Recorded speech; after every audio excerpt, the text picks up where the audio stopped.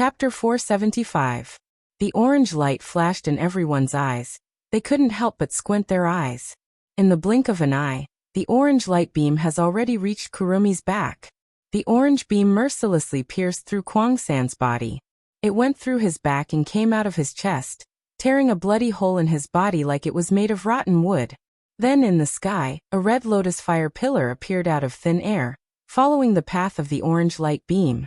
Under everyone's gaze, it fell on Kwang-san, whose body had been pierced by the orange light beam.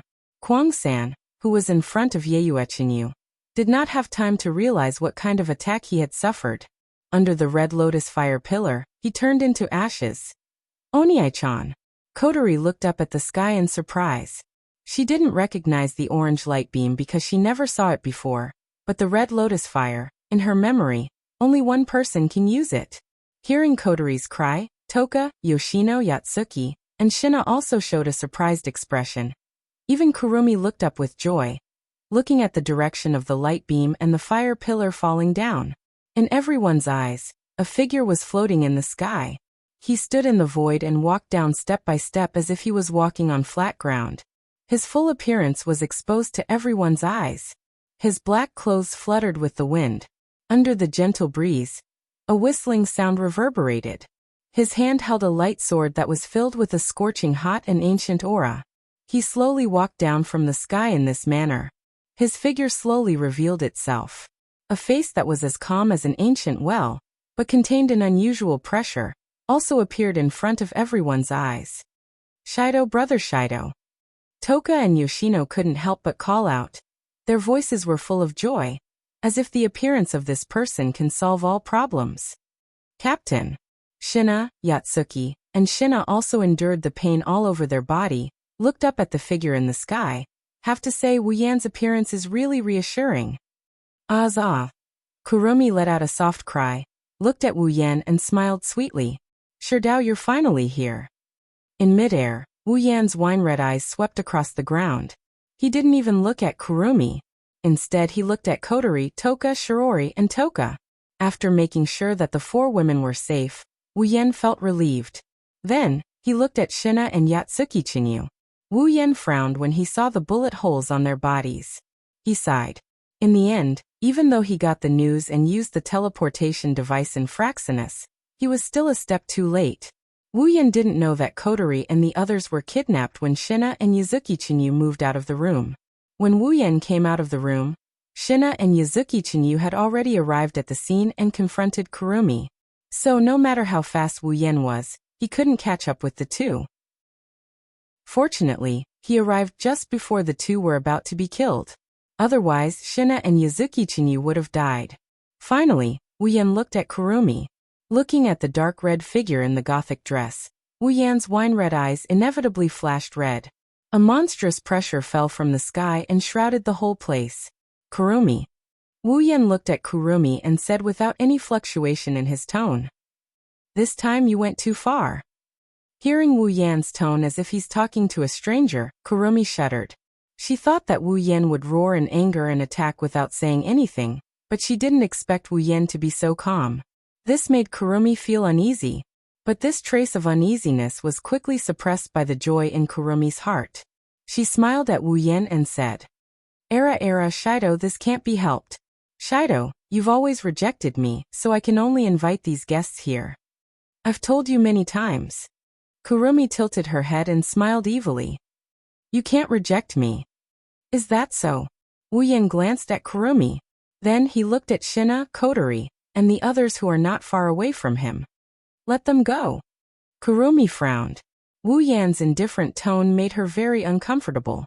The smile on her face disappeared, and she glanced at Shina on the ground. Well, since Shido is here, the prelude to the feast is over. They're useless now. After saying that, a few pale red arms suddenly appeared on the ground, grabbed Shina's body, tied him up, and pulled him towards Kotori and laid him down on the ground with them. Your next task is to witness me and Shido fusing as one. Kurumi couldn't help but laugh. Perhaps she thought of the moment when she fused with Wu Yan. Wu Yan's expression turned cold. He shot Kurumi an electric glare. What? You want to use them to threaten me? No. Kurumi tapped her chin with the pistol in her hand and said with a smile, "This is a feast for me and Shido. How can we let other people interfere in it?" "Then why don't you let them go?" Wu Yan said coldly. "Of course, it's to prevent you from rejecting me again." Kurumi closed her eyes and opened her hands. "Only if there are a few witnesses, Shido won't reject me. Otherwise, if you want to leave, I can't do anything about it." Wu Yan looked at Kurumi coldly, then he looked at Toka and Yoshino. His eyes flickered and he moved his right hand. Era, Shido, you're really ruthless. We agreed that this feast can only have us." Kurumi giggled. When she said that, the arms that bound Toka and Yoshino tightened. Toka and Yoshino screamed in pain, which made Wu Yan stop. "I know about Shido's matter, Toka's matter." Kurumi's evil laughter rang out. "It's very easy for those arms to penetrate the bodies of elves who aren't wearing spiritual equipment. Once the seal on student Toka and that little elf is broken, the spiritual waves will spread out. Those arms won't show any mercy, they won't show any mercy." Wu Yan's face darkened. He gave up on the idea of releasing Toka and Yoshino. He looked at Kurumi. "You've gone too far." Wu Yan said the same thing again, but this time, Wu Yan wasn't as calm as before. His tone was calm, but everyone can hear the anger in it. "Ling Yin, teleport Yeyue back." Following Wu Yan's words, Yatsuki Chinyu disappeared from where he stood and teleported back to Fraxinus. He's the only one who isn't being held hostage, and can safely teleport back to Fraxinus. Kurumi. Wu Yan walked towards Kurumi. "Originally, I've always been thinking about what I should do in order for you to be saved and happy like Shixiang and Si Yunnai." Kurumi's face darkened. She stared at Wu Yan with her red and gold eyes. She wanted to say something, but she was interrupted by Wu Yan. "But now I completely understand it." Wu Yan's deep voice reverberated in the air, and it soared into the sky. "To you, words have completely lost their effect. Actions can't move your heart that is riddled with holes. Only pain can wake you up. So, Kurumi, this time, I must wake you up." Hee. Ha ha ha ha. Kurumi chuckled. Her voice got louder and louder, until she started laughing. Above her left eye, the eye of the clock started spinning. The battle was about to start. Chapter 476. Sherdao. 10 Fragrances looked at the two people who were standing opposite each other not far away. Her voice was full of worry. "One person, no problem?" "No problem. No problem." The one who answered Toka was actually the most timid and shy Yoshino. At this moment, there was no fear on Yoshino's face. There was only determination and trust. "Brother Shido, you will win." Hearing Yoshino's trust in Wu Yan, Kotori couldn't help but smile. Toka paused for a moment, then smiled. "Ah yes, if it's Sherdao, there will be no problem." Kotori looked up at Wu Yan and whispered, "Oniai-chan, you are my cute Oniai-chan, you can't lose." His wine-red eyes stared straight at Kwang-san. After a slight squint, his eyes began to spin. The wine-red color in his eyes faded away, and was replaced by a noble golden color. When Wu Yan's eyes turned golden, his frail body emitted an oppressive aura that enveloped Kurumi. This is the aura of a true ancestor. Even Kurumi couldn't help but feel the pressure weighing down on her. However, this trace of heaviness didn't make Kwang-san timid. Instead, a fanatical expression appeared on her face. Her red and gold eyes were filled with intoxication, telling everyone that Kwang-san's heart was fluctuating at this moment. "It's as fascinating as always. This power is like blood being brewed from a wine jar." Kwang-san waved his hands like a madman. The 2 spears in his hands danced in the air, and pointed at the huge clock behind him. "It's so exciting. It's so exciting." Zafkiel, as soon as he finished speaking, the illusory wheel on the edge of the huge clock rotated. The golden clock in Kwang-san's left eye also rotated. The word 7 on the Zafkiel lit up. Black and red airflow flowed out and rolled into the short pistol's muzzle. As soon as the stream of air flowed into the pistol, Wu Yan's golden eyes flashed coldly. The sword in his hand trembled, and with a bang, a red lotus flame danced on the blade and wrapped around Wu Yan's body. Flame. Not far away, Shina, who was lying beside Shirori, gasped when she saw the flames on Wu Yan's body. I've never heard of a weapon that can use flames. Captain's ability to control flames, is he an Efreet? But an Efreet is a female. Coterie curled her lips and looked at Wu Yan, who was wrapped in flames. Her eyes were a bit blurred. She has to say, Wu Yan really does look like an Efreet at this moment. A version of herself who has released her power. Wu Yan stomped on the ground, and the red lotus flame around his feet burned a black mark on the ground. He leaped up and turned around in the air, and fiercely waved his sword at Kurumi. Kwang-san had just finished reloading her bullet of 7, but before she could fire it, a wave of heat hit her face, causing her to pause her movement. At this time, the red lotus fire had already filled her entire field of vision. Kwang-san's red and gold eyes flashed as he decisively gave up on the bullet of 7. Instead, he took a step forward. Suddenly, countless pale red arms reached out from under Kwang-san's feet and formed a wall of arms in front of Kwang-san. The red lotus flame smashed against the wall of hands. The hand wall trembled slightly before it was incinerated into nothingness. However, the red lotus flame was also blocked. When the hand wall and the red lotus flame disappeared at the same time, Kurong 3 raised his pistol and shot out the bullet of 7 with a sinister grin. However, not long after the bullet of 7 shot out, a blue-white lightning bolt flew from afar and collided with the bullet of 7 head-on. The lightning and the bullet of 7 collided, and the bullet of 7 instantly turned into a transparent black light shield, covering the lightning and causing it to stop in mid-air. Kurumi was startled. When she reacted, she quickly raised her head and looked forward. At this moment, the sound of air breaking rang out, and a black figure wrapped in red lotus flame appeared in front of Kurumi. The cold golden eyes met Kurumi's eyes, and Kurumi's face trembled. However, the Nein Temple Shana was already slashing towards Kurumi. The scorching flames landed on Kwang-san's clothes first, and a wisp of smoke appeared on the spiritual equipment. Kwang-san actually used the rifle in her hand as a weapon when she saw the flaming blade about to reach her. She slammed it on the Nein Temple Shana and blocked it. Kurumi's scarlet right eye looked at Wu Yan, who was holding the Nein Temple Shana. The corner of her mouth rose, and she raised her pistol and pointed it at Wu Yan's forehead. Bang! The sound of the pistol rang out, and everyone's heart tightened. However, they immediately let out a sigh of relief. The black bullet didn't enter Wu Yan's forehead, but instead shot towards the sky. This was because a black iron sand sword blocked the bullet and pushed it away. Chaotic return to sky dance, Wu Yan shouted in a low voice. The Nein Temple Shana emitted a fiery red halo, and then Wu Yan fiercely swung it down. Boom! The red blade blasted away the rifle and smashed into Kurumi's body. She groaned, and a crazed expression appeared on her face. She forcefully pulled back the rifle and smashed it into Wu Yan's chest. Bang! Wu Yan's chest also felt heavy. He gritted his teeth and kicked at Kurumi. Kurumi seemed to have the same idea. She kicked out, and both of them were kicked away. Bullet of 1 Aleph. Kurumi clenched her teeth as she flew backward. She forcefully lifted her body and shouted. A huge clock appeared and a black-red stream of energy swirled around the number 1. It flowed into the muzzle of the gun and was shot by Kurumi. Bullet of 7 Zain. This time, it's the 7 characters' turn to release black and red energy.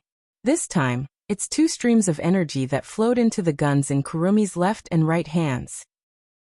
Kurumi disappeared from her spot and reappeared next to Wu Yan, who is still flying backwards. However, as soon as Kurumi appeared beside Wu Yan, a fierce red lotus flame ignited on Wu Yan's body. It suddenly expanded, and like a flaming whip, it hit Kurumi, causing her to spit out a mouthful of blood. Beep beep beep. At the center of the red lotus flame, a crazy sound reverberated. A blue and white light flashed from the red lotus flame, attracting Kurumi's attention. She raised her head, and an orange light beam was already in front of her. Bang! Just as the orange light beam was about to hit Kurumi, she fired the bullet of 7 Zain from her handgun. The orange light beam stopped in midair. Then, Kurumi swept her gaze towards the center of the red lotus flame and fired the bullet of 7 Zain from her rifle. The red lotus flame was covered by a transparent black shield. The flames that were originally burning slowly inside were all frozen like a painting. At the edge of the transparent black shield, Wu Yan brushed past the shield and flashed out of the flames, dodging the attack of the bullet of 7, Ziayin. Suddenly, a pale red arm shot out from the ground in front of Wu Yan. The long arm swung towards Wu Yan from the side, and sent Wu Yan flying. At this time, only 10 seconds had passed since the start of the battle. In 10 seconds, the battle between the two sides was fierce. Chapter 477. In the open space, the bullet of 7 that stopped the super railgun, and the red lotus flame gradually lost its effect. The transparent black shield slowly dispersed, releasing the super railgun and the red lotus flame. As the bullet of 7 lost its effect, the super railgun no longer stopped and shot into the distance. Of course, this round of super railgun was no longer effective. The red lotus flame seemed to have lost its support. Layers of fire rippled on the ground, and then slowly weakened until it completely disappeared. Only one red and one black figure were left standing in the middle, awkwardly looking at each other. Kotori, Toka, and Yoshino couldn't help but breathe a sigh of relief. Then they looked at Kurumi, who was also in a sorry state but unharmed state, and frowned. She's really hard to deal with, that Tokisaki Kurumi. Kotori moved her body and felt that the restraints didn't loosen at all. She sighed. She thought that after such a fierce battle, Kurumi would be injured and the restraints would weaken a bit. In fact, although Kurumi was injured, the arms that bound Kotori and the others were equivalent to Kurumi's clones. As long as the golden clock in Kurumi's left eye didn't run out of time, these arms would exist forever. Bullet of 4 Dalit. Kwang San's voice resounded once more. From the huge clock behind her, black and red airflow rolled out, flowing into the pistol in Kwang San's hand.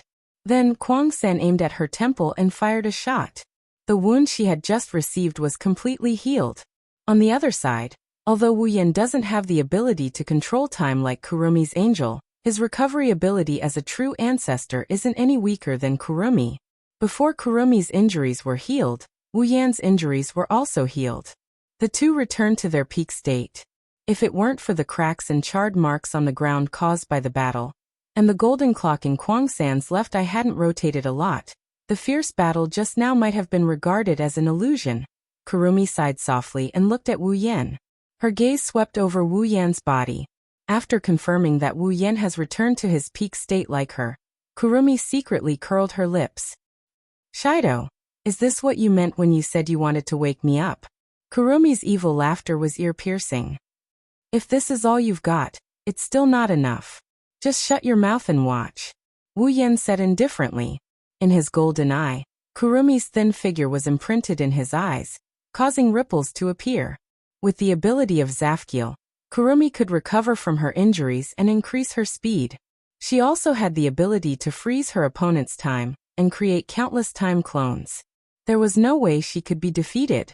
Unless all the time stored in Kurumi's left eye was used up, she would still be immortal. There was no way this battle would end. There are only 2 ways to defeat Kurumi. The first is to have the absolute strength to suppress Kurumi. Even if he can't defeat her, he can still capture her alive. The second method is to use a powerful ultimate move to destroy Zafkiel, just like how Kotori fought Kurumi in the original work. There's no doubt that the first way won't work. With Wu Yan's current strength, it's already his limit to fight Kurumi to this extent. After all, Kurumi is stronger than Wu Yan in terms of pure strength. Therefore, to defeat Kurumi, there's only one way. Using a powerful ultimate move to destroy the Zafkiel. Thinking about this, Wu Yan started struggling. He has a lot of tricks up his sleeves, but the only one strong enough to take down Zafkiel is Lightning Fall. However, Lightning Fall is too slow to cast. Against a fairy who can control time, it's not going to work. Of course, it's not that Wu Yan has no other way. If his move doesn't work, he still has his armament. The meteor shower is much stronger than before. Destroying Zafkiel won't be a problem. Meteor shower is strong, but it's too strong. Wu Yan is afraid that when Zafkiel is destroyed, Kurumi will get caught up in the shockwaves and die without leaving a trace behind. Therefore, neither of the 2 ways will work. Wu Yan's heart was racing. The more he thought about it, the more helpless he felt. Kurumi's strength isn't the strongest among the fairies, but she's definitely the strongest when it comes to toughness and survivability. Therefore, Wu Yan didn't know what to do. Wu Yan's golden eyes narrowed slightly. He exhaled lightly and his expression became serious. The only thing he can do now is to use all of his abilities and the infinite martial arts to come up with a strange move. Wu Yan slowly separated his feet and looked at Kurumi from afar. He reached out a hand and snapped his fingers. The next moment, countless crimson spatial ripples reverberated. However, they didn't reverberate behind Wu Yan. Instead, they reverberated around Kurumi. The crimson spatial ripples directly surrounded Kurumi. Her pupils shrank. At the same time, iron sand swords shot out from the spatial ripples and pierced through the sky towards Kurumi. Aleph, the iron sand sword shot towards Kurumi from all directions. She quickly used the Aleph and escaped with an unparalleled speed. She dodged the iron sand swords, and the iron sand swords violently hit the place where she was standing, turning that area into powder. Not far away, Kwang San's figure appeared. Seeing the place where he stood a moment ago turn into ruins, Kwang San's expression couldn't help but change. But shortly after, a large number of scarlet spatial ripples flashed once again. This time they didn't surround Kwang San. Instead, they fluctuated on the ground. Countless iron sand swords flew out from the ground and soared into the sky. The iron sand sword cut through Kwang San's body, leaving countless wounds on her soft white skin. This was the result of Kwang San dodging in time. If she didn't do anything, she would have been pierced by the iron sand sword. Kurumi endured the pain in her body and raised her pistols. She was about to use the dalet to heal her injuries when a crimson light flashed in her line of sight. Kurumi's expression changed drastically. The crimson spatial ripples fluctuated behind Wu Yan. But what came out of the spatial ripples weren't iron sand swords, but the most basic iron sand.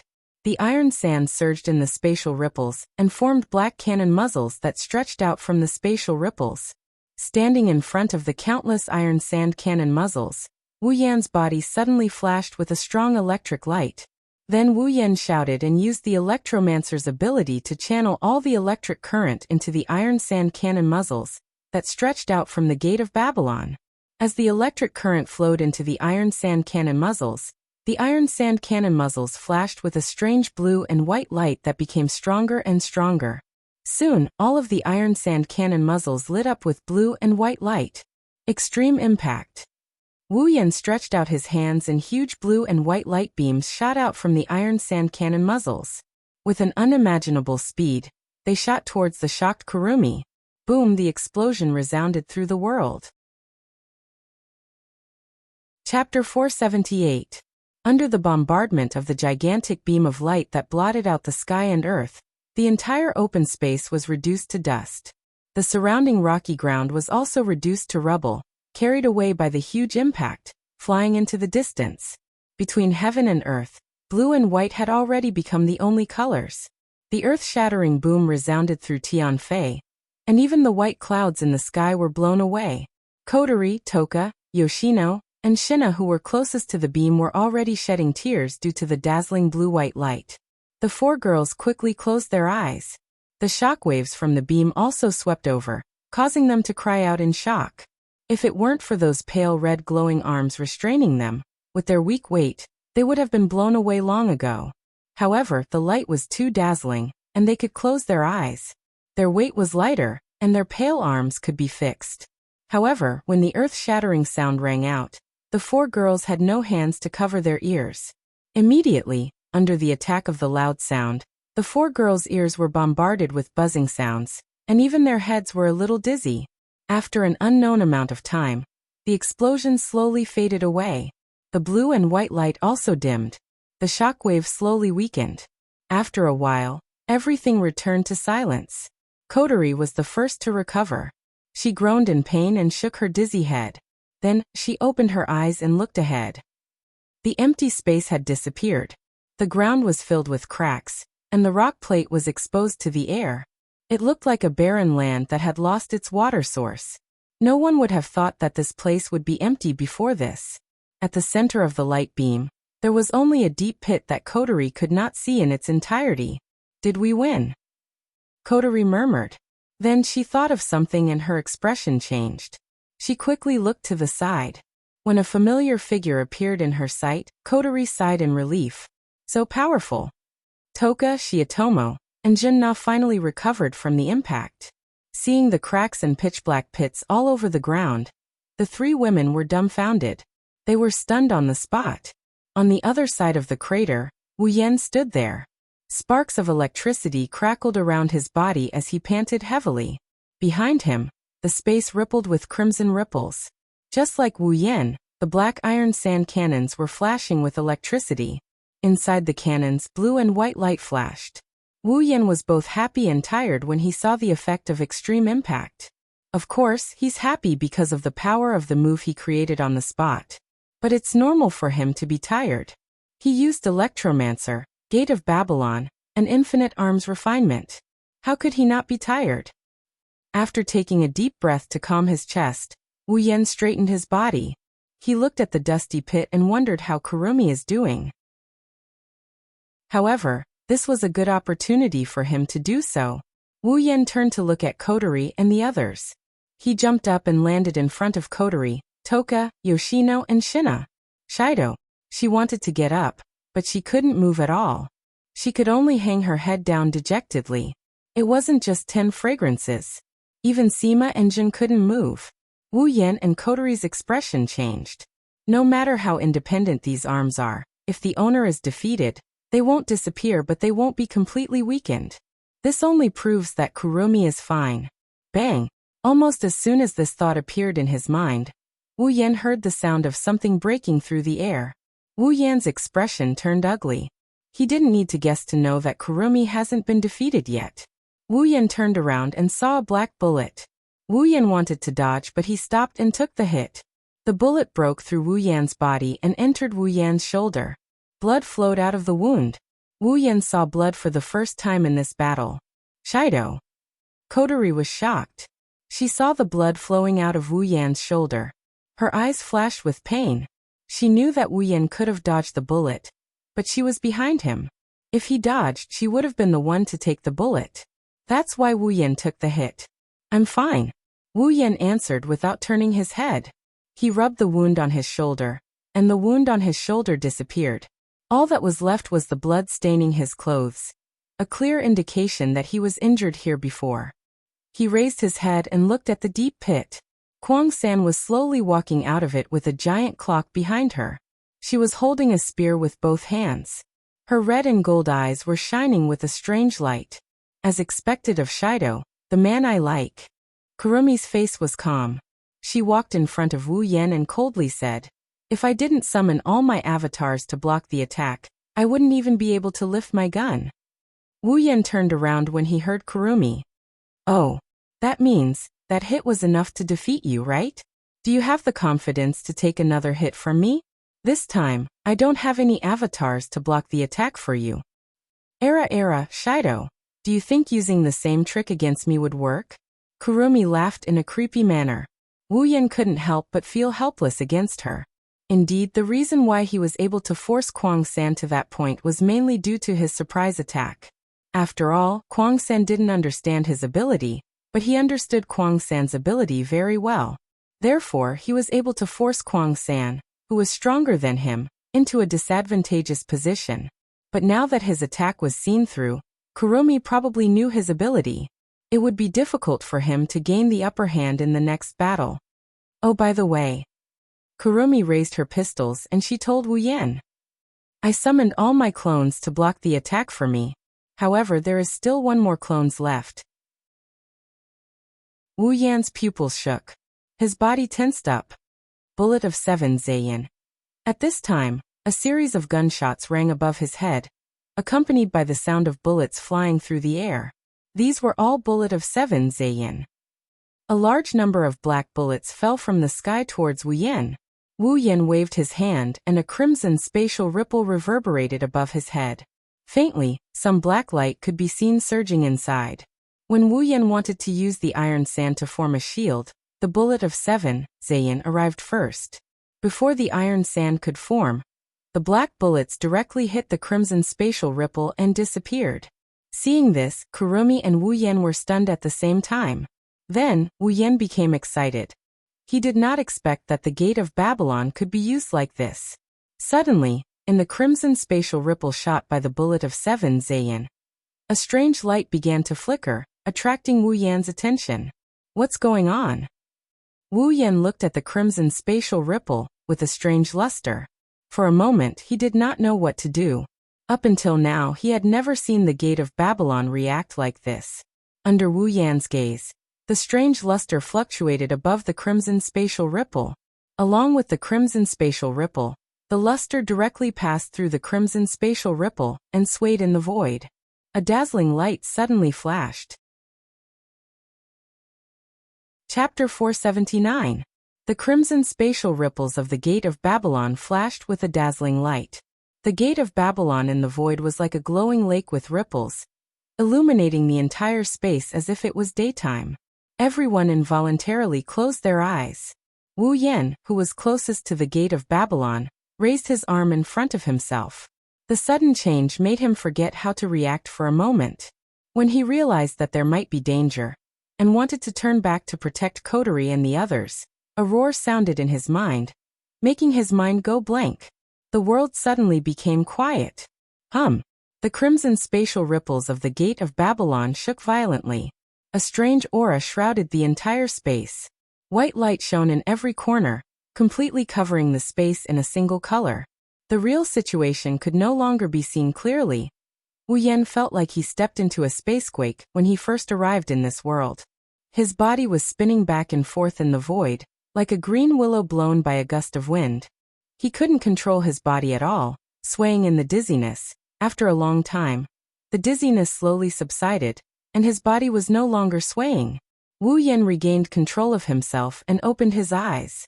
However, as soon as he opened his eyes, the scene in front of him shocked Wu Yan. What's going on? At this time, Wu Yan was floating in the air, his body slightly tilted, looking down at the ground below. On the ground, there was a familiar small city, Heavenly Palace City. However, on the ground, the tranquil and serene scenery of Heavenly Palace City had long disappeared. Instead, it was replaced by a sea of fiery red. All the buildings were burning and burning in this sea of fire. Heavenly Palace City is on fire? Wu Yan stared blankly at the sea of fire below. Everything in his field of vision was fiery red. People kept running out of the buildings and then fled to the side of the street. For a time, the sky above Heavenly Palace City was full of screams and cries. Could it be caused by the gate of Babylon? Wu Yan's face was slightly pale. If the fire in Heavenly Palace City was caused by the gate of Babylon, then his sin was really big. Where's Kurumi? Coterie? Where did everyone go? At this moment, Wu Yan is like a lost child. His face is filled with confusion and panic. This sudden turn of events really left Wu Yan at a loss of what to do. Woo-woo.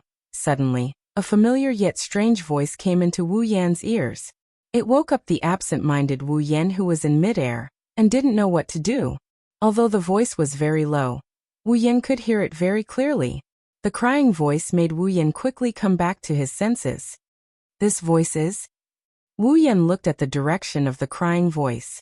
He seemed to have heard this voice before, but there were some differences. Wu Yan frowned. Let's go and see. His golden pupils flashed. Wu Yan moved and quickly flew in the direction of the crying voice. As the crying voice became clearer and clearer, the fire below also became bigger and bigger. Looking at the buildings struggling in the sea of fire, Wu Yan, who saw the scene below from the sky, flashed a light in his mind. Tiangong City in the sea of fire, he felt that he had seen it somewhere before. His figure was like an arrow leaving the bow, cutting through the sky and rushing in the direction of the sound. The sound was getting closer and closer. At a certain moment, Wu Yan's figure suddenly stopped. Looking down, his golden pupils shrank to the size of a needle tip. A look of disbelief appeared on his face. On the ground, inside a building, the flames burned fiercely on all sides of the building, turning everything into ashes. Some fixed objects couldn't withstand the burning of the fire and collapsed to the ground. In the center of the flames, a small figure sat in it, covering her face and crying. The figure was wearing a feather-like kimono. It was mostly white with red and light pink silk was gently embellished on the feather-like kimono. It was like a phoenix spreading its wings. A white ribbon passed through both sides of the feather-like kimono. It seemed to have lost its weight, and was suspended there, looking very light and ethereal. Her fiery red hair cascaded down her back. She had a pair of ivory and bullhorns ornaments hanging on her head. Tied to the ornaments were 2 white ribbons that Wu Yan is very familiar with. Coterie. Wu Yan looked at the figure below in a daze. In an instant, he recognized the other party's identity. It's definitely Coterie. And it's Coterie who has turned into an elf. However, the Coterie who was crying in the sea of fire, not only has she turned into an elf, her figure has also shrunk a lot. This how? His brain seemed to have crashed. Wu Yan couldn't react at all.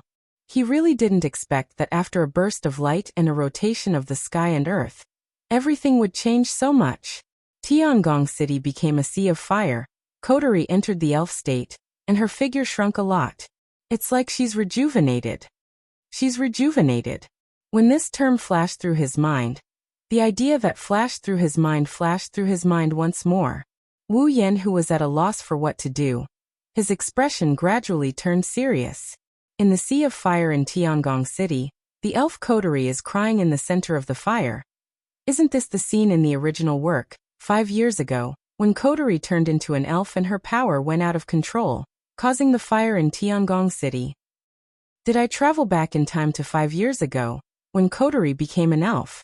Recalling the strange phenomenon that appeared in the Gate of Babylon, the strange experience he had before, and the fact that he had seen it before in the original work, Wu Yan became more and more certain of his guess. Is it because of the collision between my Gate of Babylon and Kurumi's Bullet of 7? That's the truth. As we all know, Kurumi's angel has the ability to control time, while the Gate of Babylon is a space-type item. Not long ago, Kurumi used Bullet of 7 in an attempt to freeze Wu Yan's time and defeat him. At that time, Wu Yan couldn't evade the attack because Coterie and the others were behind him. He had no choice but to use Gate of Babylon to defend himself with the iron sand. However, Kwang 3's attack was a surprise attack. The Gate of Babylon was activated in a hurry, and before the iron sand could form, it was attacked by the Bullet of 7. When the Bullet of 7 collided with the space-type Gate of Babylon, the space-type Gate of Babylon collided with the space-type Gate of Babylon. The friction between the space-type Gate of Babylon and the space-type Gate of Babylon caused the strange phenomenon that appeared. Originally, the collision between the Bullet of 7 and the Gate of Babylon would only cause a small phenomenon, due to the nature of the space-type Gate of Babylon. However, Wu Yan's Gate of Babylon also had the space-type Gate of Babylon. When the space-type Gate of Babylon collided with the space-type Gate of Babylon, the strange ripple swept across the Gate of Babylon and touched the space-type Gate of Babylon. The space-type Gate of Babylon fluctuated, causing the strange phenomenon to materialize. Time and space power materialized, and the space-time force rushed out of the Gate of Babylon and hit Wu Yan, sending him back to 5 years ago. Chapter 480. It had to be said that this was a coincidence that would never happen a second time. The phenomenon caused by the collision of time and space might have involved other factors. There might also be other reasons for the materialization of the power of space-time. Even if it was a fixed reaction, it would not be able to teleport people to such a suitable time. Floating in the air, Wu Yan looked down at the crying Coterie, his heart aching a little. Coterie was just an ordinary little girl before this. It's already a miracle that she wasn't scared out of her wits. Coterie should be terrified right now. Sighing, Wu Yan looked down at Coterie with his golden eyes. He pondered for a moment, reached out a finger and pulled the system projection out of thin air. Wu Yan tapped on it again and again. Soon a pair of white and red bracelets appeared in the air. Wu Yan held the bracelets in front of him. They're the sealing bracelets. So, this is how it all started. Wu Yan shook his head and he laughed. Now he finally understood the reason behind everything. No wonder Coterie was wearing the sealing bracelets when they met for the first time. No wonder Coterie would recognize the bracelets and invite him to join Ratatosker. She even acknowledged him as her older brother. It's not the first time they've met. If it wasn't for this one in a billion coincidence, his experience in this world would have been completely different. He equipped the white sealing bracelet on his hand. Now he has 2 sealing bracelets on each of his hands. He hovered in the air for a bit before he turned around, and he flew down towards Kotori. He passed through the sea of flames and he blew the flames away with a wave of his hand. He landed in front of Kotori. Kotori's crying figure entered Wu Yan's eyes. Wu Yan crouched down, and he reached out to touch Kotori's head. Okay, good girl, don't cry. A warm touch came from the top of Kotori's head. An unusually soft voice entered Kotori's ears. Kotori's head, which was buried in her hands, trembled. She quickly raised her head and saw a stranger who she had never seen before. However, this stranger was looking at her with a doting expression and stroking her little head with a smile. Kotori stared blankly at the stranger in front of her. His gentle face was illuminated by the firelight, making it impossible for Kotori to see his face clearly. She could only vaguely feel his warm gaze on her. After a while, Kotori reacted and said to Wu Yan with a sobbing voice, It's dangerous here, you have to leave. Wu Yan chuckled and he rubbed Kotori's head. What will you do if I leave? Me. Xiao Kotori was stunned. Then tears flowed out of her eyes again. Even she didn't know what to do. Everything happened too suddenly. It was too shocking. Xiao Kotori was at a loss about her future. Wu Yan sighed and wiped away her tears. He said softly, You're still here, how can I leave? Kotori's heart started pounding when she heard those words. She started tearing up again. She threw herself into Wu Yan's arms and started bawling her eyes out. Wu Yan rubbed her hair and patted her back. It's okay, don't cry, it's okay. Woo. Not only did Kotori not stop crying, she cried even harder. At this time, she was less than 10 years old. Originally, she just wanted to be a little stronger. She just wanted to become the little sister that her elder sister liked. Who would have thought that such a thing would happen? The moment that voice appeared, Kotori changed everything. Not only did her body change, even her existence changed. All of this happened to a girl less than 10 years old. It's easy to imagine how scared she was. Under such circumstances, Wu Yan's gentleness touched her heart all the time. She just wanted to cry out loud in this man's arms and express her feelings in the sea of fire. The two embraced each other as if they didn't see anything. The flames automatically avoided that area and burned to other places, leaving them with peace. After a long time, Kotori's crying weakened. Her body was still sobbing and her face was full of tear stains, making people feel sorry for her. When she stopped crying, Wu Yan let her leave his arms and took out the sealing bracelet. Kotori, put it on. Kotori blinked her red and swollen eyes and took the sealing bracelet. She looked confused as if she didn't know what it was used for. Seeing this, Wu Yan told her about the effects and restrictions of the sealing bracelet. Then he said, So put it on and you'll be an ordinary person again. Really? Kotori cried out in surprise. She looked at the sealing bracelet in her hand and hugged it like it was a treasure. At this time, a powerful suction force fell from the sky and smashed onto Wu Yan. His body trembled violently and he almost lost his balance. When he reacted, Wu Yan quickly stabilized his body, but the suction force sucked him up and pulled him up. What's going on? Wu Yan said in shock as he resisted the suction force with great difficulty. This attracted Kotori's attention. She suddenly felt uneasy and grabbed Wu Yan's clothes tightly. What's wrong? Wu Yan gritted his teeth and resisted the suction force. He felt his body being pulled up bit by bit. Wu Yan seemed to understand something and said to Kotori, Kotori, remember to put on the sealing bracelet. I'm leaving. What? Kotori was shocked and quickly hugged Wu Yan. She cried, Don't go, Kotori's scared. I don't want to be alone. Whoa, Kotori. Wu Yan stabilized himself and said, Don't be afraid, you'll be fine. Where are you going? Can you take Kotori with you? Kotori doesn't want to stay here. It's so scary. Kotori cried and begged. Wu Yan's heart almost broke from crying. Kotori, you have to be strong. Wu Yan panted and looked at Kotori. I can't take you with me, but we'll meet again. Little Kotori stared blankly at the face that could not be seen clearly under the illumination of the fire. She tightened her grip on the sealing bracelet and muttered, See you again. Yes. See you again. Wu Yan rubbed Kotori's head and he grinned. When the time comes, I'll take you wherever you want to go, Kotori. Really? Kotori grabbed Wu Yan's clothes and whispered. Yes, of course. Wu Yan chuckled. That's why, Kotori, you have to be strong. Don't cry. It'll be over soon. Be strong. Kotori held the sealing bracelet tightly and looked up. She said with determination. Yes. Kotori will be strong. Wu Yan chuckled. Unable to resist the suction force any longer, he let go of Kotori and got pulled into the sky. Wait, who are you?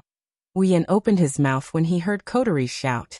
Before he could say anything, his body turned into specks of light, and he vanished into thin air. Chapter 481.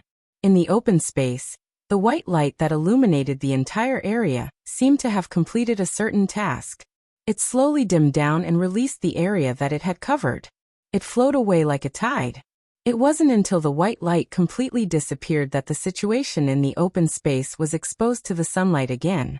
Inside, Kotori, Toka, Shirori, and Shirori were still lying on the ground, being grabbed by the pale red hand. Kurumi was holding her spear in front of her. Her eyes were tightly closed. Everything was exactly the same as before the white light covered the open space. Only Wu Yan is half kneeling on the ground, gasping for breath. His golden eyes are a bit absent-minded, his face is a bit pale. It seems like he experienced something. I'm back.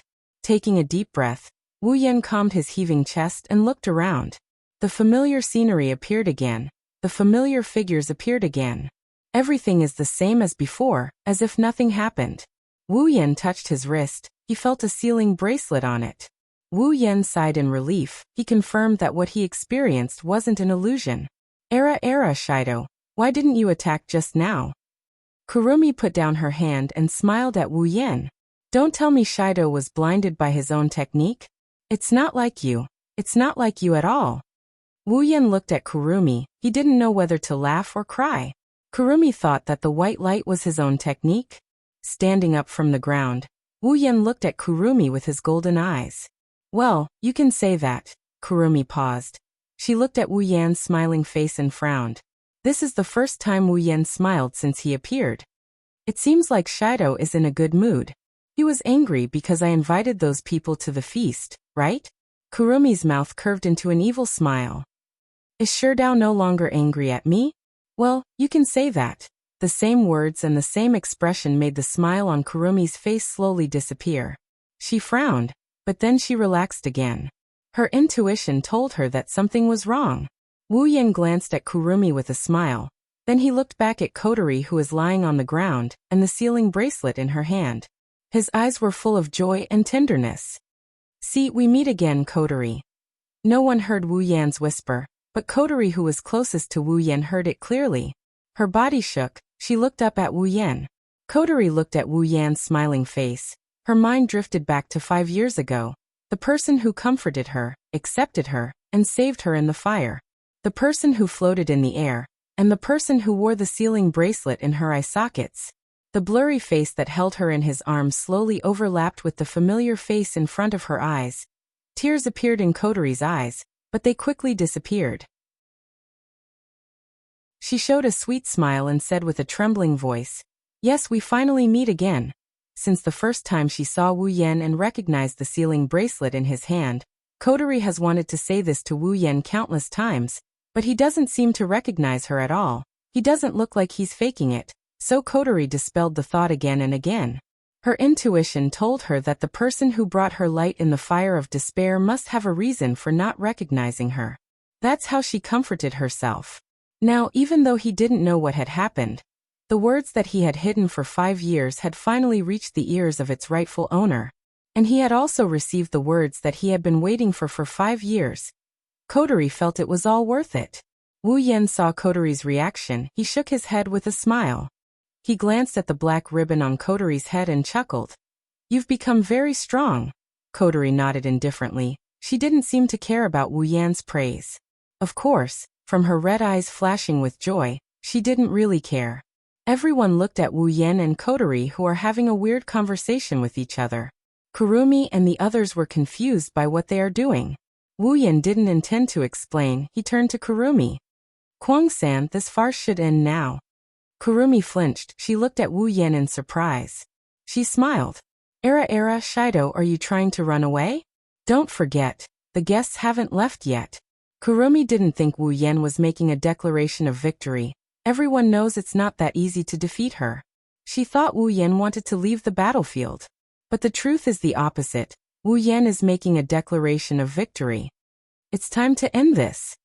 Raising one of his hands, Wu Yan's voice spread to every corner of the field. Everyone's eyes fell on him. Kotori. Wu Yan put his hand in front of his chest, and he shouted at Kotori. Kotori flinched for a moment before she thought of something else. She grinned in delight. Seal. Release. Wu Yan raised his hand and the white sealing bracelet on his wrist shone brightly. The red runes around the white sealing bracelet slowly faded away until they disappeared. At the same time, Kotori, who was lying on the ground behind Wu Yan, shuddered violently. The red sealing bracelet on her wrist glowed with a bright light. An indescribable power emerged from the deepest part of Kotori's body.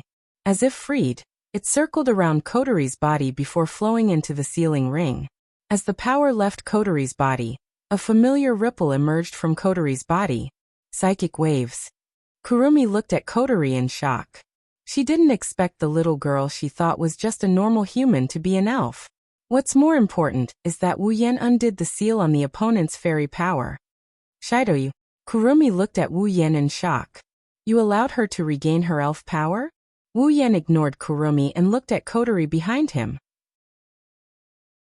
Kotori lowered her head, her red ponytails fluttered. She released a scorching aura. Finally, I can get rid of these annoying hands. Kotori said softly. She raised her head. A red light flashed in her red eyes. Emph. Kwang-san suppressed the shock in his heart and snorted coldly. Shido, I didn't expect you to break the rules of the banquet. Since that's the case, I'll make her pay. I'll make her pay. As soon as Kurumi finished her sentence, the pale red arms wrapped around Kotori seemed to have realized that Kotori was gradually regaining her strength. Then, under everyone's gaze, all the arms stabbed down viciously into Kotori, who was about to regain her spirit power. Several clear tearing sounds were heard. The glowing red arms pierced into Kotori's body in the blink of an eye, causing a wave of blood. Kotori! Toka, Yoshino, and Shina screamed. Chapter 482. Many thanks to Dancing with the Maples, Yatsuki Chinyu, and Ice Fire X for their tips. Kotori's body was covered in glowing red arms. Drops of blood flowed down the edges of the arms. There were bloody holes all over Kotori's body. Without a doubt, Kotori was already riddled with holes. On the side, Toka, Yoshino, and Shina stared blankly at Kotori, who was covered in arms. Their faces were slightly pale, and their delicate bodies were trembling. Yoshino's eyes were filled with tears, and she closed them. Ha ha ha ha. Kwang-san licked her lips and laughed crazily. She laughed until her shoulders shook. Ah, what a soft girl, dying like this. How heartless, how heartless. Kurumi. Toka and Shina glared at Kwang-san and struggled violently, trying to break free from the bindings. However, Toka was just an ordinary person and Shina had a serious gunshot wound. It was impossible for them to break free from Kwang-san's bindings. Kurumi started laughing maniacally again. She laughed so hard that tears started welling up in her eyes. She didn't notice the mocking smile on Wu Yan's face as he stood in front of Kotori. Really? Suddenly, a cold voice came from under Kotori's lowered head, startling Toka and the others. It also made Kurumi, who was laughing wildly, freeze on the spot. Although I was mentally prepared, it still hurts to be stabbed by these disgusting arms. Kotori looked up from the glowing red arms and smiled at Kurumi. In the next moment, some blue flames that looked like willow. The wisps suddenly ignited on Kotori's wounds. At the same time, the pale arms that were stabbed into Kotori's body burned into ashes. Meanwhile, the wounds on Kotori's body completely disappeared under the blue flames. What? Kurumi took 2 steps back and looked at the unscathed Kotori in shock. Her red and gold eyes were filled with disbelief. She didn't expect that the other party was also in existence with an immortal body. Kotori. Toka and the others breathed a sigh of relief and looked at the recovered Kotori with joy. Just a moment ago, they thought Kotori would die just like that. Kotori smiled. Her red eyes looked at the arms on Toka and the others. A cold light flashed in her eyes. She raised her hand and waved it at the arms. Flames spread towards the pale arms of 10 Fragrance and the others, igniting all of them. At this time, Kwang-san regained her senses. She wanted to stop it, but it was too late. She could only watch as the bindings on 10 Fragrance and the others turned into ashes. That's great. 10 Fragrances and the others looked at the disappearing pale arm with joy and stood up from the ground. Wani-sama. Supporting his seriously injured body, Shina came to the side of the fainted Shirori and held her in his arms. Feeling that Shirori didn't suffer any injuries, he was relieved. Kurumi. Toka clenched her fists and stared at Kurumi with her amethyst eyes. How dare you keep pressing me down on the ground? How despicable. You all. Kurumi gritted her teeth and looked at the girls who were all out of danger. She became angry. Not only was she angry that the captives were freed, but she was also angry at her own carelessness. If she wasn't distracted, how could they be free from the shackles? Kurumi knew that this feast is coming to an end. No matter if Wu Yen and the others leave or continue fighting, she won't be the final winner. The situation is reversed, Kurumi. Wu Yen glanced at Kurumi and raised his hands. The other 2 sealing bracelets on his wrist lit up. Seal. Release. As the command to lift the seal sounded, both Toka and Yoshina felt that the source of their spiritual power had returned to the sealing bracelet on their wrists. The familiar power of the elves had also begun to return. She clenched her fists and closed her eyes to feel the power in her body. She suddenly raised her hand and opened her eyes again. She let out a soft cry. Kamui spirit equipment? Toka at Inamarek. In the sky, a huge whirlpool suddenly appeared. All the clouds were sucked into the whirlpool and turned black and gray. At the center of the whirlpool, a purple-black flash of lightning descended and landed on 10 Incense's body. Under the lightning, Toka's clothes were all taken off. The lightning turned into light and attached to Toka's body. When the light dissipated, a purple ceremonial armor appeared on Toka's body. Sandalphon 10 Incense stomped on the ground, and a purple light quickly spread into the ground. A ferocious crack appeared in the rock layer behind 10 Incense. As the purple light surged, the crack slowly shattered, and a golden throne flew out and stood behind 10 Incense. There was also a giant sword on the throne. She pulled out the giant sword. When the giant sword was pulled out, the golden throne disappeared. Toka stepped on the ground and swayed 2 steps. The giant sword in her hand pointed at Kurumi. Kamui spirit equipment? Toka Elohim Samban. A soft call came out of Bono's mouth. Bono closed its eyes and leaned back a little. A burst of cold air was emitted from Bono's body. It wantonly reverberated around Bono's body. A thin layer of ice formed on the ground. Under the cold air, Toka's clothes began to fall off, revealing her petite and cute body. The cold air turned into mist and flew to Toka's head. Droplets of water fell on Toka's body and turned into a layer of film. Finally, a green hooded cloak with rabbit ears and a furry ball appeared on Toka's body. Frozen puppet, Satkiel. The 4th bunny stretched out a hand, raised it high above its head, and then smashed it on the ground. Following the 4th bunny's action, an intense cold light flashed from the ground. The cold light emerged from the ground, and a huge rabbit-shaped puppet appeared in front of the 4th bunny. For nimbly jumped onto the back of the rabbit-shaped puppet, and inserted both hands into it. The eyes of the rabbit-shaped puppet suddenly lit up. It looked at Kurumi and breathed out cold air. Kamui spirit equipment? Toka Elohim Jabor. Boom! A raging fire burned Kotori and wrapped around her body. Her clothes were instantly burned by the fire. She spread her arms like a phoenix spreading its wings, and the fire turned into a feathery kimono. A silk ribbon floated on top of the kimono with sparks burning on the edges. A pair of horns were embedded on both sides of Kotori's head, and a pair of black ribbons wrapped around them. It looked very powerful. Scorching devil camel. Kotori raised her arm, and the flames on her body spread from her body to her hand. Then they burned and expanded. After a while, when the flames dissipated, a huge black and red battle axe appeared in her hand. She swung it with both hands, and the 2 edges of the battle axe were burning with fierce flames. Toka, Yoshino, and Kotori all turned into fairies. They also showed their spirit equipment and angel at the same time. Their combat power is fully displayed. This also means that the strongest combat power has gathered. To be continued. Chapter 483. Purple light, blue light, and red light shone from Toka, Yoshino, and Kotori, illuminating the entire battlefield. At this moment, even the air seemed to be dyed with colors. Under the effect of Kotori and the other spiritual force, the air swept in all directions. The air roared and blew away all the dust on the ground. For a moment, the earth trembled slightly. Princess, Hermit, Fire Devil. Jeanna was completely dumbfounded. He stared at the three girls with their spirit outfits. Even though he already knew that they were elves, he still couldn't react after seeing them in spirit form. After all, the three elves were summoning their spiritual equipment and angels at the same time. Furthermore, they were standing on the same side. Who would be able to witness such a scene? Plus, their opponent is another elf. A battle between four elves and a powerhouse who isn't any weaker than an elf. Such a scene could be said to be unprecedented. In front of everyone, Kurumi's face turned ugly as she looked at the three elven girls. She couldn't help but take a step back. In her heart, she was already thinking of retreating.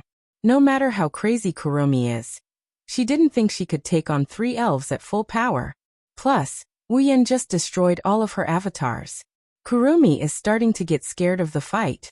Even the main body had such a reaction, let alone the last remaining berserker. She was in mid-air, looking down at the four people facing off against the main body. Her face was full of shock, and she subconsciously wanted to get as far away from the center of the battlefield as possible. Of course, she has to get permission from the others. Trying to run? A voice rang out behind Kurumi in the sky.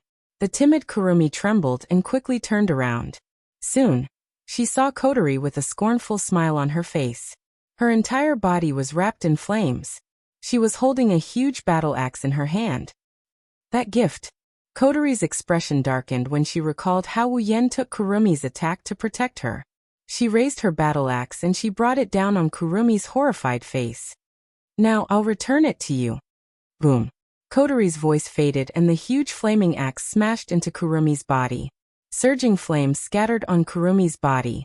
Kurumi didn't even have time to scream before she turned into ashes. At this point, Kurumi's final attack was obliterated by Kotori's attack. Looking at the scene of Lei Feng being killed in the sky, Kwang San's face was extremely gloomy. Her delicate body trembled slightly, and her wine-red eyes flashed with a bloody light. This was a sign of extreme anger. So powerful. At the same time, Jeanna, who had caught sight of this scene, murmured in a daze. She did not expect that in the blink of an eye, the commanding officer, who she had thought to be harmless, would kill her in such a straightforward manner. Shinna used to be the strongest in AST. She knew she wouldn't have a good ending if she were to face her.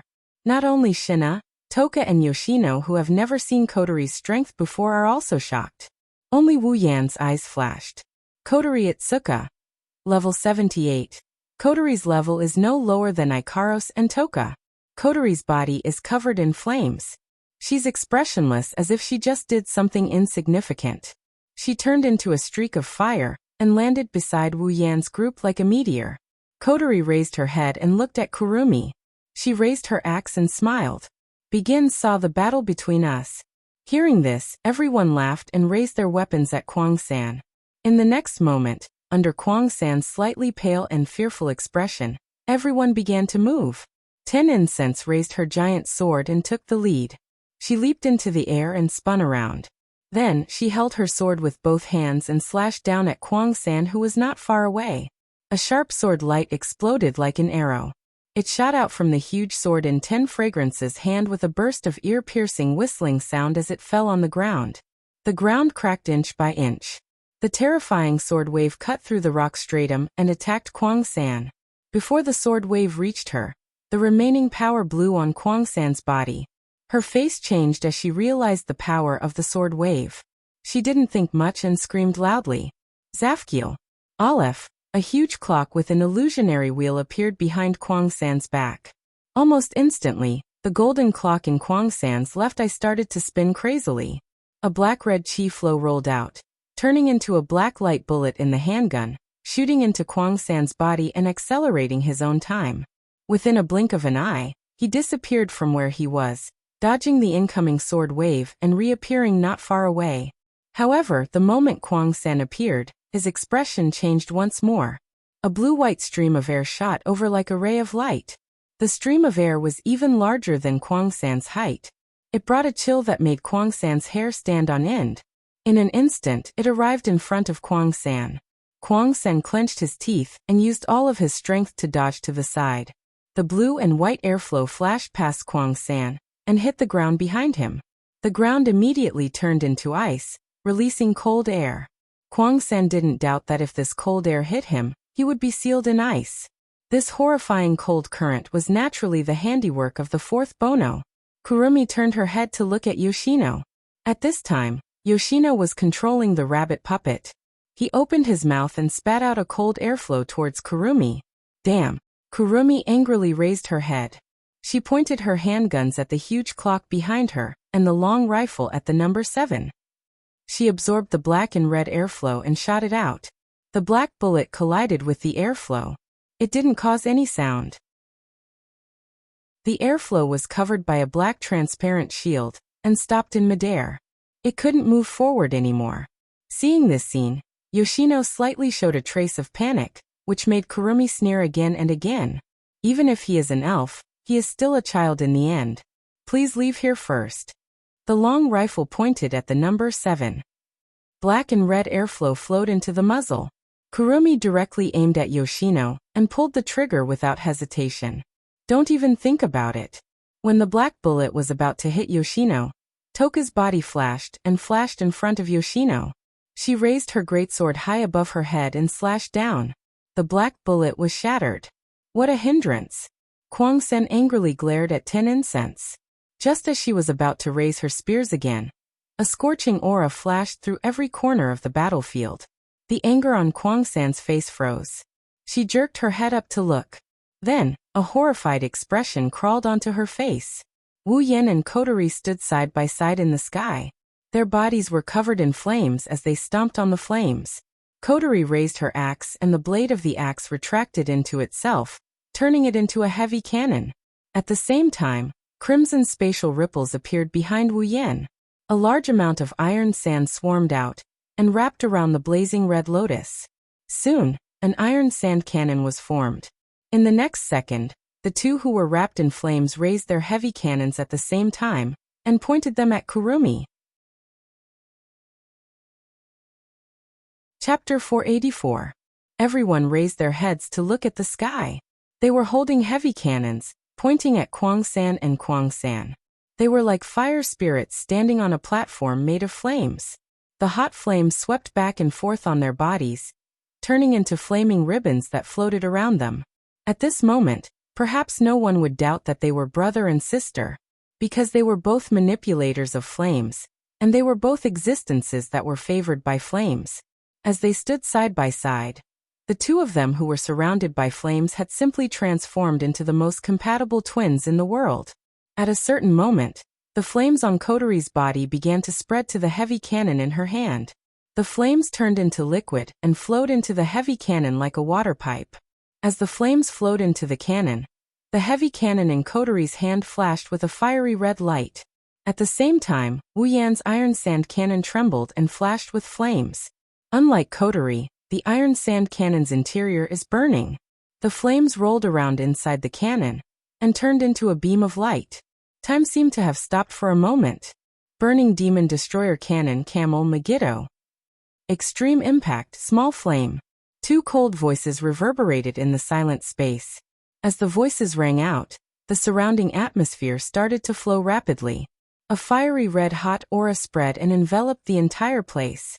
A pair of red and gold eyes stared at the two fiery red cannons aimed at her. Kurong 3's pretty face was so pale that there wasn't a trace of blood in it. The alarm in her heart was ringing wildly, and the feeling of danger kept bursting out in her heart, reminding her that she had to leave this place. However, under the aim of the heavy cannons, Kwang-san's body was immobilized by a majestic pressure. He was unable to move at all. All he could do was watch the two people in the sky swing the heavy cannons in their hands at him. Burned to ashes. The muzzles of the two heavy cannons flashed with a dazzling red light vortex, bringing with it a dense flame wave.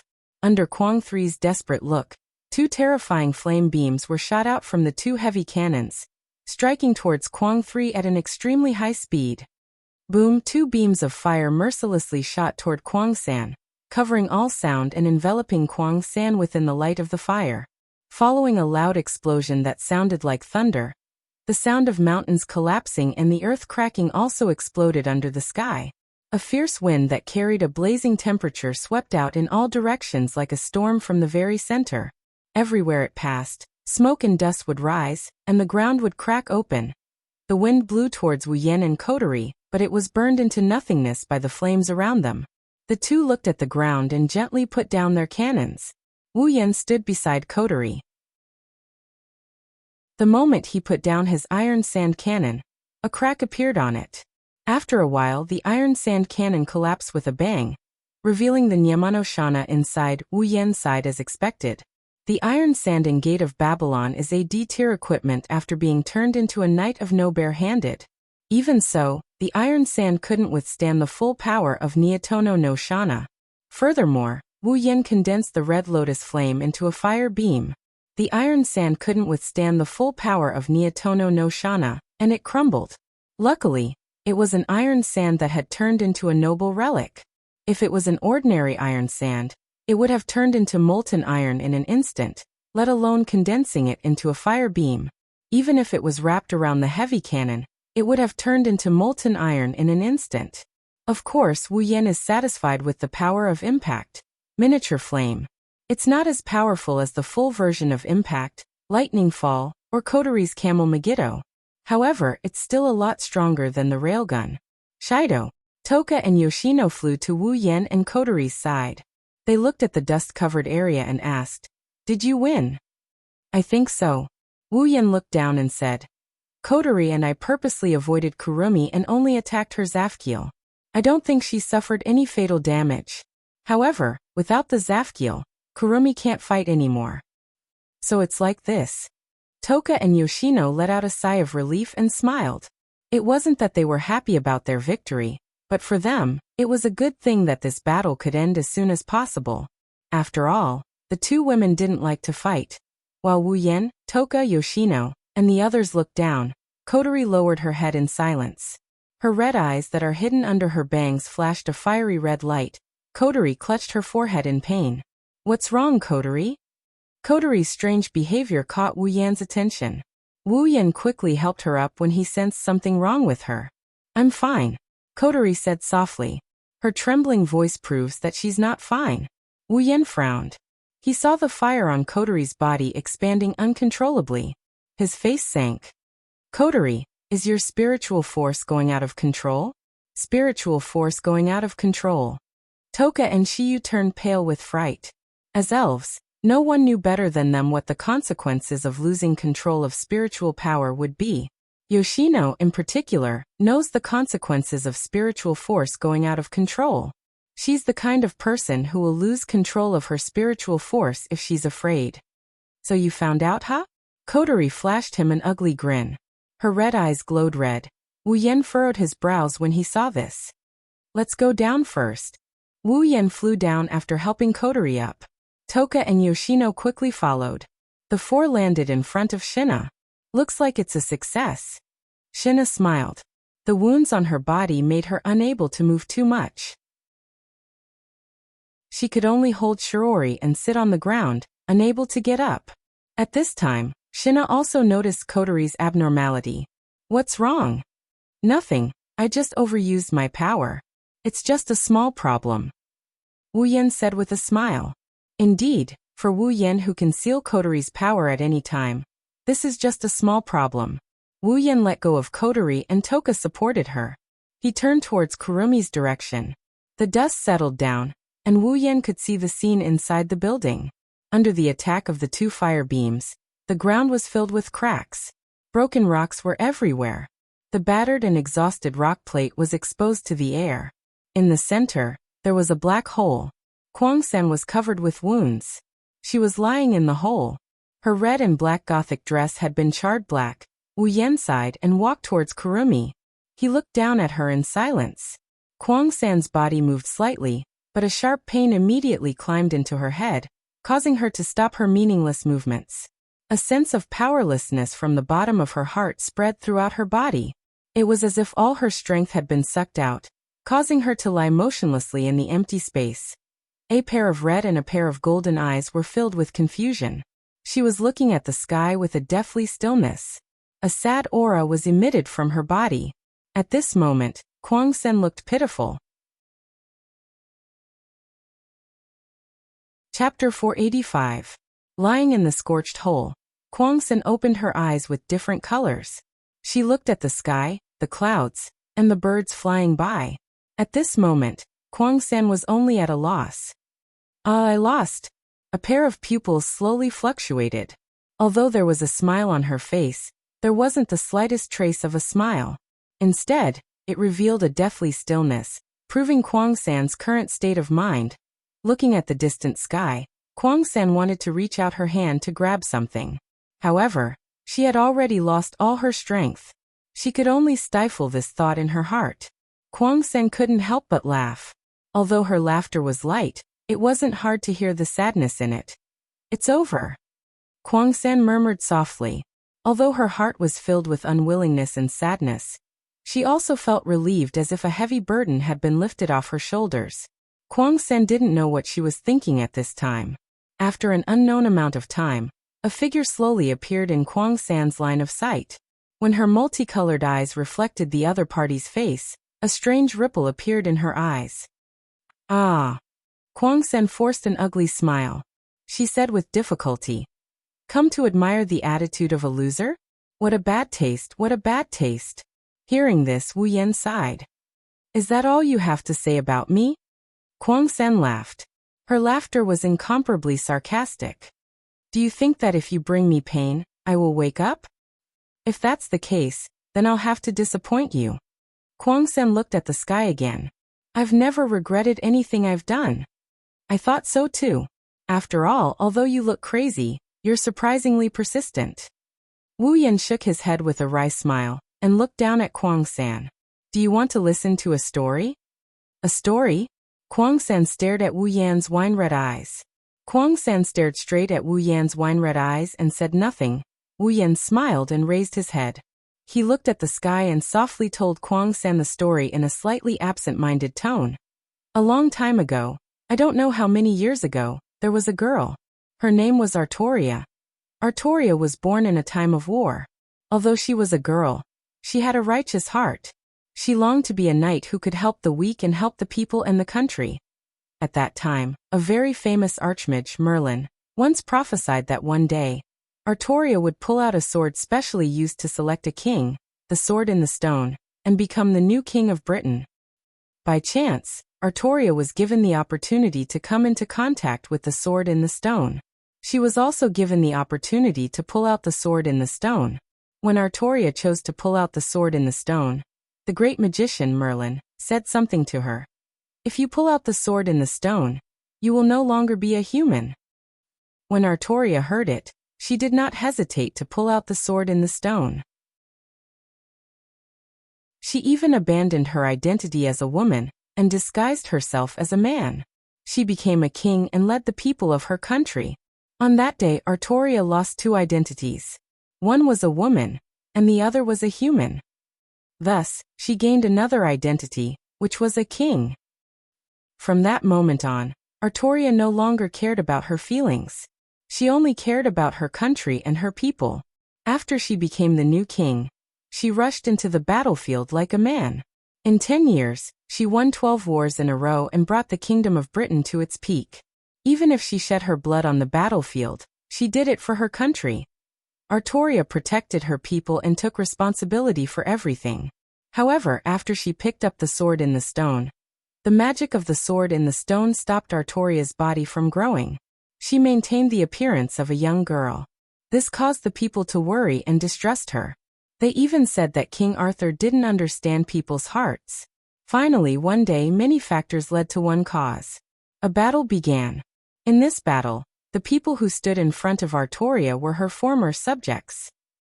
In the end, the king died, and so did the subjects.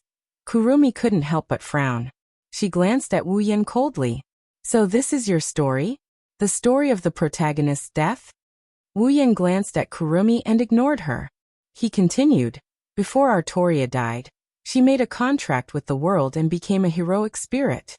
She was going to participate in a war where she could get the Holy Grail as long as she won. After Artoria got the Holy Grail, she wanted to go back to the moment when she pulled out the sword in the stone. She wanted to stop herself from becoming a king, so that she could choose a new king, to protect her country. Kurumi's body trembled violently. Her eyes, which were filled with confusion and death, suddenly turned to Wu Yan. There was an unconcealable fluctuation in her eyes.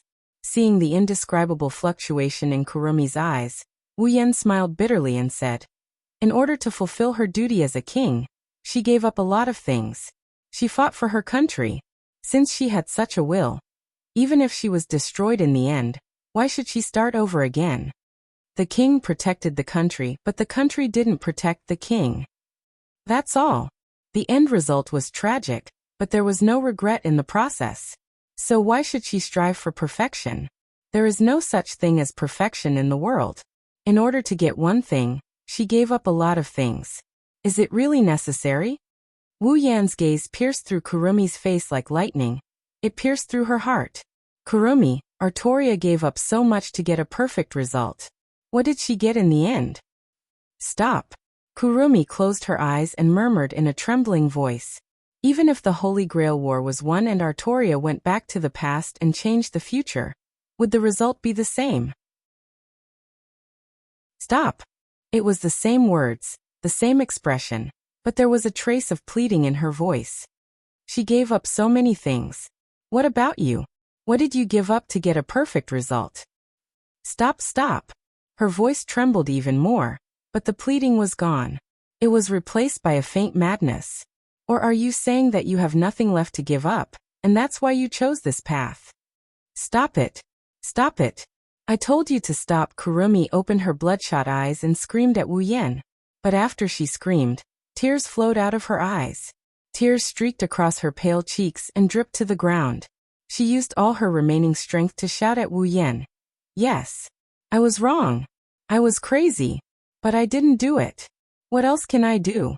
What am I living for in this world? My existence. What's the use of it?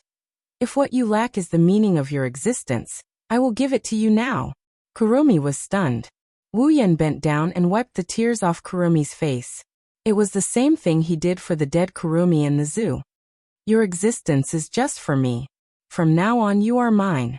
Without my permission you can't die. Kurumi stared at Wu Yan's smiling face. Her pupils fluctuated violently, and then slowly became silent. Gradually, she became absent-minded. Chapter 486. The same place, different situation, but the same result, the same action, different words, and the same heart. Last time, when Kurumi and Wu Yan had a date, they chose this zoo as the location. At that time, Wu Yan used a lie to convince Kurumi of some facts. Kurumi knew that from that moment onwards, the conviction she held onto for so long started to crack. However, Kurumi didn't want to admit it. Yes, she didn't want to. Even if this was the truth, she couldn't admit it. Because admitting it was the same as admitting that everything she did in the past was meaningless. Ever since coming to this world, Kurumi was the same as Toka and Yoshino. She was ambushed by humans and slowly survived. However, she wasn't as lucky as the other two. No one lent her a helping hand. In the end, Kurumi had to kill a human. Since then, killing had become Kwang-san's instinct. Kwang-san used killing to numb her nerves. She used killing to gain pleasure and the meaning of survival. In the end, in the endless slaughter, Kwang-san's heart became more and more damaged. In the end, he was riddled with holes and couldn't turn back. At this time, Kwang-san began to think. What was the meaning of his existence? In the end, Kurumi came to a conclusion. Her existence was meaningless because she didn't have a future. Since there was no future, she could only deny the past. Thus, Kurumi began to pursue the path of the past. However, the most ironic thing was that this path of pursuing the past was still achieved by killing people. Kurumi wanted to laugh. She did laugh, but it was enough to make people sad. Now, the path of pursuing the past was completely denied by Wu Yan. Kurumi couldn't help but go crazy. Since she had no future and no past, what was the meaning of her existence? Your existence is only for me. From now on you are mine. Without my permission, you can't die. My existence is only for you.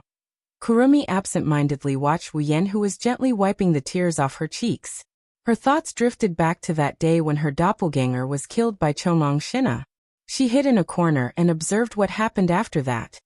The man in front of her was also like this, wiping away the blood on her face when she was about to die. At that time he said, abandoning the past is always an escape. Only by facing the past and accepting it can you face the future. If you don't even have the courage to accept your past, then how can you walk towards the future? How could he change the past? Kwang San would never forget that time when the man in front of her looked at her past and whispered, I really want to save you this time. Is it possible for me to be saved? Kurumi subconsciously said this sentence, which made Wu Yan, who was wiping her tears, pause. Sighing, Wu Yan showed a sly smile, stroked Kurumi's cheek and said with a smile, You can't refuse me. Kurumi's eyes flickered intensely. After a while she smiled. Ah la la la, you're actually imitating other people's words. How cunning. Wu Yan shrugged and shrugged. Who told you to be so overbearing in the past? I can't help it. If I don't act overbearing this once, I will lose my standing in front of you in the future. But if I remember correctly, Sherdao, you've refused me many times. So. Wu Yan looked at Kurumi with a smile. Don't try to refuse me. You're really overbearing. Kurumi smiled bitterly, but then she couldn't help but lick her lips, the corner of her mouth raised into an evil smile. But I don't hate it. Seeing Kurumi's signature smile, Wu Yan's body shook. He laughed dryly. He felt like he made a wrong decision. At this time in the distant sky, a large number of stars began to flicker. With a faint sound of breaking wind, it rang in the ears of everyone present, attracting everyone's attention. That is. Seeing this familiar scene, the people present looked at each other in dismay. Then they revealed a bitter smile at the same time. AST, they're really like the police of the 21st century. They're either disrupting or cleaning things up. Wu Yan shook his head and laughed. He picked up Kurumi from the ground and walked to Kotori's side. The people from AST are here. Let's go back to Fraxinus first. Should we bring her along? Shina stood up with Toka's help. She looked at Kurumi in Wu Yan's arms and frowned. Well, Kurumi has lost her ability to fight back. It'll be easier to deal with her if we bring her back to Fraxinus. Wu Yan didn't seem worried at all. This made Shina feel helpless. Wu Yan looked at Kotori, who seemed to be in pain. He asked with concern, Kotori, are you all right? Kotori nodded with difficulty. She didn't say anything. Of course, it's possible that she can't speak. Anyone with a discerning eye can tell she can't hold on much longer. Wu Yan quickly said, Kotori, hold on a little longer. I'll seal your soul force when we get back to Fraxinus. Wu Yan didn't wait for Kotori's reply. He spoke into the radio. Rain, teleport everyone back. With that said, an illusory light enveloped everyone. When the light faded away, Wu Yan and Ko disappeared from the spot as well. Everyone's vision blurred, and when they could see clearly again, they saw the teleportation device in Fraxinus. Kanazuki Kyuhei and Murasame Rain also ran in from an automatic door and stood in front of everyone. Everyone, are you alright? Murasame Rain looked at everyone. She then looked at Kurumi in Wu Yan's arms with dark circles under her eyes. Rain, take Kurumi, Shina, and Shirori to get treated. Wu Yan handed Kurumi over to Murasame Rain. Wu Yan didn't know if it's just his imagination, but Murasame Rain seems to be more serious than usual. I understand. Murasame Rain took Kurumi from Wu Yan's arms. Kanazuki Kyuhei also helped Shina up. He picked up Shirori and followed Murasame Rain out of the room. Wu Yan let out a sigh of relief after Murasame Rain, and the others disappeared from behind the automatic door. He looked at Kotori and the others and raised his hand. Seal. 3 sealing bracelets lit up in his hand. Red runes appeared on the edges of each bracelet. Kotori, Toka, and Yoshino's spirit energy gradually quieted down and was sealed away. But in the next moment, Wu Yan's eyes widened a few times. He looked at Kotori and the others in shock. In front of Wu Yan, the three girls' soul force is being sealed again. Their soul force is slowly fading away, revealing their delicate naked bodies. Looking at the three different girls in front of him, Wu Yan's eyes almost popped out of their sockets. The three girls didn't seem to be able to react as well. They just stared blankly at each other. The whole scene fell into an eerie silence. As time passed, Kotori was the first to react. She lowered her head, raised her arms, crossed her chest, and kicked Wu Yan in the stomach. Haven't you seen enough? With a bang, Wu Yan turned into a parabola and smashed into the ground. There's only one sentence left in his mind. Die without regrets, bird. Chapter 487. In her hazy state, she slowly regained her consciousness. Reason crept into her mind and thoughts came to her heart. Kwang Sen quietly opened her eyes. Her eyelids trembled for a while before opening. Looking at the strange ceiling, Kwang Sen's head couldn't turn around. In a daze, her memories began to come back. Kwang Sen realized that she had been captured. Perhaps this was the so-called tit for tat. After all, she had just captured someone. Are you awake? While Kwang Sen was in a daze, a familiar voice came from her bedside. Kwang Sen was startled. She calmed down and turned to look at the source of the voice. Naturally, it was Wu Yan who brought her back. At this time, Wu Yan was sitting on Kwang Sen's bedside with his legs crossed. He was holding an apple in his hand and peeling it with a serious face. The red skin of the apple was pulled into a long strip. Kwang Sen could see that someone was trying to peel the apple into an endless strip. Kwang Sen couldn't help but laugh. She looked at the serious face of the man who was brimming with childishness. She couldn't believe that before this man had almost crushed her with his aura because she had kidnapped someone close to him. How is it? Do you feel uncomfortable anywhere? Wu Yan didn't turn his head and asked. He focused on the apple in his hand. Just a little bit more and he would be able to peel the entire apple. But this made Kwang Sen feel dissatisfied. She pouted and said, It turns out that for a scholar, an apple is more important than someone else. You're so heartless, so heartless. Wu Yan turned his head around. His hand couldn't help but tremble when he turned his head. A long strip of apple skin was neatly sliced open before it fell to the ground with a clatter. Only a tiny bit of skin remained on the apple. Wu Yan's face stiffened. He angrily glared at Kwang Sen, peeled off the last bit of skin from the apple, and threw it on a plate at the side. How could it be said? It was very childish, so much so that the sickly girl couldn't help but laugh. Wu Yan rolled his eyes at Kwang Sen. He then looked at Kwang Sen and nodded. Looks like your wounds have healed. As expected of an elf, your recovery ability is really strong. Sherdao, can I take it that you're making fun of me? Kwang Sen narrowed her eyes and looked straight at Wu Yan's wine-red pupils. Speaking of recovery ability, Kwang Sen didn't think that her natural recovery ability could be compared with this guy who couldn't die. She didn't know who else could be compared with Wu Yan in terms of recovery ability. Of course, it wasn't a special ability. Wu Yan smiled embarrassedly, trying to evade the topic. Since your wounds have healed, what do you plan to do? Wu Yan's face turned serious as he looked at Kwang Sen. Although Kwang Sen had already given up on her obsession, maybe it was just a moment of hesitation. Maybe this time, Kwang Sen will start to be stubborn again. Hearing Wu Yan's words, Kwang Sen's smile slowly disappeared. She lowered her head and became silent. Wu Yan didn't say anything. He quietly waited for Kwang Sen's choice for a moment. The entire room fell into silence. After a long time, Wu Yan's heart began to feel a little nervous. Kwang Sen's voice slowly came from under her bangs. It echoed throughout the room. If I choose to continue to change the past, what will you do? Wu Yan stared blankly. His wine-red pupils swept towards Kwang Sen's face under her bangs. He said loudly, If you choose to continue to persist in a wrong idea, I will continue to beat you until the day you wake up. After that, the room fell into silence again. Kwang Sen kept her head down, under her long bangs. Her expression couldn't be seen clearly.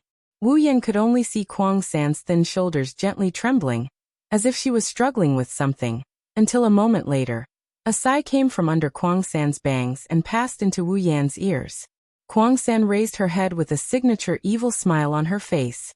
With a sweet and tender voice, she said to Wu Yan, "Then Shi Dao, please advise me in the future." Wu Yan stared blankly for a moment. Then he reacted with an ecstatic expression. Looking at Kuang San's evil smile, for the first time, Wu Yan felt that her smile was so cute. He couldn't help but laugh out loud. After all, Kuang San was the most troublesome elf to deal with. Now that she finally acknowledged his existence, how could Wu Yan not be happy? One has to say, Kurumi's change of heart is a rare occurrence. If Wu Yan and Kurumi's doppelganger didn't reveal their feelings to each other in the zoo, if Wu Yan didn't defeat Kurumi when she was at her craziest, if Wu Yan didn't empathize with her, if he didn't empathize with her, changing her mind would be harder than ascending the heavens. With a series of factors, plus the previous blow, Kuang San finally acknowledged him. From a certain point of view, Wu Yan's previous idea was correct. For Kuang San, words had completely lost their effect, and actions couldn't move her heart. Only pain could make her heart waver a little. At that time, the right words would be useful. It can only be said that this was a rather tortuous experience for both Wu Yan and Kuang San. Wu Yan exchanged another pair of sealing bracelets from the system's item list. He handed the red bracelet to Kuang San. "Since you know about 10 fragrance and the others, you should know the use of this bracelet, right?" Kuang San took the sealing bracelet and stared at it. She seemed to be in a daze. She seemed to be reminiscing about something, and she seemed to be in a daze. "As long as I wear this sealing bracelet, everything about me will completely change. There will no longer be numbing killing, no longer have the obsession to prove my existence, no longer have the ignorance of abandoning the past, no longer have the confusion of the future path." Thinking of this, Kuang San couldn't help but feel a little tired and uncomfortable, but more than that, she felt relieved. At least, she no longer had no sense of direction. Finally, Kuang San moved and put the red sealing bracelet on her hand. The next moment, the sealing bracelet automatically adjusted to a suitable size. The red bracelet matched Kuang San's blood-colored gothic dress very well, as if it was part of Kuang San's spiritual equipment. Following Wu Yan's joyful seal, the bracelet on Kuang San's hand emitted a light. Then an inexplicable clear stream came out of the bracelet and flowed into Kuang San's body. The clear stream flowed everywhere in Kuang San's body. Wherever it passed, Kuang San's spiritual energy would follow the clear stream and rush towards the next source of spiritual energy. After an unknown amount of time, all of Kuang San's spiritual energy followed the clear stream. After bringing out all the elven energy, the clear stream stopped flowing. Then it drew an arc and surrounded all the elven energy like a cage, imprisoning all the elven energy. Kuang San could feel that after the spiritual energy was imprisoned, the clear stream shook violently and sank into the deepest part of her body with the imprisoned spiritual energy. Then, a circle of red lines appeared on Wu Yan's sealing bracelet. At the same time, the gothic dress on Kuang San's body slowly disappeared under Kuang San's astonished expression, revealing her smooth and delicate body. Chapter 488. 2 ponytails of different lengths were released from Kurumi's head at the same time her gothic dress disappeared. Her long black hair flowed down her back like a waterfall, making her look a bit more delicate. Her bangs swept past the corner of her eyes, hiding the golden clock on her left eye. Her remaining wine-red eye involuntarily glanced at her own body. Her eyes were filled with astonishment as if she couldn't adapt to the sudden change in the situation. Not long after, her revealing gothic dress turned into red sparks and disappeared from the room.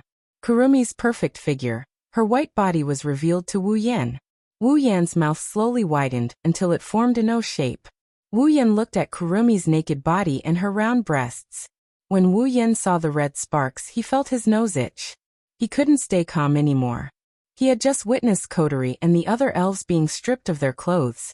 How could he have forgotten that the elves' power was sealed, and their spiritual equipment would disappear along with it?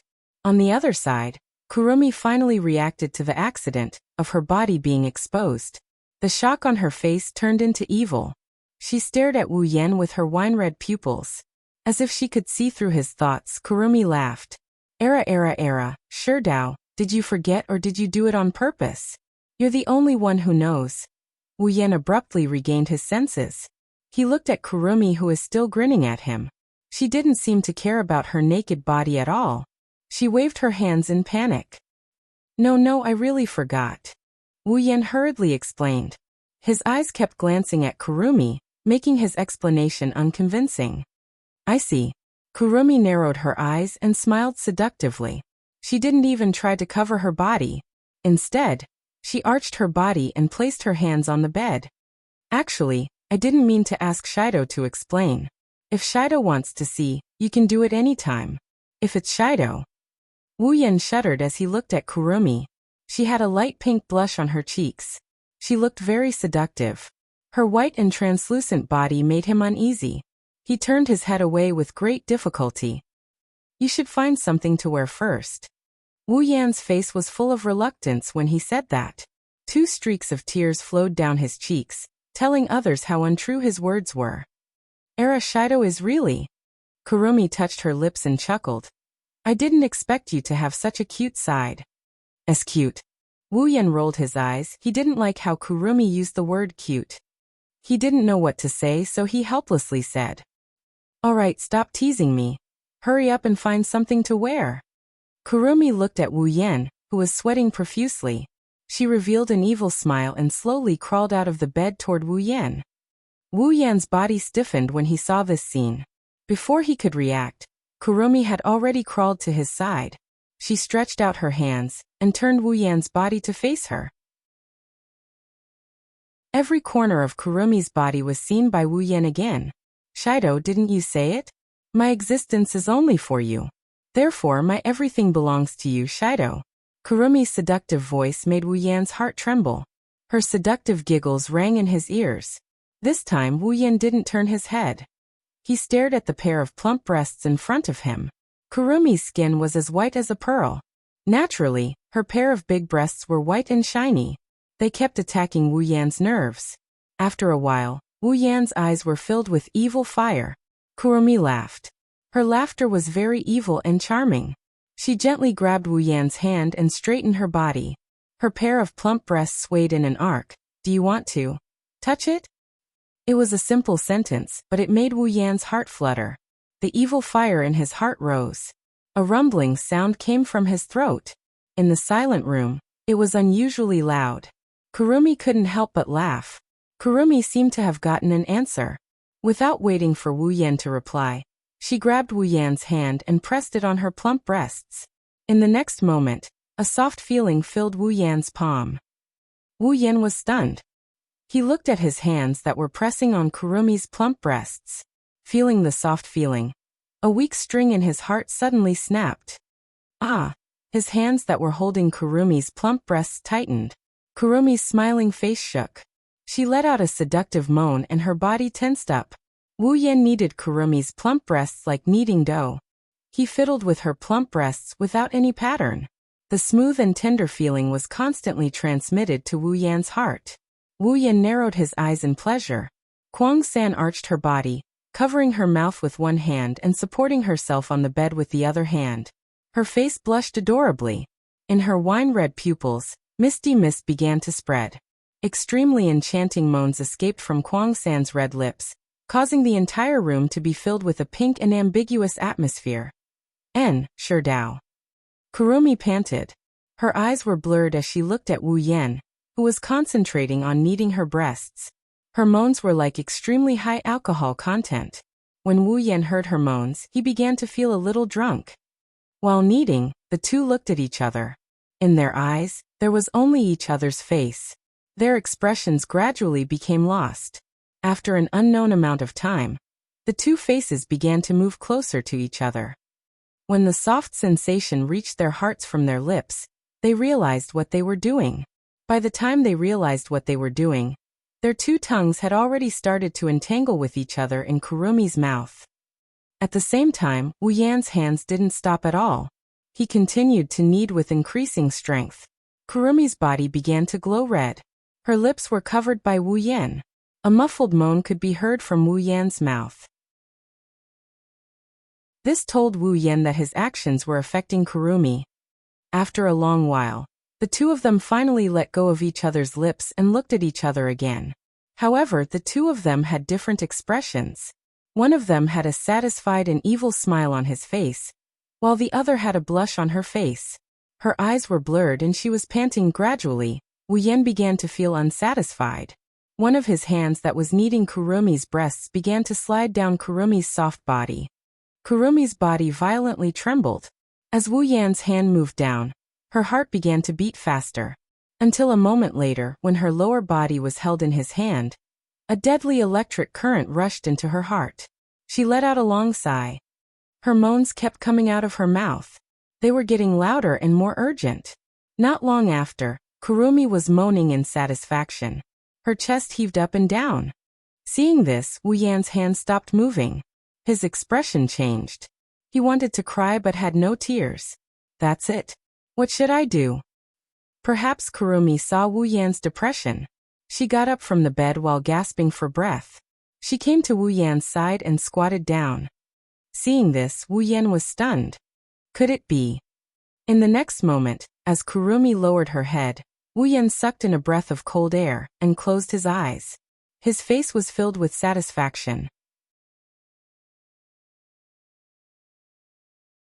Chapter 489. A strong sense of excitement rushed into Wu Yan's mind. Wu Yan's face was full of satisfaction. He couldn't help but sigh. His heart was slightly excited.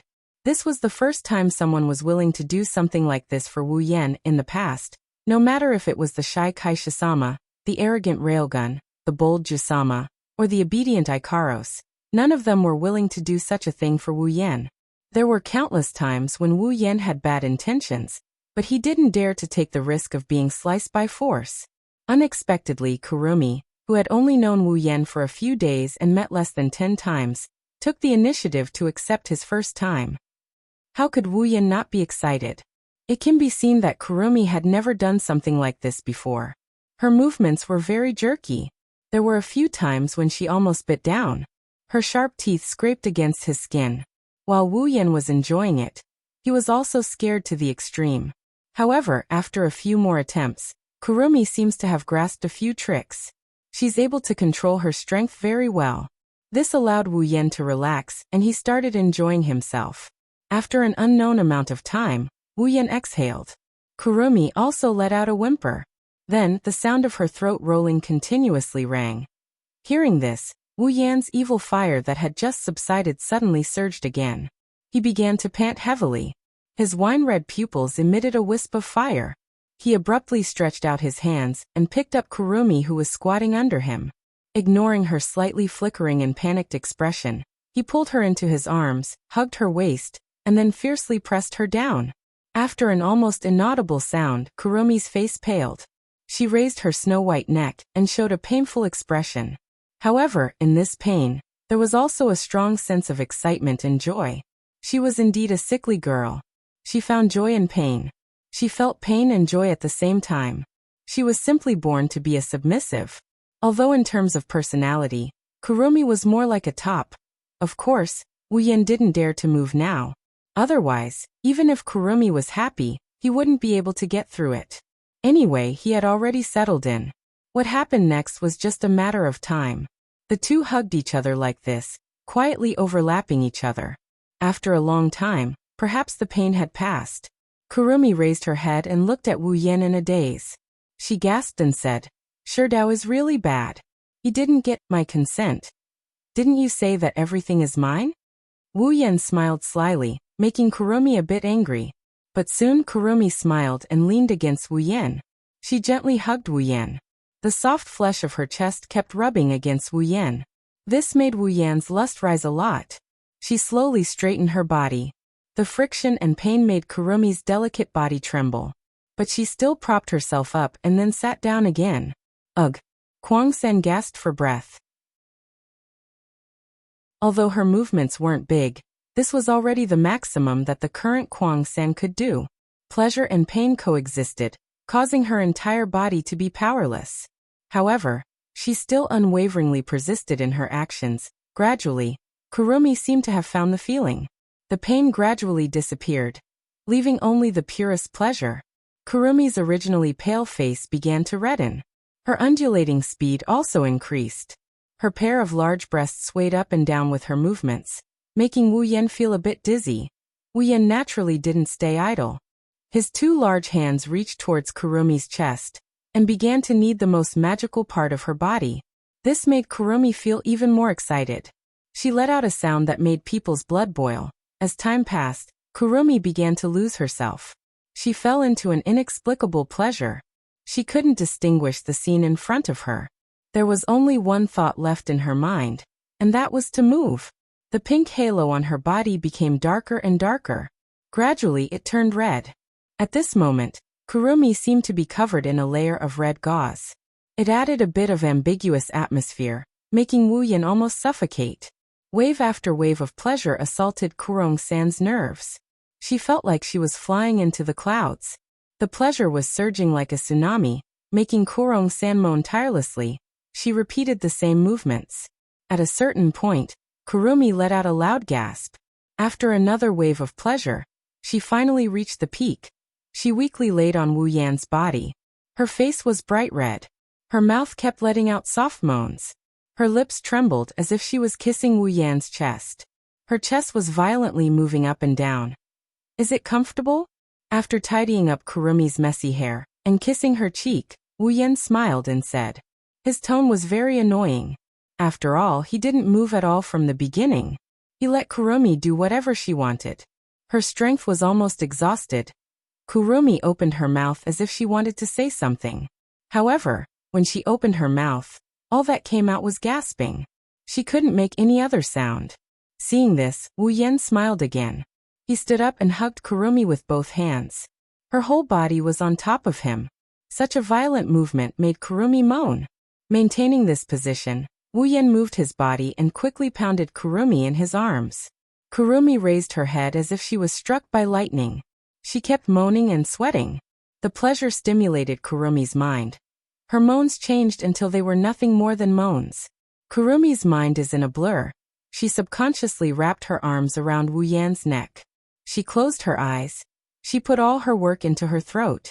Not long after, Kurumi reached the peak again. Her long sigh spread to every corner of the room. The 10-second-long moan made Kurumi use the last of her strength. She was like a pile of mud, lying on top of Wu Yan. She only had the strength to open her mouth and moan. However, someone obviously didn't want to let Kurumi go. Ever since he came to this world of dating, Wu Yan hasn't enjoyed this kind of treatment except for the occasional flirting with Kotori, and that time in the hot spring. Wu Yan has no less than 10 wives, but this time, not even one came with him. At home, Kotori can't do it openly because Shiori is there. In addition, Kotori's sister Mode hasn't appeared for a long time. Wu Yan didn't dare to go to Kotori. As for Toka, she looks like she's easy to push down. However, looking at her innocent and romantic look, Wu Yan didn't have the guts to do it. As for Yoshino, forget it. She's cute, but pushing her would be a lot of pressure. Thus, Wu Yan can only look on helplessly as the cute girls jumped up and down in front of him. None of them managed to get a bite. How could Wu Yan, who used to play papapa games with his wives every day, endure this? If this goes on, he'll get sick. Now that Kurumi delivered herself to his door, he'll feel sorry for the heavens if he doesn't do it. His eyes burning with lust, Wu Yan pushed Kurumi down on the bed and turned her body to lie in front of him. Wu Yan got on top of Kurumi's back and started to move impatiently. Not long after, Kwang-san's moans once again resounded through the entire room. Chapter 490. In the sky above Heavenly Palace City, inside Fraxinus, in a ward specially used for the sick and injured to rest, a series of continuous panting sounds rang out. There were no pedestrians outside the door. Even if there were pedestrians, unless they completely pressed their ears to the door, they would not be able to hear anything. People could not help but sigh at the soundproofing effect of the ward. Of course, if someone were to discover the secret inside the room, they'd definitely curse out loud. After all, if you ask who's inside the room, the first thing that comes to mind is the injured and the injured. Isn't he afraid of being despised for having sex with the injured, or the injured in the room? It's really unbelievable. An hour ago, Kurumi was the owner of this room, and she was still in a coma. But now, she's doing something that's both physically and mentally draining. It's really hard to say what's good for her. You have to sigh at the conscience of a certain wolf. He actually pushed an injured person. However, Kurumi's injuries have mostly healed while she was in a coma. Although she's still lacking in physical strength, she's fine in other areas. You can see that from how she's still touching Wu Yan. Kurumi didn't actually want to have sex with Wu Yan, but because of the disappearance of the spiritual equipment and Wu Yan's performance, Kurumi couldn't help but want to have sex with him. As for the consequences of doing that, Kurumi thought she'd just let him have sex with her, and she'd help him deal with it afterward. Who knew that she'd be the one to pay the price? Even if Kurumi didn't dislike the result, she'd still be angry. Of course, it's too late to talk about this now. After an unknown amount of time had passed, a long moaning sound once again sounded. The intermittent moaning gradually weakened.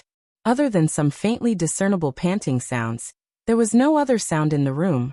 Wu Yan was lying there with a refreshed expression on his face. His wine-red eyes were slightly narrowed. Kurumi was lying on top of him. Her face was red. Her breasts were violently moving up and down. Her breasts were constantly rubbing against Wu Yan's chest, almost making Wu Yan burn again. After panting for a while, Kurumi finally couldn't bear the burden and slowly closed her eyes. Her breathing also became regular, telling Wu Yan that she was tired. "You've worked hard." Stroking Kurumi's long black hair, Wu Yan said with a guilty tone. Originally, with Kurumi's elf body, even if the two had sex for a long time, she wouldn't be so tired that she'd fall asleep. Unfortunately, Kurumi's injuries had just healed, and her strength was sealed, so her recovery was greatly reduced. Wu Yan, on the other hand, had been holding back for a long time, so he wanted to have a good time. Naturally, the weaker one would be lying on the ground. Moreover, even if she didn't get stronger, Kurumi still wouldn't be Wu Yan's opponent, let alone now. But it must be said that even if it was the first time, Kurumi still showed amazing talent. Her injuries had just healed, but she was still able to accompany Wu Yan to this point. She was indeed the most unrestrained elf among all the elves. Hugging the sleeping Kurumi, Wu Yan caressed her soft and smooth back. Inadvertently, he touched the sealing bracelet on Kurumi's wrist. Suddenly, he remembered that Kurumi seemed to be the last target of his second dungeon mission. The 4 elves required for the second dungeon mission had already put on the sealing bracelet. Then the second dungeon mission should be completed already, right? Since the second dungeon mission was completed, the third dungeon mission should also be activated, right? Reaching out his hand, he opened the system projection and pulled up the mission column. Sure enough, the second dungeon mission had already been completed. The third dungeon mission had also been activated. Dungeon World. Date Battle. Dungeon Mission. Collect. Mission 1. Materialize the spatial earthquake phenomenon that occurred all over the world and collect it. Current progress. October 10th. Completed. Quest reward. 50,000 equipment points, item points, ability points, summoning points. Mission 2. Use the Ring of Sealing to seal the elven powers of storyline characters Yuso Toho, Yoshino, Tokisaki Kurumi, and Itsuka Kotori. Completed. Quest reward.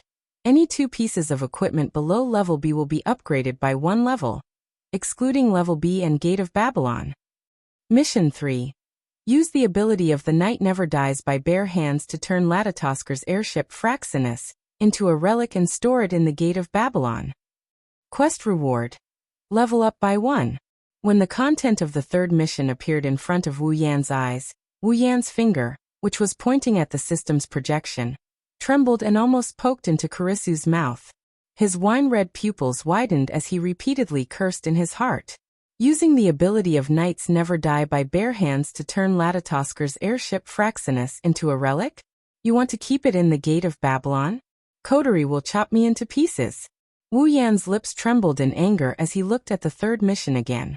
After making sure he wasn't mistaken, Wu Yan couldn't bear to look at it anymore. Fraxinus was the base of Latatosker. Not only did it possess the most advanced technology in Latatosker, It also had a specialized elven analysis system.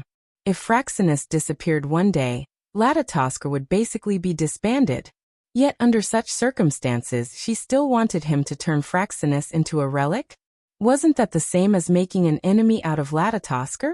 Even if Coterie agreed to it, the other members of Latatosker would never agree to it, let alone Coterie.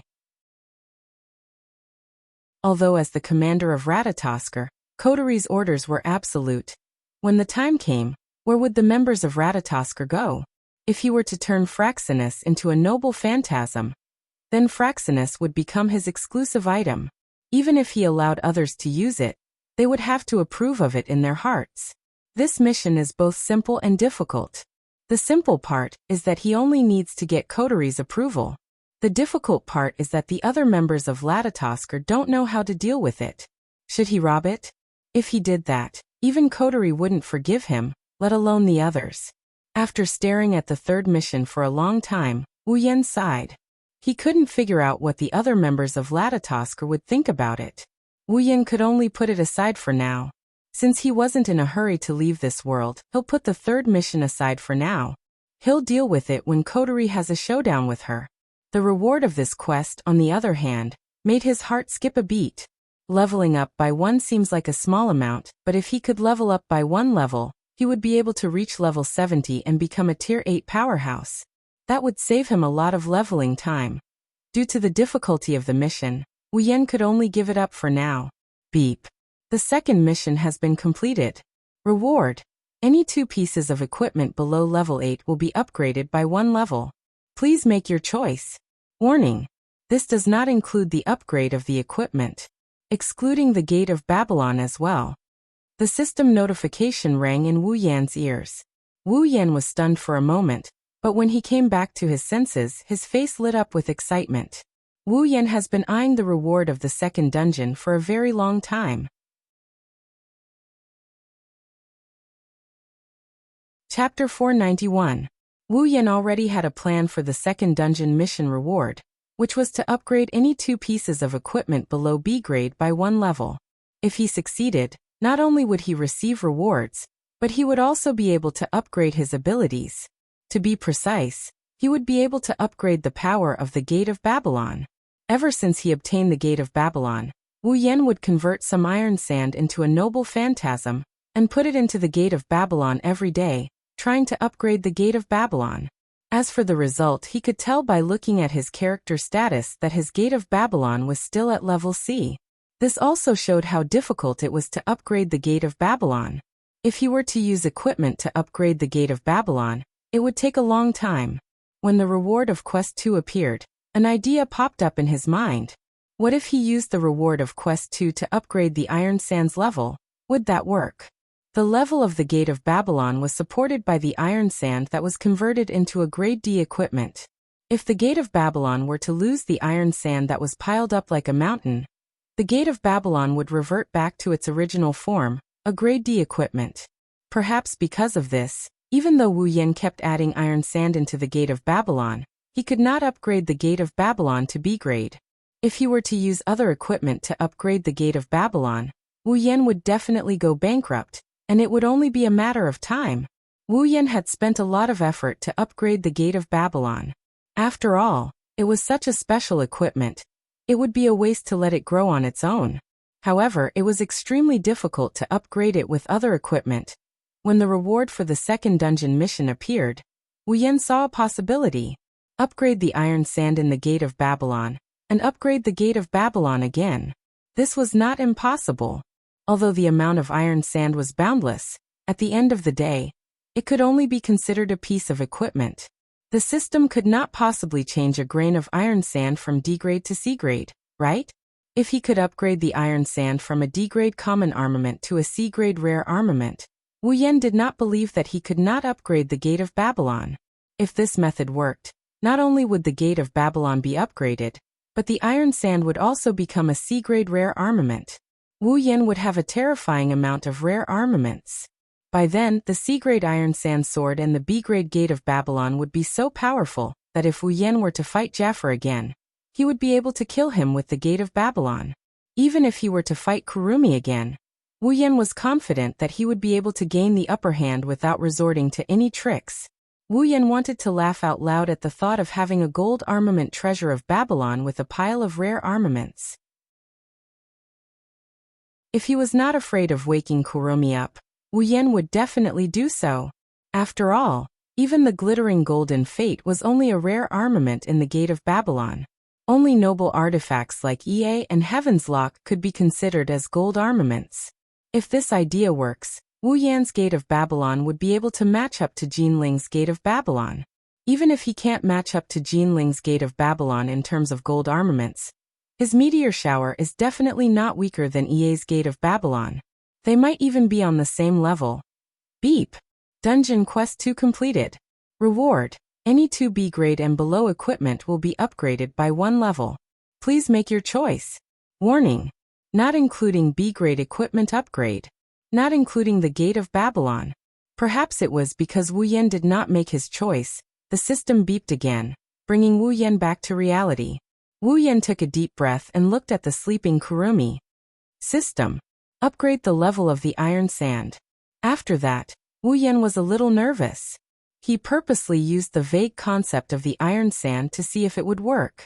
The next moment, the system beeped again, directly into Wu Yan's mind. Hearing the system beep, Wu Yan was stunned for a moment, then he was overjoyed. Ding! The level of the iron sand has been upgraded. The current level is C grade. As soon as the system beeped, the iron sand that were lying quietly in the Gate of Babylon suddenly lit up with a dazzling light. At the same time, blood-red vein-like patterns appeared on their bodies. That was the phenomenon of the night never died by bare hands. Under the dazzling light, the blood-red veins started to vibrate slowly like a heart. An inexplicable force worked within the iron sand. Under the effect of this inexplicable force, the iron sand that was as big as a mountain and as big as a sea started to transform. Nothing could be seen from the outside, but inside, the quality of the iron sand was constantly increasing under the cleansing of an inexplicable power. Moreover, it had reached a certain critical point, and in the end, it even broke through this critical point with lightning speed. When the critical point was broken through, the blood-red veins on the iron sand flashed fiercely, then gradually dimmed until it completely disappeared. As the light disappeared, the blood-red veins on the iron sand sank into the iron sand. If one looked closely, they would notice that the color of the veins on the iron sand had deepened a lot.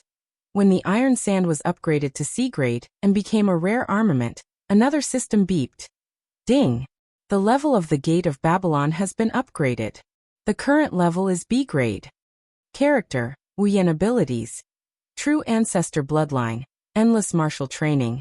Night Never Died by Bare Hands, Electromancer, LV5. Equipment, Gate of Babylon B grade summons. Misaka Mikoto, Katsura Hinajiku, Ikaros, Astria Flandra.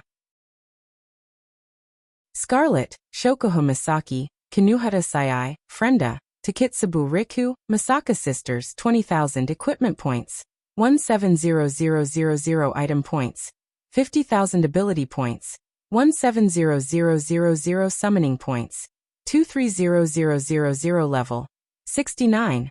Finally, it's Level B, Gate of Babylon. Wu Yan let out a sigh of relief when he heard the system beep. The nervousness in his heart dissipated, and a hint of joy appeared on his face. He was worried that his trick wouldn't work, and the iron sand's level wouldn't be upgraded. Fortunately, the final result was undoubtedly gratifying. Not only did he obtain a pile of rare armaments, but his Gate of Babylon had also become a gold armament. With a gold armament level Gate of Babylon, and the piles of rare armaments inside, Wu Yan believes that the Gate of Babylon will become a killing machine in the future. His strength has increased by a lot. Of course, that's not the only thing that got upgraded. System upgrade Nippon no Shana's level. Muttering in his heart, this time he's not going to be nervous. And I know Shana's level hasn't reached B yet, and unlike Tetsu, it's not a cheap trick to raise its level, it's a piece of cake. Ding. Nippon no Shana's level has been upgraded. Current level is B grade. The same thing that happened to the iron sand happened to Nippon no Shana again. However, due to the large amount of iron sand, the phenomenon caused by Nippon no Shana's level was smaller. After a while, Nippon no Shana's level was upgraded to B grade, a gold armament. With B grade Nippon no Shana, Wu Yan's strength increased again. Chapter 492. The upgrade of Gate of Babylon and Shana made Wu Yan, who was in a good mood after having a good time with Kurumi, even better. Even though his level and abilities didn't increase, the upgrade of his equipment was directly related to his strength. Forget about Gate of Babylon, even Nianden no Shana was a sharp blade in his hands before it was upgraded. After all, the equipment itself has the ability to control flames. Nianden no Shana is a rare armament, but it's already a gold armament. In addition to the meteor shower, Wu Yan alone has 3 gold armaments. If the powerhouses of the Spalier world knew about this, they would be so jealous that they would jump off a building. Gold armaments are equipment that only Tier 9 powerhouses can equip. Even in the Spalier World Academy, only Princess Sylph was able to get her hands on a gold armament when she was only Tier 8. Now a guy who hasn't even reached Tier 8 has 3 and each of them are at the pinnacle of gold armaments. The group of people who would be affected by this fact would most likely be the 9th level old monsters. After all, no one had ever heard of a 9th level ranker who possessed 2 or more gold armaments at the same time. With 3 gold armaments, Wu Yan is already strong enough to challenge those of a higher tier. If he goes up against Jafar now, Jafar won't even have the chance to enter Berserk state. This is also why rare armaments are common in the Spalier World Academy, while gold armaments are only owned by one person. Even though there's only a difference of 1 level, the former is suitable for Tier 7 and 8 while the latter is suitable for Tier 9. They can't be compared at all. That's why Wu Yan couldn't help but be in a bad mood when he thought about the fact that he has 3 gold armaments. Of course, this good mood disappeared when he saw the various points on his character panel, especially the 50,000 item points. After exchanging for 4 pairs of sealing bracelets, Wu Yan's item points are nearing the bottom again. Wu Yan sighed and comforted himself. It's fine. 800,000 item points for 4 cute girls. It's worth it no matter how you look at it, right? That's true. At the mention of sealing bracelets, Wu Yan couldn't help but look at his hands. Currently, he has 3 sealing bracelets on one hand and 2 sealing bracelets on the other. The 5 sealing bracelets occupied his hands, and they almost covered his entire wrist. It's a very odd sight. Wu Yan couldn't help but frown. System, is there a way to reduce the number of sealing bracelets without weakening their effects? Wu Yan asked the system in his mind. User, because the items are of the same quality, you can choose to combine all the sealing rings so that you can control the paired sealing rings. You want to merge all the sealing rings together? Wu Yan's eyes lit up. How do I do that? User, you don't need to do anything. You only need to apply to the system. Oh. Then system, apply to combine the sealing bracelets. Beep. User has applied to combine the sealing bracelets. 50,000 item points will be required. Do you wish to pay? The system's cold voice caused his smile to freeze. Within 1,000th of a second, he cursed the system 1,000 times and then OXX 1,000 times. You only need to apply to the system? I should have known that the system is a scammer since ancient times. The saddest thing is, this isn't the first time I've been scammed.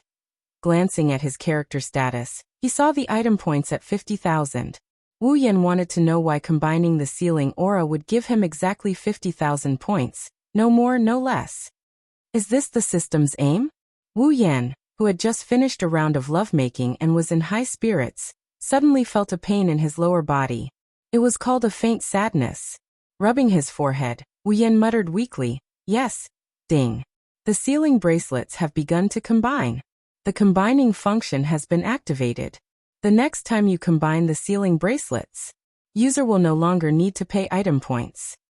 Hearing the system's voice, Wu Yan's gloomy mood improved a little. At the same time, the 5 white sealing bracelets on his hands began to change. Between the 5 sealing bracelets, a thread with flowing light suddenly grew out and connected to the closest sealing bracelet. As the 5 sealing bracelets connected, the 5 sealing bracelets began to vibrate.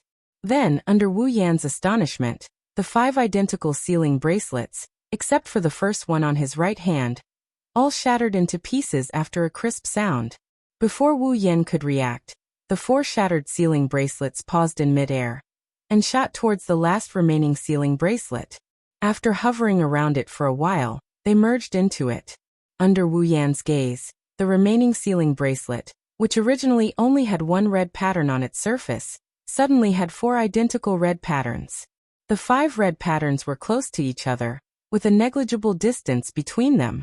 They complemented each other perfectly, as if they were made by heaven.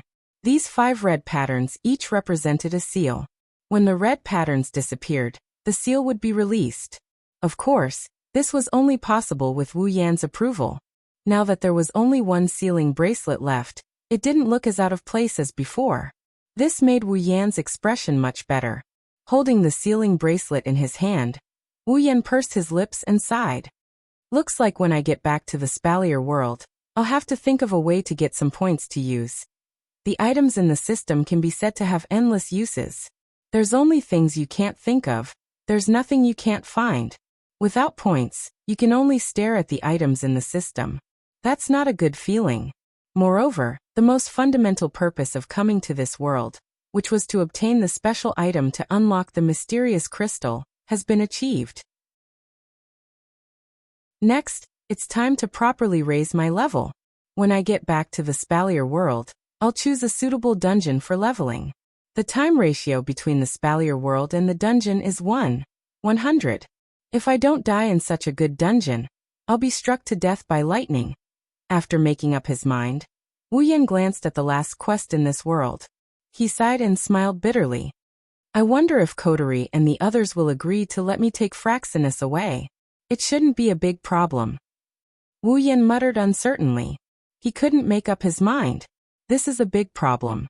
Logically speaking, if he tells Coterie about his background, it shouldn't be a big problem. After all, the main purpose of Fraxinus was to help Ratatoskr with their strategy against the elves. If Kirin completed the last dungeon quest, even if he took Fraxinus with him, the world would still be frozen in time. If time is frozen, Fraxinus' role will be negligible. As long as he doesn't return to this world, the elves won't appear and everyone will be frozen in time. What's there to worry about? That's why this problem is both simple and difficult. After pondering for a while, Wu Yan sighed. Let's put it aside for now. Chapter 493. Inside the room, Wu Yan is dressed in black. He turned around and gently moved Kurumi to the center of the bed. He covered her with a blanket and hid her seductive body under it. Wu Yan clapped his hands and nodded in satisfaction. Stroking Kurumi's long bangs, he kissed her smooth forehead. Kurumi seemed to have sensed something as she wrinkled her cute little nose. She tilted her head slightly before revealing a serene expression which amused Wu Yan. Who would have thought that the usually arrogant Tokisaki Kurumi would have such a cute side to her when she's asleep? Wu Yan shook his head and looked at Kurumi. He turned around and walked out the door. Fraxinus, command room. The members of Ratatoskr were analyzing the battle that took place in the open space of the zoo. For an organization that specializes in elves, every piece of information about elves is invaluable. For example, in the previous battle, a total of 4 elves appeared and fought each other. This is something that has never happened in the past. Therefore, this battle has become a good topic for research. Everyone only hoped that from this battle, they would be able to analyze a little bit of information that would be useful when facing the elves in the future. If that was the case, everyone's hard work would not have been in vain. Naturally, as Ratatoskr's commander, Coterie is also present. She almost lost control of her power after it was unsealed. It's best for her to rest now that she's sealed again. But for Coterie, it's better for her to check on the progress of her work rather than lying on the bed. Since there aren't any elves around, there's nothing important for her to do. Coterie only needs to sit on the command desk and watch her subordinates work. Not only will she not be bored, she'll also encourage them to be active. For example, "Oh, the commander is watching over there.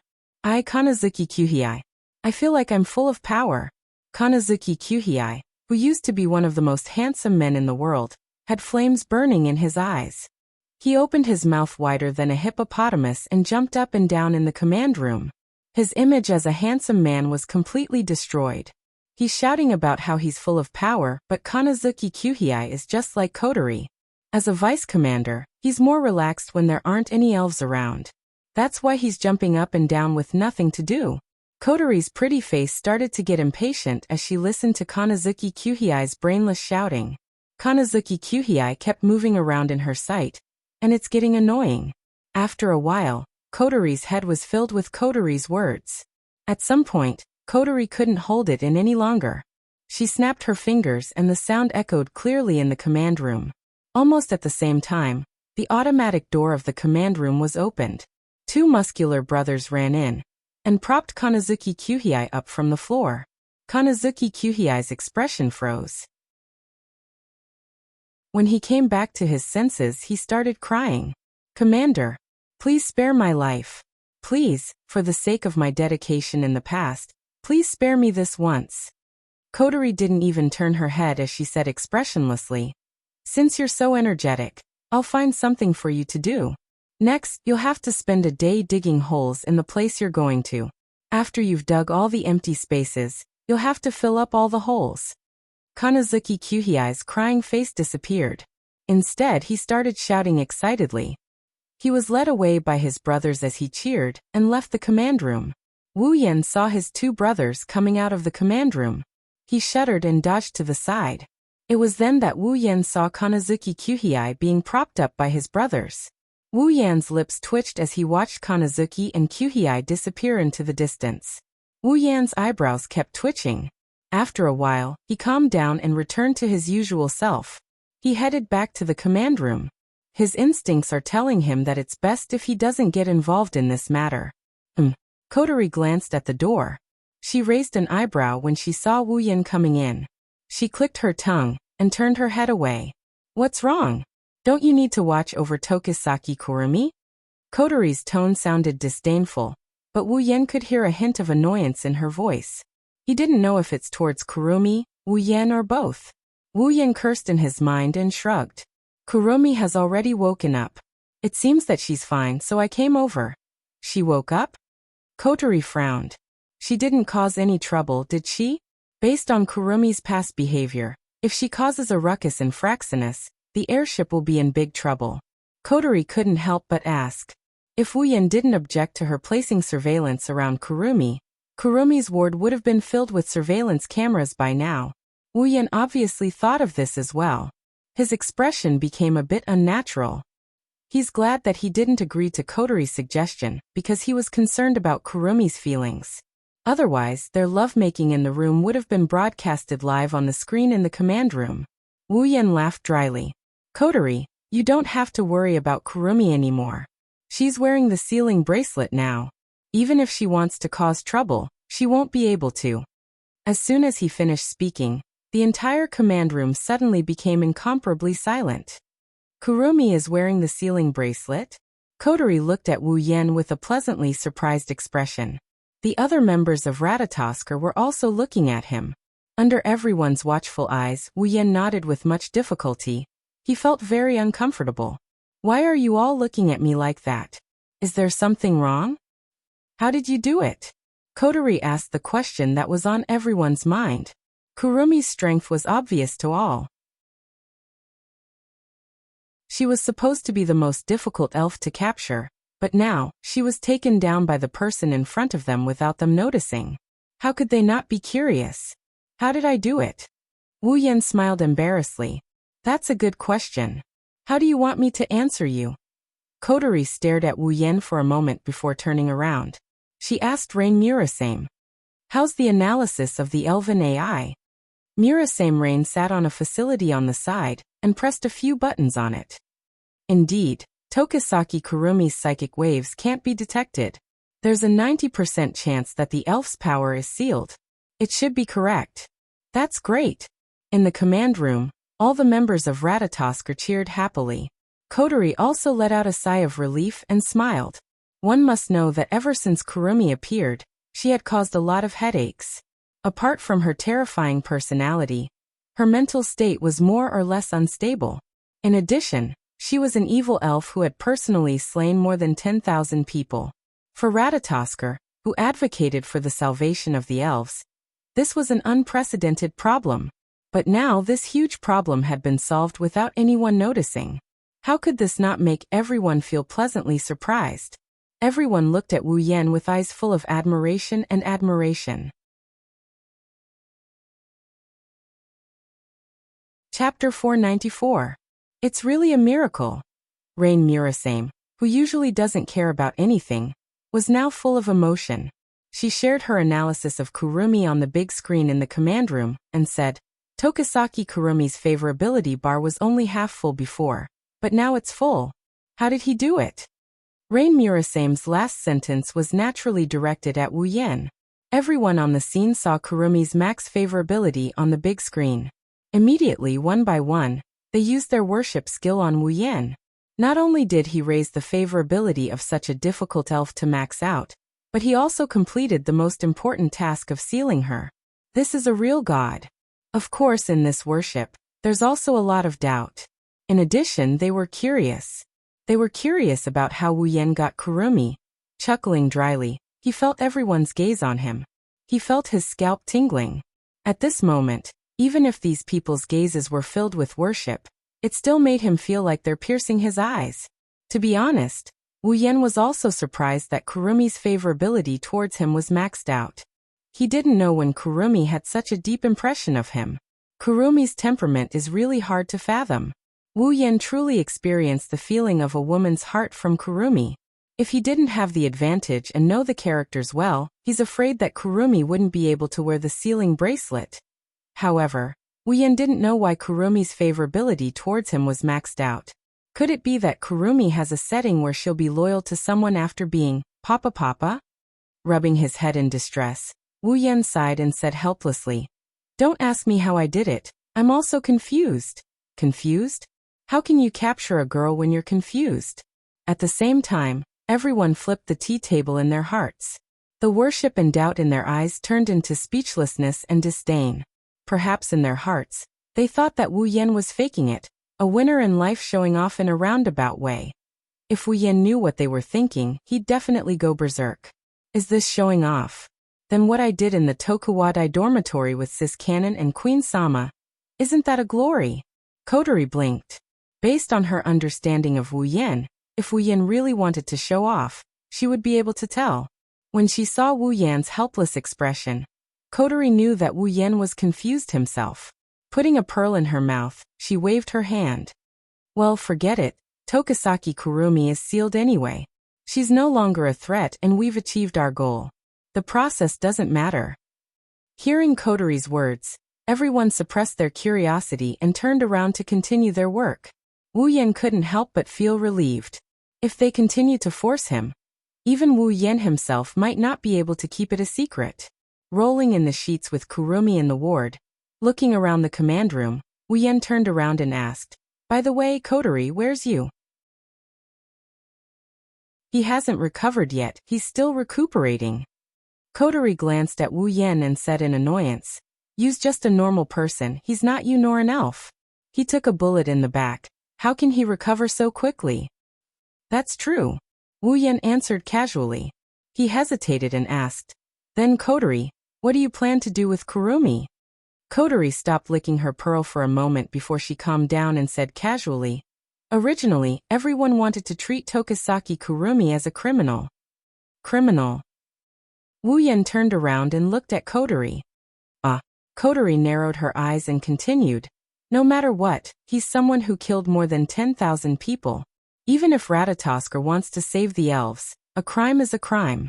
Just like how humans are imprisoned for murder. From a normal person's point of view, Tokisaki Kurumi has to pay the price for his past actions. Wu Yan fell silent. He was struggling in his heart. Indeed, from an ordinary person's point of view, Kurumi had killed more than 10,000 people with her own hands. She was a heinous existence. If Kurumi was an ordinary person, she would have been executed 1,000 times. That would have been more than enough. If it was in the past, Wu Yan would have thought the same. But now, the value of human life isn't as important as before in Wu Yan's eyes. Although he doesn't view human life as an ant, the dead are already dead. He can't bring them with him when he's alive, and he can't bring them with him when he's dead. Wu Yan's hands are stained with the blood of countless people. During the treasure hunt in the supply town, Wu Yan killed as many people as Kurumi. If possible, Wu Yan doesn't want Kurumi to bear the consequences.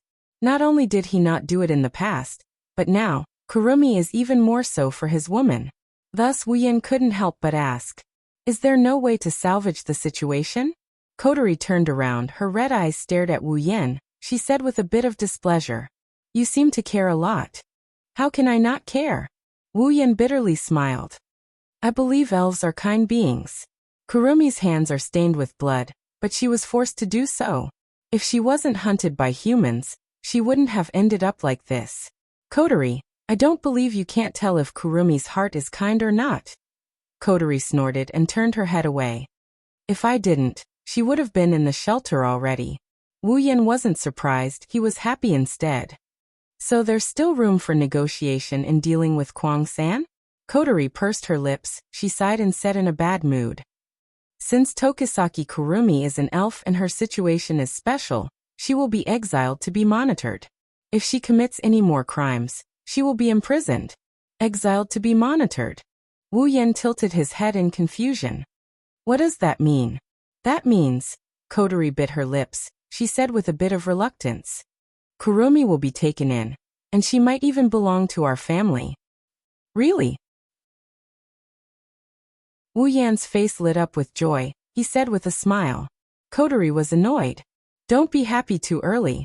That's just a preliminary decision. I haven't approved it yet. Don't forget, we don't have any extra space in our house to take in anyone. Even Siwen-Nai sleeps with Shixiang. That's true. Wu Yan was a bit troubled. At this moment, a delicate voice rang in everyone's ears at the same time as the automatic door opened.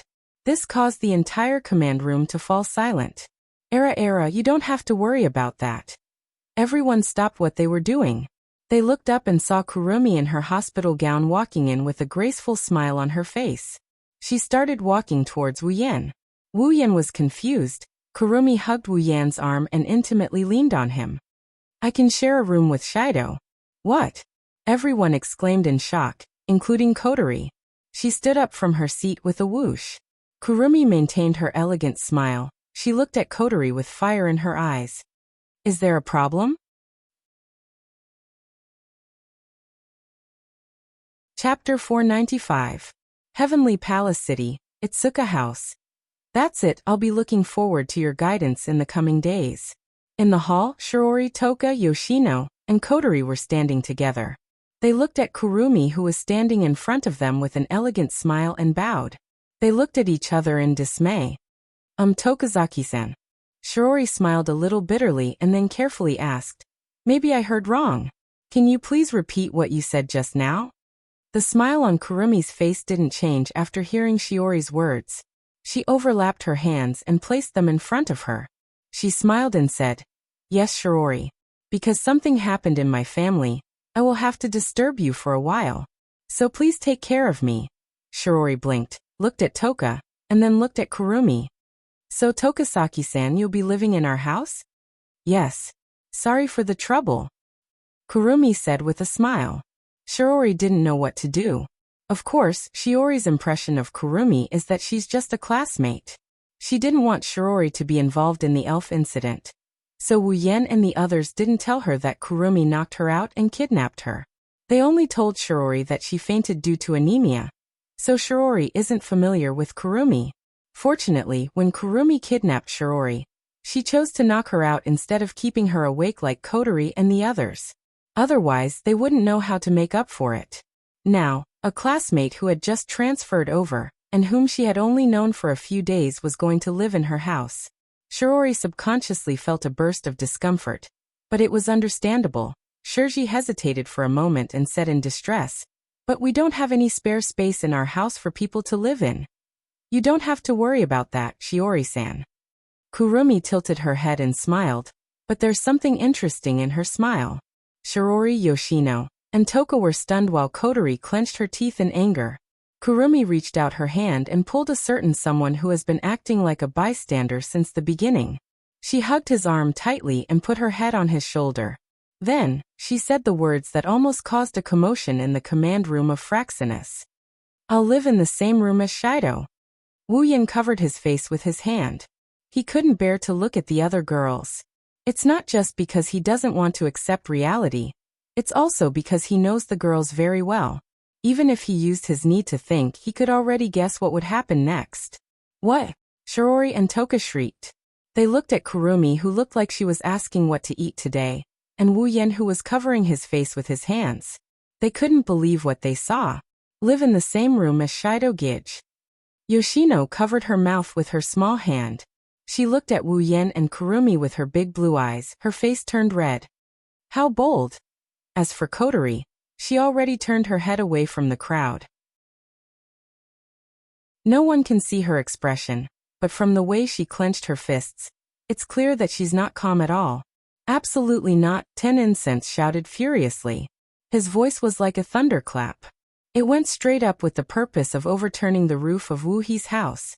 His voice reverberated in everyone's ears. Everyone's ears were ringing from the roar. Toka glared at Kurumi and pointed at her. Why do you have to live in the same room as Shido? It can't be helped. Kurumi's smile didn't diminish. She acted like she didn't see Toka's expression. After all, there's no room left. But you don't have to live with Shido. Toka bit her lips. You can live with me too. Era, Toka classmate, what are you talking about? Kurumi covered her mouth and smiled. If I live in your room, what will happen to Yoshino? Toka choked and shouted. But you can't live with Shido. Absolutely not. Then what should I do? Kurumi pointed at her temple and said sadly. Does Toka classmate want to kick me out? It's not like that. Seeing Kurumi's sad expression, Ten Fragrance's voice gradually weakened. Ten Fragrance understood Kurumi's situation. Someone as pure and kind as her wouldn't kick Kurumi out. Toka classmate, it's a bit inappropriate for you to live in the same room as Shido. Shirori spoke up. She mumbled to Kurumi before turning around to look at Wu Yen. She had a strange look in her eyes. It was as if she was looking at a cheater who abandoned her. Wu Yan's lips twitched. When Toka lived in Wu Yan's house, she said she's his girlfriend. But now, there's a girl who wants to live in the same room as her boyfriend in front of Toka. Shirori looked at Wu Yen like he's an unfaithful man. It's good that she didn't look at him like he's a scumbag. Era, Shirori classmate, you don't have to worry about that. Kurumi hugged Wu Yan's arm tightly and said something that even Wu Yan couldn't keep calm. I'm Shido's fiancé. It's only a matter of time before we live in the same room. Fiancé. Not only Shirori, even Yono was stunned by Kurumi's speech. Kotori, who was standing behind everyone, was trembling slightly. Toka was the only one who was confused. What's a fiancé? The air froze for 2 seconds. Kurumi's smile froze for a second, but it quickly returned to normal. Shirori laughed dryly and said to Toka.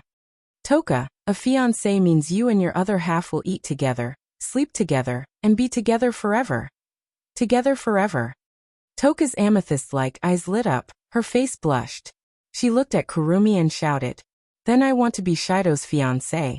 As soon as he said that, the entire living room was filled with the sound of people falling to the ground. Ten Incense was stunned as she watched everyone fall to the ground. She was a little confused.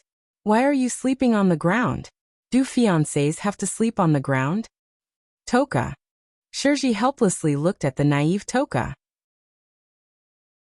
She was both angry and amused. Perhaps it was because Toka was so naive that she had a so-called fiancé, Shirji thought maliciously. Kurumi covered her face with her hand. Anyways, Toka classmate as Shido's fiancé, I'm allowed to sleep in the same room as him. So. Toka's face turned red. She shouted again. I want to be Shido's fiancé. Chapter 496. I can't believe it ended up like this. Wu Yen laid on the sofa in the living room of Itsuka's house. He looked around at the dark living room, and he wanted to cry but no tears came out. But that's fine too. If I really sleep in the same room with Kurumi under Kotori and the others' eyes, I'm afraid I'll have to worry about the door being kicked open for the whole night. Wu Yen sighed and shifted his body. He leaned his head against the high pillow on the sofa and looked at the ceiling. His wine-red eyes started to lose focus. I wonder how Chuju and the others are doing. It has been almost a month since Wu Yan came to the date battle world. In other words, Wu Yan has been here for almost a month. 1 month felt like a long time, but it felt like a short period of time. In such a short period of time, there were many more people around him who were tied to him. Based on the time ratio between the Spalier world and the Spalier world, I should be gone for about half a day. Half a day, I wonder if Hinajuku and the rest will miss me. He mumbled to himself in a half-joking, half-serious manner. Wu Yan thought for a bit before his lips started twitching. In my opinion, there's an 80% chance that he's forgotten where I am. Wu Yan thought about the girls who are usually reliable but sometimes unreliable. Especially Astria. He couldn't help but sigh. At the entrance of the hall, he heard a slight kacha sound. Amidst the silence of the hall, Wu Yan could clearly hear the sound. He subconsciously turned around to look at the source of the sound. The door of the hall was pushed open, and a small head popped out. 2 red ponytails were shining in the dark night, and a pair of black ribbons were quivering on top of her head. She looked like a kitten that was about to steal something. She was very cute. It was none other than Kotori. Due to the darkness in the living room, Kotori didn't notice a pair of wine-red eyes staring at her. She thought Wu Yan was asleep. She looked around and closed the door. She tiptoed towards the sofa. Wu Yan didn't react until he heard Kotori's footsteps. He placed his hand on his forehead and closed his eyes. He adjusted his breathing and pretended to be asleep. The living room at night is dark and silent. It's a bit of an exaggeration to say that you can't even see your fingers in front of you. With Kotori's eyesight, she can only see things that are closer to her. By the time Wu Yan entered Kotori's line of sight, she was already in front of the sofa. Kotori patted her chest when she saw Wu Yan sleeping. She stared at Wu Yan's sleeping face with her red eyes. After a while, she grumbled in a dissatisfied manner. Seriously, how old are you? Don't you know how to find a blanket to cover yourself with when you're sleeping? Kotori raised the thing in her hand. It was a blanket. Kotori laid the blanket on Wu Yan's body. She covered the sofa and Wu Yan's body with the blanket, leaving only his head exposed. Then she stood up. Kotori blushed when she saw Wu Yan's sleeping face. She looked a bit hesitant as she kept glancing at Wu Yan's face. Then, she averted her gaze as if she was startled by something. She looked a bit flustered and shy at the same time. After a while, Kotori mustered up some courage and laid her head in front of Wu Yan's face. She closed her eyes and kissed Wu Yan's face. Then she moved her head away. Kotori blushed even more. Kotori calmed her racing heartbeat and stole a glance at Wu Yan. After making sure her little movement didn't wake Wu Yan up, she sighed in relief. She muttered something to Wu Yan. "Good night, Oniai-san. If possible, I'd like to say good night too." Kotori almost shrieked when she heard Wu Yan's words. Kotori turned to Wu Yan, and she saw a half-smile on his face. Alas, the sofa is soft but not as comfortable as a bed. There's no way to say good night. Why you? Kotori's mouth slowly widened. She pointed a trembling finger at Wu Yan. Her face turned completely red. "You're still awake?" "Yeah." Wu Yan sat up from the sofa with a weird grin on his face. He teased her. "It's a good thing I didn't fall asleep yet. Otherwise, I wouldn't have had the chance to see such a gentle side of my cute sister." "You." Kotori blushed.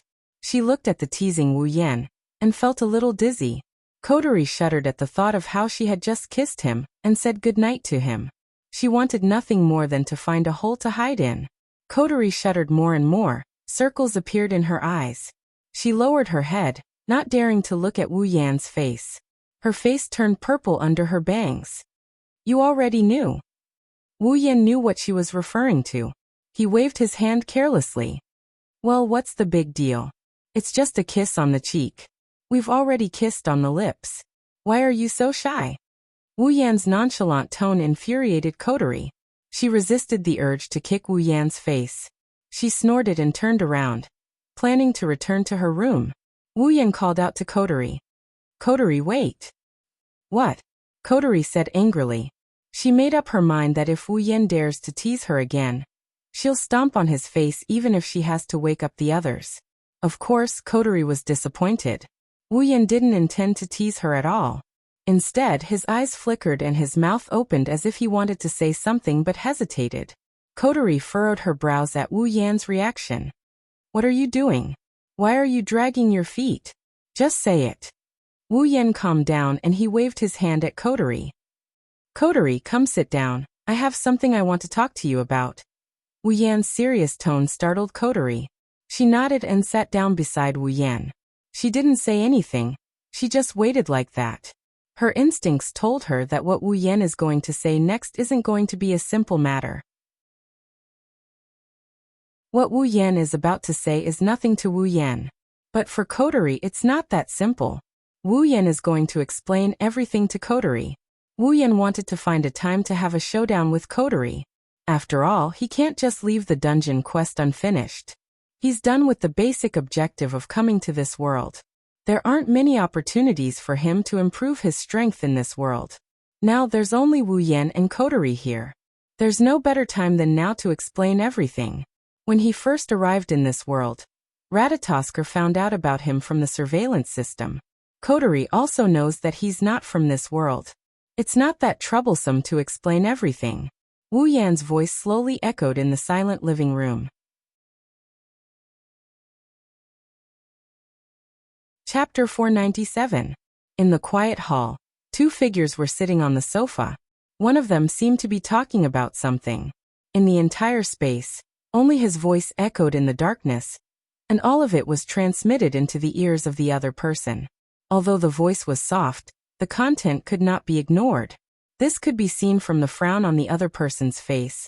As time went by, Wu Yan explained his origin, identity, and the system to Kotori in a way that Kotori could understand. Basically, Wu Yan told her everything that happened before he got the system and came to the Spalier world. He also told her about Chuju, Mikoto, and the others. Of course, there's no way Wu Yan is going to say something like, I have almost 10 wives. Using Wu Yan's own words, they are good friends he met in other dungeon worlds. As for how good these good friends are, Wu Yan would have to be really bored to death to talk about it. When Wu Yan's final words reached Kotori's ears, the hall fell into silence once more. Kotori's expression flickered as she tried to make out the changes in her expression. After digesting all the information, Kotori raised her head and looked at Wu Yan. In other words, you came to this world because you wanted to obtain that spatial pearl. But if you want to leave this world, you have to complete 3 missions. You've already completed 2 of them, so there's only 1 left, right? Yes. Well, that's the gist of it. Wu Yan replied. He looked at Kotori with a puzzled expression. He's not sure if it's just his imagination, but he felt like Kotori's mood got worse after he explained everything to her. Kotori fell into deep thought. She turned her head and looked ahead. You're telling me this now. Is this your last mission? Do you need me to do something? Yes. It's not that I need you to do anything. Wu Yan smiled sheepishly. But the last mission is to get something. That thing is related to me. Kotori interrupted Wu Yan and narrowed her eyes. Her expression was as calm as an ancient well. What is it? Yes. Wu Yan finally got to the point. He started to get nervous. After hesitating for a while, Wu Yan said carefully, Fraxinus. What did you say? Kotori looked at Wu Yan and stared at Wu Yan's wine-red eyes. Wu Yan shrunk his head. Wu Yan scratched his face and raised his hand awkwardly. I need Fraxinus. Kotori's expression turned cold. She sat on the sofa and stared at Wu Yan without saying a word. Wu Yan's expression changed. You want the Fraxinus? The entire airship? Kotori asked 2 questions in a flat tone. It's hard to tell what she's thinking. Wu Yan decided not to beat around the bush. He put on a I am going for broke look and he told Kotori.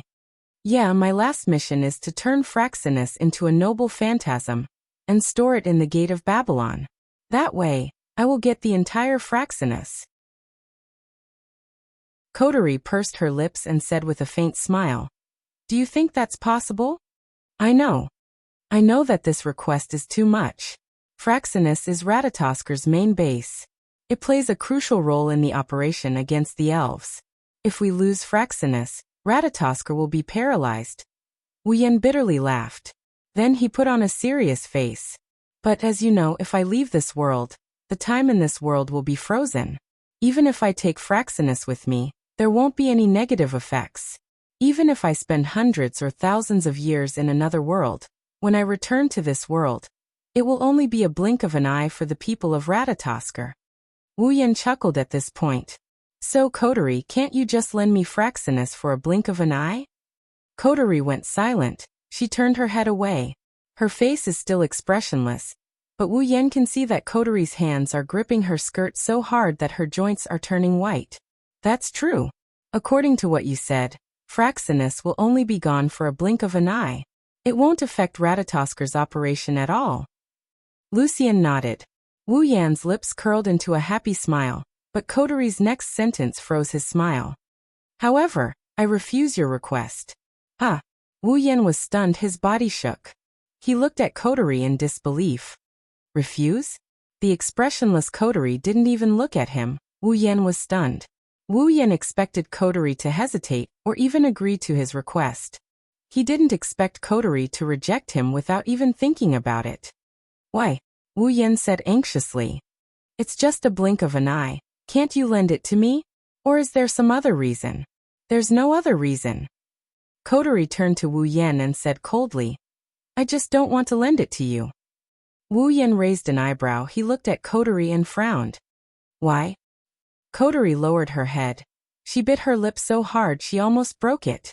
Wu Yan was surprised. Coterie's eyes started to turn misty. You. Coterie looked at Wu Yan. Her eyes were watery. Do you want to leave this world that badly? Wu Yan flinched, his wine-red eyes flashed, his expression turned strange. Coterie, you don't want to lend me Fraxinus because you don't want me to leave this world? Wu Yan already knew the answer after he said that. Who doesn't want to leave you? Coterie jumped up. Her sorrowful face turned red with panic. She stammered. I was just worried that Toka and the others would go berserk if you left. Ratatoskr would lose a general, that's all. That's right, that's all. Wu Yan narrowed his eyes. He rubbed his chin and showed an intriguing smile. Wu Yan looked at Coterie. Coterie, are you being arrogant? Coterie's expression froze. She shouted angrily. Who's being arrogant? You're the arrogant one. Coterie's words only made Wu Yan grin even more. Coterie stomped her feet in annoyance. Anyway, I won't lend you Fraxinus. Coterie didn't wait for Wu Yan's reply. She snorted and ran back to her room, leaving Wu Yan alone. She ran away? Wu Yan shook his head. He didn't know whether to laugh or cry. Coterie didn't seem like she was against him taking Fraxinus away. She just didn't want him to leave this place, so she decided to let him do as he pleased. This girl. Wu Yan smiled. I told you, it's just a blink of an eye. What's there to be reluctant about?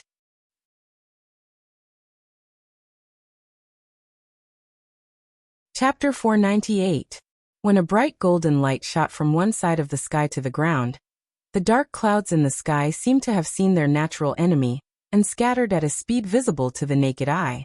When the endless golden light shone on the ground, the sky was already a clear blue. The golden light shone all over the ground and naughtily drilled into the windows of a few buildings without shelter. It brought light and warmth to the buildings that were previously in darkness. Wu He's house is one of these buildings. In his sleep, Wu Yan could feel his nose itching. He couldn't help but raise his nose, but the more he raised it, the more itchy Wu Yan felt. Moreover, there was a small voice that sounded like a mosquito buzzing in his ear. For someone like Wu Yan who loves to sleep in, this is the most painful torture. Under this torture, his sleepiness receded like the tide and he gradually regained consciousness. This time, Wu Yan could clearly hear the buzzing in his ear, but the voice seemed to have become a little sharp. Look at me, look at me. Just leave it to me. The sharp and familiar voice woke up Wu Yan's last bit of drowsiness. His eyelids trembled, and he slowly opened his eyes. The first thing he saw was a rabbit-shaped doll wearing a black eye patch, dancing about 10 centimeters away from his face. Shatona. Wu Yan subconsciously called out the name of the thing in front of him. Only then did he open his eyes. startling the blue figure next to him. Good morning," Shitona said in a daze. When Wu Yan turned his head towards her, Shitona panicked and hid the doll behind her back and ran out. Not long after she raised her feet, Shitona discovered that not only did she not run out, she was hugged by a pair of hands and flew back into a warm embrace. "You little girl, you actually played a prank on me." Wu Yan grabbed Shitona's cheeks and pinched them, eliciting a soft moan from Shitona. "It was Shiori-san. She told me to wake Shiori-san." Shitona held Wu Yan's hands and looked at Wu Yan pitifully with her big blue eyes.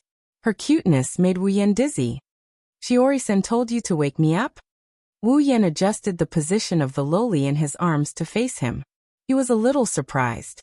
"Why did you wake me up? Isn't Kotori the one who usually wakes me up?"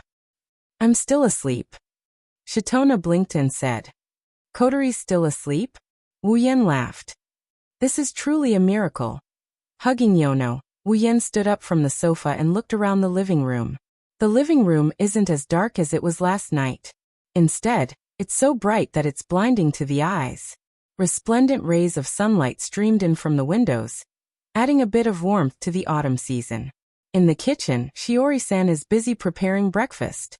Only Wu Yan and Shitona are left in the living room. Kotori, Kurumi, and Toka are nowhere to be seen. Wu Yan was a little surprised. Kurumi didn't live with him before, so he didn't know much about her. She usually wakes up around this time. Toka likes to laze around in the morning, so Wu Yan didn't find it strange that she didn't wake up at this time. However, it's strange that Kotori isn't up yet. Usually, apart from Shiori, Kotori was the first to appear in the living room, but she was still asleep. Is it because I talked with her for too long last night? Patting Shitona's head, Wu Yan squatted down and put Shitona on the ground. "Shitona, go help Shiori-san. I'll go wake up the 3 lazy pigs." Shitona nodded and ran into the kitchen. Shitona was the only one left in Shitona's arms, laughing. The Shido who likes to sleep and called others lazy pigs. Wu Yan's lips twitched. He scratched his face and helplessly walked up the stairs. Shitona's house is quite big, at least it's bigger than a normal house. It can accommodate 5 or 6 people. Wu Yan deliberately slowed down. 3 minutes later, Wu Yan arrived at Toka's room. "Toka, wake up." Wu Yan, who doesn't have the habit of knocking on the door, didn't even knock. He yawned and walked in. However, Wu Yan couldn't finish his sentence. "Shido." Toka looked at Wu Yan in shock. She held a shirt in her hand and froze on the spot. That's not the problem. The problem is that Toka is in a complete state. The two of them, one was yawning as he opened the door, while the other was preparing to put on her clothes. They were frozen on the spot, staring at each other in a daze in the silent environment. "It's time to wake up. Shiori-san is about to make breakfast," Wu Yan said calmly. He scanned 10 fragrance from head to toe at the fastest speed he had ever done in his life. He finished scanning her in 1,000th of a second. Then he slammed the door shut. The moment the door was shut, a scream came from 10 Fragrance's room. Wu Yan wiped the cold sweat off his forehead. He couldn't help but rejoice in his heart. Fortunately, he reacted quickly. Otherwise, without the obstruction of the door, 10 Incense's voice would have spread throughout the entire Wu He's house. In addition to rejoicing, Wu Yan was also in a daze. Thinking back to the last glimpse of 10 Fragrance's delicate body, his heart was slightly heated. One must know that in the morning, men were the most energetic. Wu Yan arrived at Kotori's room. Wu Yan forgot to knock on the door as he pushed the door open with ease. His eyes widened in shock as he stared at the door in bewilderment. Kotori is also in the room. She's also naked like Wu Yan. She's about to throw her pajamas away? Wu Yan. Kotori. The wine-red pupils and the red pupils looked at each other. The frozen scene that had appeared in Shixiang's room just now appeared again. However, as time passed, the pair of red pupils began to become gloomy. Seeing the red eyes turn black, Wu Yan was shocked and he quickly called out to her. "Time to get up, Shiori is about to make breakfast." Following that, there was the sound of a door being slammed shut. After that, a series of cracking sounds came from the other side of the door. It was the sound of Kotori smashing something against the door. Someone rejoiced again. At the same time, he was also impressed by his speed of closing the door. I didn't expect to get 2 eye candy in one morning. Is this what they mean by, the early bird gets the worm? Wu Yan mumbled to himself. He raised his head and looked at the door of his room. He laughed to himself. If you've got guts, give this bro 3 rounds. Wu Yan pushed the door open, and the smile on his face changed drastically. His face contorted until his eyes turned into 2 beady eyes. In the room, Kurumi looked at the door in surprise. Her wine-red eyes were stunned for a moment before returning to normal. She covered her mouth and said with an evil smile, "Ah, sure Dao, if you want to see, just say it. It's not like I haven't seen it before." With an awkward expression, Wu Yan looked at Kurumi, who only has 1 cutie on her. He wanted to cry, but no tears would come out of his eyes. You guys made an appointment, right?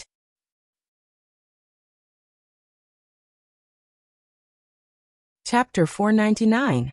Among the 3 meals in a day, breakfast was the easiest to prepare. If it was simple, it would only need a little bread and some seasoning sauce. Therefore, it was quite easy for Shirji to prepare breakfast. In just a short while, everything was ready. After putting all the breakfast on the table, Shirji took off her apron. Behind Shirji, the little lowly Yoshino also helped to put some things on the table with a cute smile on her face. This kind of scene happened almost every day since Yoshino came to this house. If it wasn't in the morning, she would help Shirji in the afternoon or Wu Yan in the afternoon. Yoshino's strength was relatively small, so she could only help a little. However, these little things were full of enjoyment for Yoshino. Sometimes simplicity was happiness. Shitono was a good interpretation of this sentence. In the past, Shitono would worry every day when he would be killed in the endless pursuit. Otherwise, he would worry that he would lose control and bring fear and pain to people. He spent every day in constant worry. If it wasn't for Shitono by his side, Shitono wouldn't have been able to hold on. But now, Yoshino no longer needed to worry about this, because she no longer had the power to harm others, nor did she have a reason to be hunted down by others. All she had was the warmest days. This kind of life, compared to the past, was simply like heaven. Therefore, Yoshino cherished all of this. Every day, she would insist on helping a little bit. Because of this, she felt very happy and very real. Because of this, every time there were some easier jobs, Wu Yan would let Yoshino help. Even Shirji, after objecting at the beginning, did not object anymore. After all, looking at the heartfelt smile on Yoshino's face, Shiori was also very happy. Naturally, she wouldn't have the heart to snatch all of this. Of course, Shiori would only agree to let Yoshino do the easy work. Some of the more heavy work, Shiori would absolutely not let Yoshino do it. In the entire Wuhi family, the one who dotes on the 4 attendants the most is not Wu Yan, but Shirji. Not long after, the door of the hall was opened, attracting the attention of Shiori and Yoshino, who were setting the tableware on the table. The 2 looked up and saw Toka walking over from the other side of the door. As usual, she had a bow-like hair ornament on her head, but what made the 2 puzzled was that Toka's face looked very red. "What's wrong? Toka, your face is so red." Shiori looked at Toka strangely and asked with concern, "Are you sick? If you have something to say, then say it. Don't hide it. Not pooping, not pooping." Toka quickly waved her hand, but she didn't explain why her face was so red, which made Shiori puzzled. 10 Incense looked around the hall and asked in a casual tone, Yes. Where is Shirdao?" Shiori got even more suspicious when she heard Toka's nonchalant tone. She has never heard Toka being so nonchalant when she asked about Wu Yan.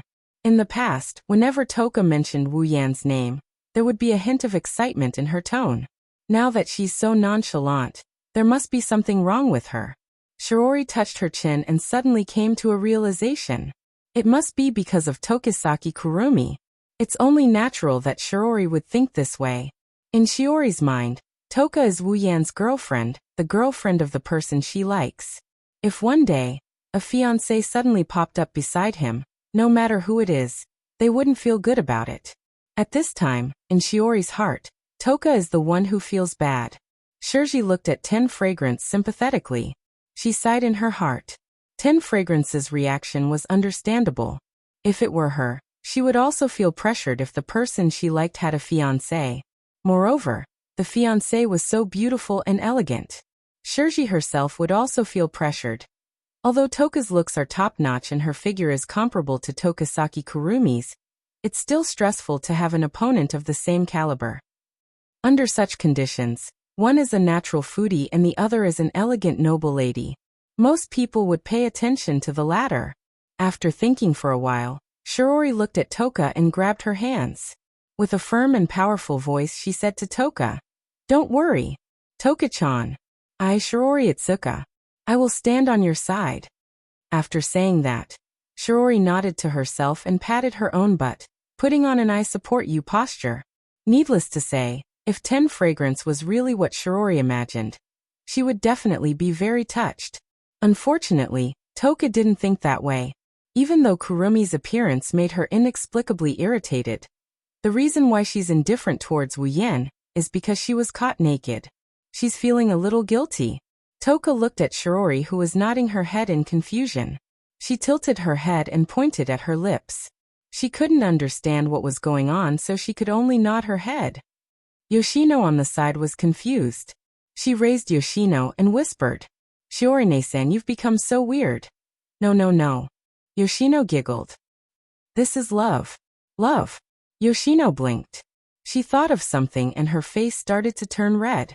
In the strange atmosphere in the hall, the door was opened again. It's Wu Yan and Kurumi.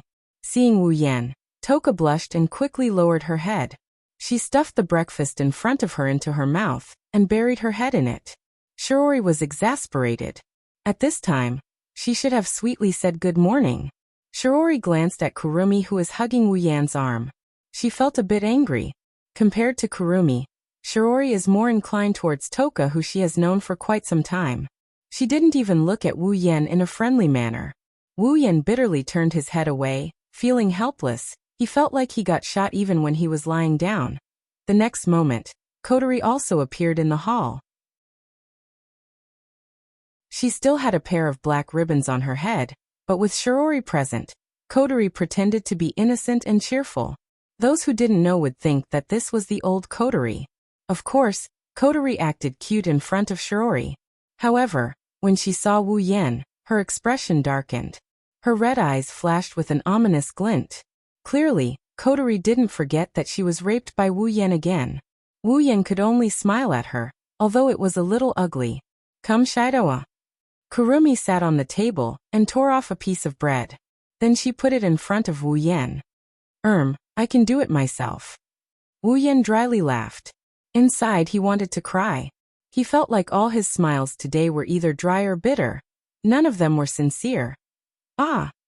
Kurumi's smile didn't fade. She didn't want to take back her hand. Anyone can see that if Wu Yan doesn't eat it, she won't let him go. Wu Yan's mouth twitched.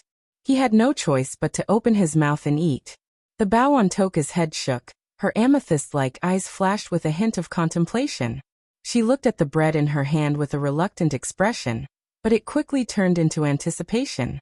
Mimicking Kurumi, Toka stuffed the bread in her hand into Wu Yan's mouth with a whoosh. Shido. Looking at the bread 3 times bigger than his mouth and Toka's expectant expression, Wu Yan finally cried. Chapter 500. In the Spalier world. It has been a day since the Academy tournament ended. Inside Silveria World Institute, whenever you meet someone you know or don't know, you will unconsciously bring up the topic of yesterday's competition. Whenever you talk about yesterday's competition, your face would be filled with excitement and saliva would fly everywhere. You can't help but want to say that you were the one who was at the competition yesterday.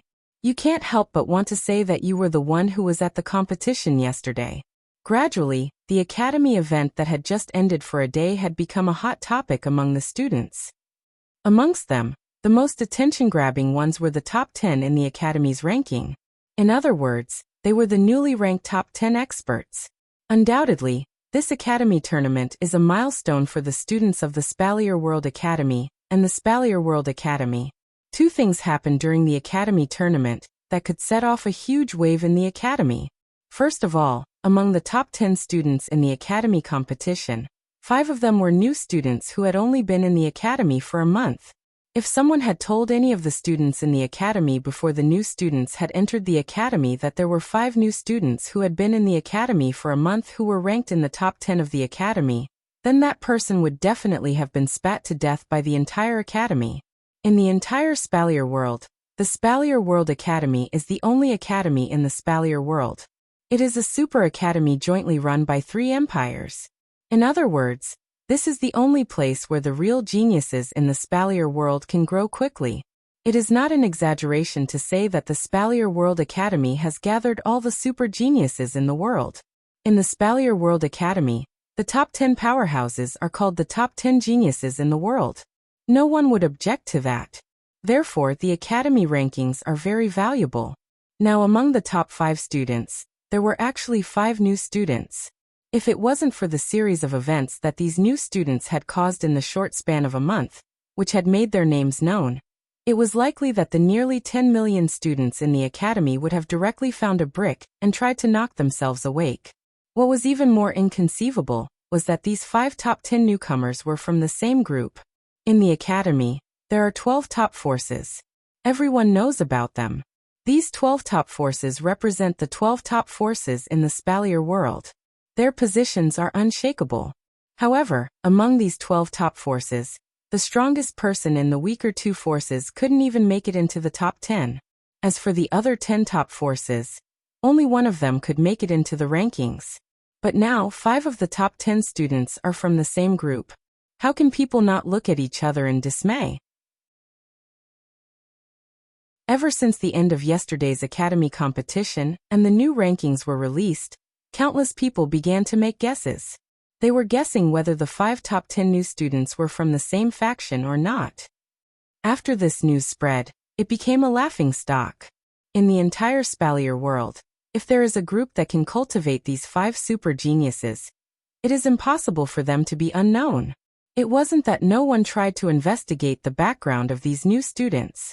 Almost every force tried to investigate, but no one was able to find out their origins, including the 3 empires and the 9 great clans. If even the 3 empires and the 9 great clans couldn't find out the origins of these new students, then there is no need to talk about the other forces. Suddenly, the 10 special students who entered the Spalier World Academy a month ago became the most mysterious existence. Just when the upper echelons of the 3 empires and the 9 great clans were planning to use other methods to obtain information from the new students, the 12 Stage 9 powerhouses of the Academy Council spoke up at the same time. The 12 Stage 9 powerhouses of the Academy Council gave the order to their respective forces to stop investigating the new students.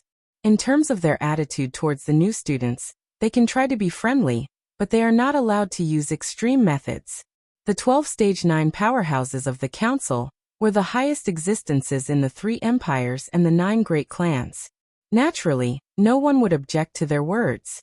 Thus, the investigation of this matter came to an end. Since the 3 empires and the 9 great clans had stopped their investigations, the other forces, after receiving the limelight, also gave up their investigations even though they were baffled. They were afraid of stirring up trouble. In a short time, the news of the new students, other than the Spalier World Academy, also became a hot topic among the other forces in the Spalier world. As for Silveria World Institute, the other thing that caused a lot of commotion was the champion of the school tournament, the new strongest student of the institute. No one expected Princess Sylph, who was once the strongest student in the academy for a long time, to be pulled down by someone during the academy's competition. Astria, this new strongest student, almost flipped the sky of the academy upside down. Of course, this is because Astria is also a new student. A new student who entered the Spalier World Academy for a month defeated the strongest student in the academy. This is no different from an alien coming to Earth and pulling down the head of state of a country. As a result, the entire Spalier World Academy is no different from a large food market. The name Astria can be heard everywhere in the academy. In addition, among the new students, there were 5 who occupied the top 10 rankings. The 12 top powers of the academy began to panic. They were afraid that these Chung Yaojin who came out of nowhere would establish their own powers. At that time, with the title of the top 10 in the academy, It would definitely attract a lot of geniuses. It was even possible that there would be students who would jump ship among their own powers. If that happens, the power structure of the academy will be reshuffled. The water in the academy will be as muddy as a swamp. Fortunately, under the indirect or direct questioning of these factions, they finally received some good news. The new students had no intention of forming their own factions. This undoubtedly caused the leaders of the top factions to heave a sigh of relief. Of course, the reason why this news is not bad is because the new students didn't intend to form their own factions. However, there is one person who already formed her own faction before the tournament started. Shokoha Misaki, the leader of the new faction, Starlight Queen. In less than a month, the popular queen of Silveria World Institute became one of the top 10 rankers in the ranking. Not only that, her faction, Starlight Queen, also has the Dark Horse, the new strongest student, Astria. These two golden word signboards had already become the beehive of the academy, constantly attracting the students of the academy. Countless students came to join the Starlight Queen, allowing the Starlight Queen, who was born a month ago, to quickly grow up. Unfortunately, Starlight Queen only accepts female students. Many male students had no choice but to return empty-handed. Even so, in just a day, Starlight Queen already has the strength of a top faction. She has the strength to rival the other 12 factions of the academy. The 12 factions of the academy officially became the 13 factions of the academy.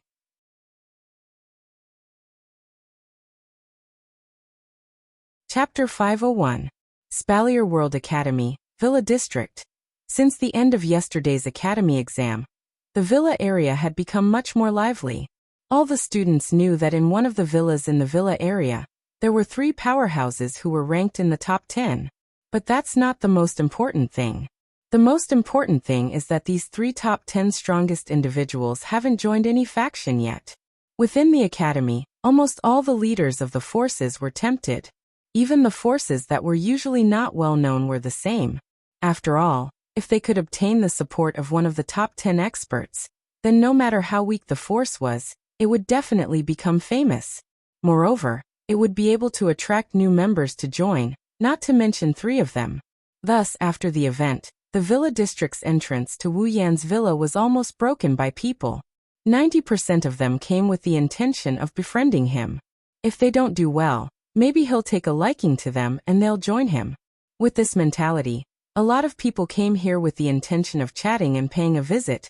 Of course, these people don't think it's a big deal, but for Chuju, Mikoto and the others, that's not the case. 1 or 2 is fine, 3 or 4 is fine, even 10 is acceptable.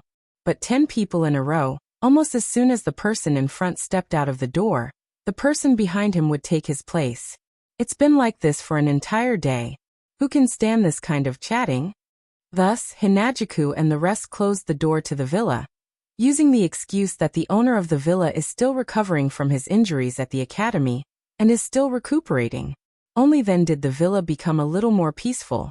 But there are pros and cons to doing this. The good thing is that they can chase away those annoying people, but the bad thing is that the girls can't go out anymore. In the living room of the villa, Chuju and Mikoto are drinking the black tea that Ikaro brewed.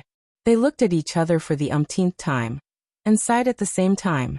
When is this going to end? Mikoto bitterly smiled. Her tone is full of bitterness. She's not the only one in the villa, but after staying here for so long, the active Mikoto is starting to feel bored. It should be over soon, Chuju said uncertainly as she placed the cup in her hand on the table. Those people are just hot-headed for a moment. That's why they came here, to try their luck and see if they can get us to join them. After some time, they will understand that we don't want to join any force at all. But this after a while, how long will it take? Mikoto wanted to cry, but no tears came out. Even if you ask me, I don't know, Chuju said helplessly when she saw Mikoto's exaggerated expression. Although Kaishu-sama is more patient than Mikoto, it's only by a little. It's not easy to keep Chuju in one place unless there's something she's interested in. Mikoto sighed when she heard Chuju's words. You're fine, you just have to deal with those annoying people. Unlike me, I'm constantly being harassed. Chuju chuckled when she heard that. Who can you blame? You were the one who made an agreement with Sylph. If you lost, you would join her faction. Now that Astrea defeated Sylph, she's cultivating hard and doesn't have the time to look for you. However, the higher-ups of her faction wouldn't let go of a chance to recruit a top 3 ranker. I didn't lose. Mikoto shouted angrily. I was just careless. Yes, that's right. When Sylph shows up, I will challenge her to a duel to get my revenge. Next time I won't lose. Mikoto clenched her fists and declared proudly. She can already see the moment of her victory. When that happens, I won't have to join those damned factions anymore. Oh you. Chuju shook her head. She didn't know whether to laugh or cry. She felt sorry for Sylph. With Mikoto's personality, Hinajika knows that no matter how many times she loses, she won't admit defeat so easily. This time, Mikoto will use revenge as an excuse to fight Sylph again. If she loses again, she'll use the same excuse to refuse to join Sylph's faction until the day she actually wins. That's why Hinajika didn't expect Mikoto to be so stubborn. In other words, Mikoto will not only go back on her word but she will also go all out against Sylph. Mikoto will not rest until she defeats Sylph. Poor Sylph, not only did she fail to recruit a strong person she fancied into her faction, she even got herself into trouble. At this moment, Chuju can only sympathize with Sylph's situation. If Wu Yen, who is currently in the dating world, knew what Chuju is thinking, he would definitely be happy. He would even pat Chuju's shoulder and tell her that there was a hedgehog named Handyman who was pestered by Mikoto because of this. Ikaros, who is standing on the side with a teapot in her hand, stared blankly at the hot-blooded Mikoto. She then looked at Chuju, who has a strange expression on her face. She has a few question marks above her head. It's obvious that she doesn't understand what these two are thinking. While the 3 people in the hall were deep in thought, a small figure walked down the stairs of the villa. One of her small hands was holding onto a beret flower hat, while the other hand was constantly rubbing her sleepy eyes. Her light yellow hair looked slightly messy, and even the side of her ponytail was listlessly hanging there. She looked very lazy. Flan. Chuju was the first to notice Flandra-chan coming down the stairs. Chuju was surprised to see her. Flan, are you awake? Yes. Flandra-chan yawned and sat on a chair in front of everyone. Flan is hungry, I want to eat cake. Both Chuju and Mikoto laughed at the sight of Flandra-chan yawning and asking for cake. They have to admit, Flandra-chan is really cute like this. Chuju, who is closest to Flandra-chan, quickly helped her tidy up her messy hair before turning to Ikaros. Ikaros, is there any more cake? Cake! Ikaros nodded and pulled out a cake out of nowhere. She placed it in front of Flandra-chan. Flandra-chan couldn't help but smile sweetly at the sight of the cake. Flandra-chan took a bite of the cake, and the sweet taste flooded her taste buds, causing her to blush a little. But in the next moment, that trace of satisfaction on her face turned into depression. Ah, I really want Onii-chan to feed Flandra-chan cake. The moment she said that, the living room went silent. Hinajiku and Mikoto seemed to be lost in their thoughts. Ikaros's indigo eyes lit up. Ripples were forming in her eyes. After a while, Mikoto snorted and said with a sour tone, "That guy is having fun in the dungeon world. Who knows how many girls he's messing around with?" Chuju rubbed her forehead and sighed. "Then why didn't you go with him? Who knew that Sylph would suddenly go into seclusion?" Mikoto said discontentedly. She opened her mouth as if she wanted to say something, but suddenly she froze. This feeling. Mikoto's forehead flashed with lightning. "It's my sister. Why is she here?" Almost at the same time, a voice came from the entrance. "Is Wani-sama in?" Misaka knocked on the door and said politely.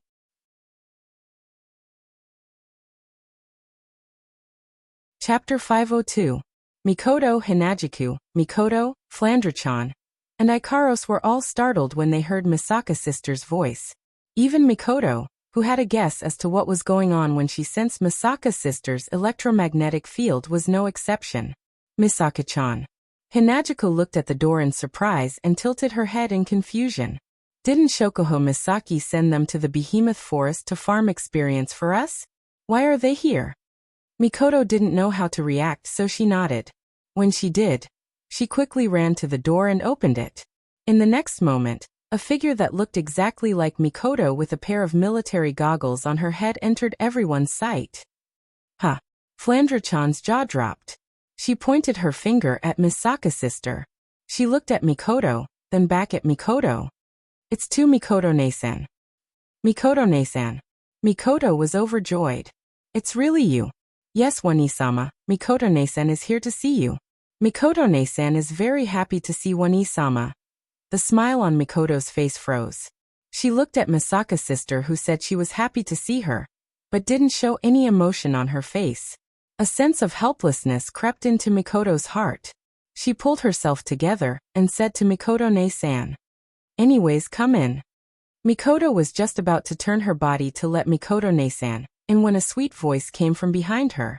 Mikoto's expression froze for the second time. "Era Mikoto-ne-san, I'm standing right here and you didn't even notice me, how sad." Mikoto's mouth twitched.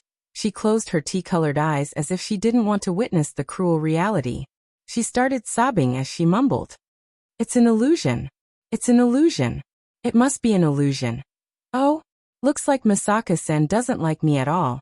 To think that I brought my sister here to meet you." Perhaps Mikoto's mumbling was too loud. The owner of the voice heard it and spoke in the same voice with a hint of dissatisfaction. "All right." Chuju walked out and said helplessly, "Since you're all here, come in. It'll be troublesome if those annoying bastards see you." "Hee hee, Chuju, you're the best," Shokuho Misaki giggled behind Misaka's sister. She was wearing a white uniform with golden edges. Her long golden hair made her look even more elegant. Her golden eyes twinkled with a hint of a smile. Behind Shokuho Misaki, Astria, Kinuhata Sayai, Frenda, and Takitsubu Rika stood facing each other.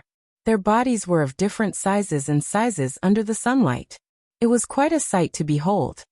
"Chuju, Mikoto, it looks like you guys didn't have a good time. Even the door is closed." Kinuhata Sayai greeted Chuju and the others with a smile. She sounded like she's taking pleasure in their misfortune.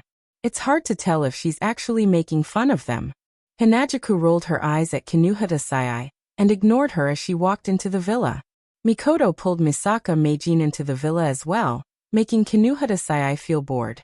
Thus, the 5 girls also walked into the villa. "Mikoto-ne-san, are you doing well in the behemoth forest? How about the other sisters? Are they doing well as well?" Mikoto said with concern. She glared at Shokuho Misaki. She was the one who arranged for the Misaka sisters to stay in the giant beast forest. She was the one who arranged for the sisters to stay in the giant beast forest. "Wani-sama, Mikoto-ne-san is doing well. The other sisters are doing well too." Mikoto-ne-san answered Wani-sama's question. She started thinking if there's a good place for her to live. "You're still the same as always. That's a really annoying way of speaking." Chuju laughed dryly. Mikoto also felt a little helpless about Mikoto-ne-san's way of speaking. However, she has a lot of questions for Mikoto-ne-san, so she didn't have the time to complain. "Since you're back, are the other sisters back as well?" "No, only Misaka came back this time. The other Misaka are still in the giant beast forest." Misaka answered honestly. At the same time, she hesitated. "How should I tell my sister that I came back to ask for help?" Misaka's sister stood in front of everyone. Her face was as calm as an ancient well. She said something that shocked everyone. "Help!" Mikoto stood up abruptly. Anxiety flashed through her brown eyes. "What do you mean? Why are you asking for help? Could it be that the other sisters are in danger?" Mikoto-ne-san shook her head. "Calm down, Oni-sama, the Misaka aren't in any danger." Misaka looked at the anxious Oni-sama and quickly said. Mikoto didn't relax after hearing Mikoto-ne-san's words. "Then why are you asking for help?" Shokuho Misaki, who was standing beside Mikoto-ne-san, suddenly spoke up. "It's better for me to explain this matter." As soon as Shokuho Misaki finished speaking, Misaka Mikoto stopped what she was about to say and looked at Shokuho Misaki. It was as if Shokuho Misaki was the leader, and this made Mikoto feel slightly displeased. Shokuho Misaki took 2 steps forward and said, "To put it simply, Mikoto-ne-san's request for help isn't accurate. To be more precise, she's asking for help." Asking for help. Everyone looked at each other and waited for Shokuho Misaki to continue. According to what Mikoto-ne-san said, something strange happened in the behemoth forest. Shokuho Misaki didn't beat around the bush and went straight to the point. In the past, demonic beasts in the behemoth forest, other than those that live in groups, they wouldn't gather together. That's because they see other creatures as enemies. If they bump into each other, they'll start fighting. But today, when Mikoto-ne-san and Mikoto-ne-san were hunting demonic beasts in the behemoth forest, they noticed that the demonic beasts that usually don't interact with each other suddenly gathered together. The demonic beasts gathered together? Chuju and Mikoto were shocked. How is that possible? We don't know the reason yet.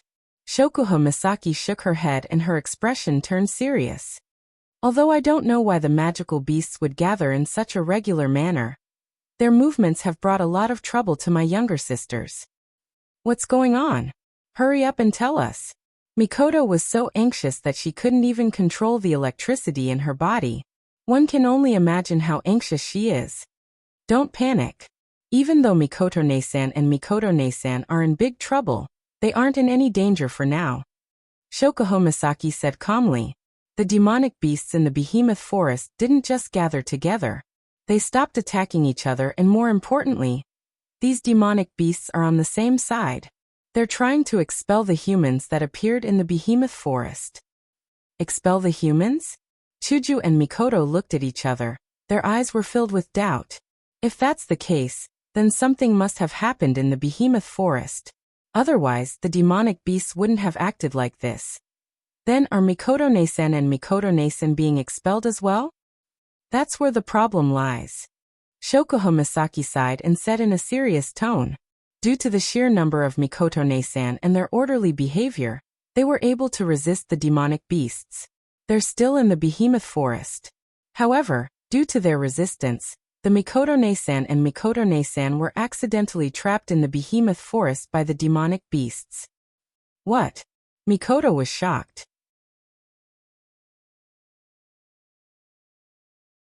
Chapter 503. Misaka sisters are trapped in the behemoth forest? Mikoto took 2 steps back, looked at Shokuho Misaki, and then looked at the silent Misaka sister. Then she turned around and ran out the door. Wait. What are you doing? This time, it was Shokuho Misaki's turn to be shocked. Astria, Kinuhata Sai, Frenda, and Takitsubu Riku quickly ran up to Mikoto and hugged her tightly. Let go of me. Mikoto screamed and struggled with all her might. The sisters are in danger, I have to save them. Calm down, Mikoto. Hinajiko also ran over and grabbed Mikoto's hand. Didn't Shokuho Misaki say that? The sisters won't be in any danger. They won't be in any danger. Mikoto was fuming.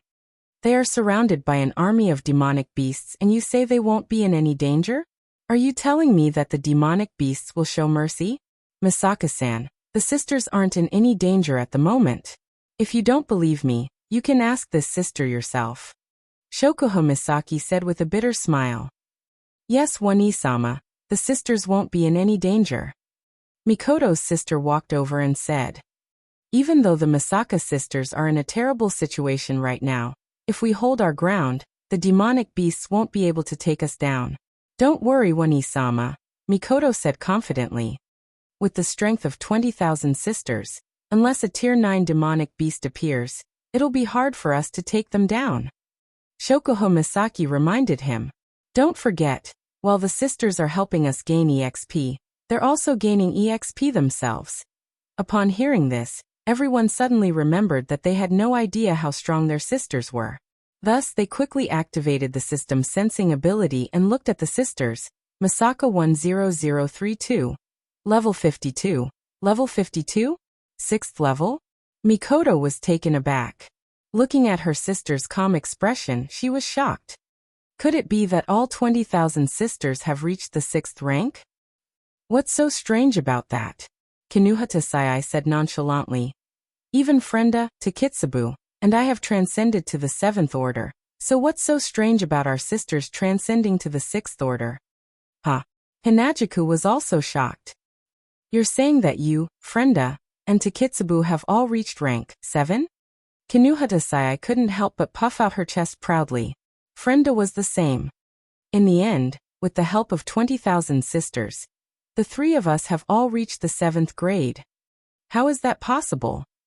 Chuju tilted her head in confusion. You guys have all reached the 7th tier. Why did I only rise by a few levels? That's not strange. Takitsubu Riku said softly.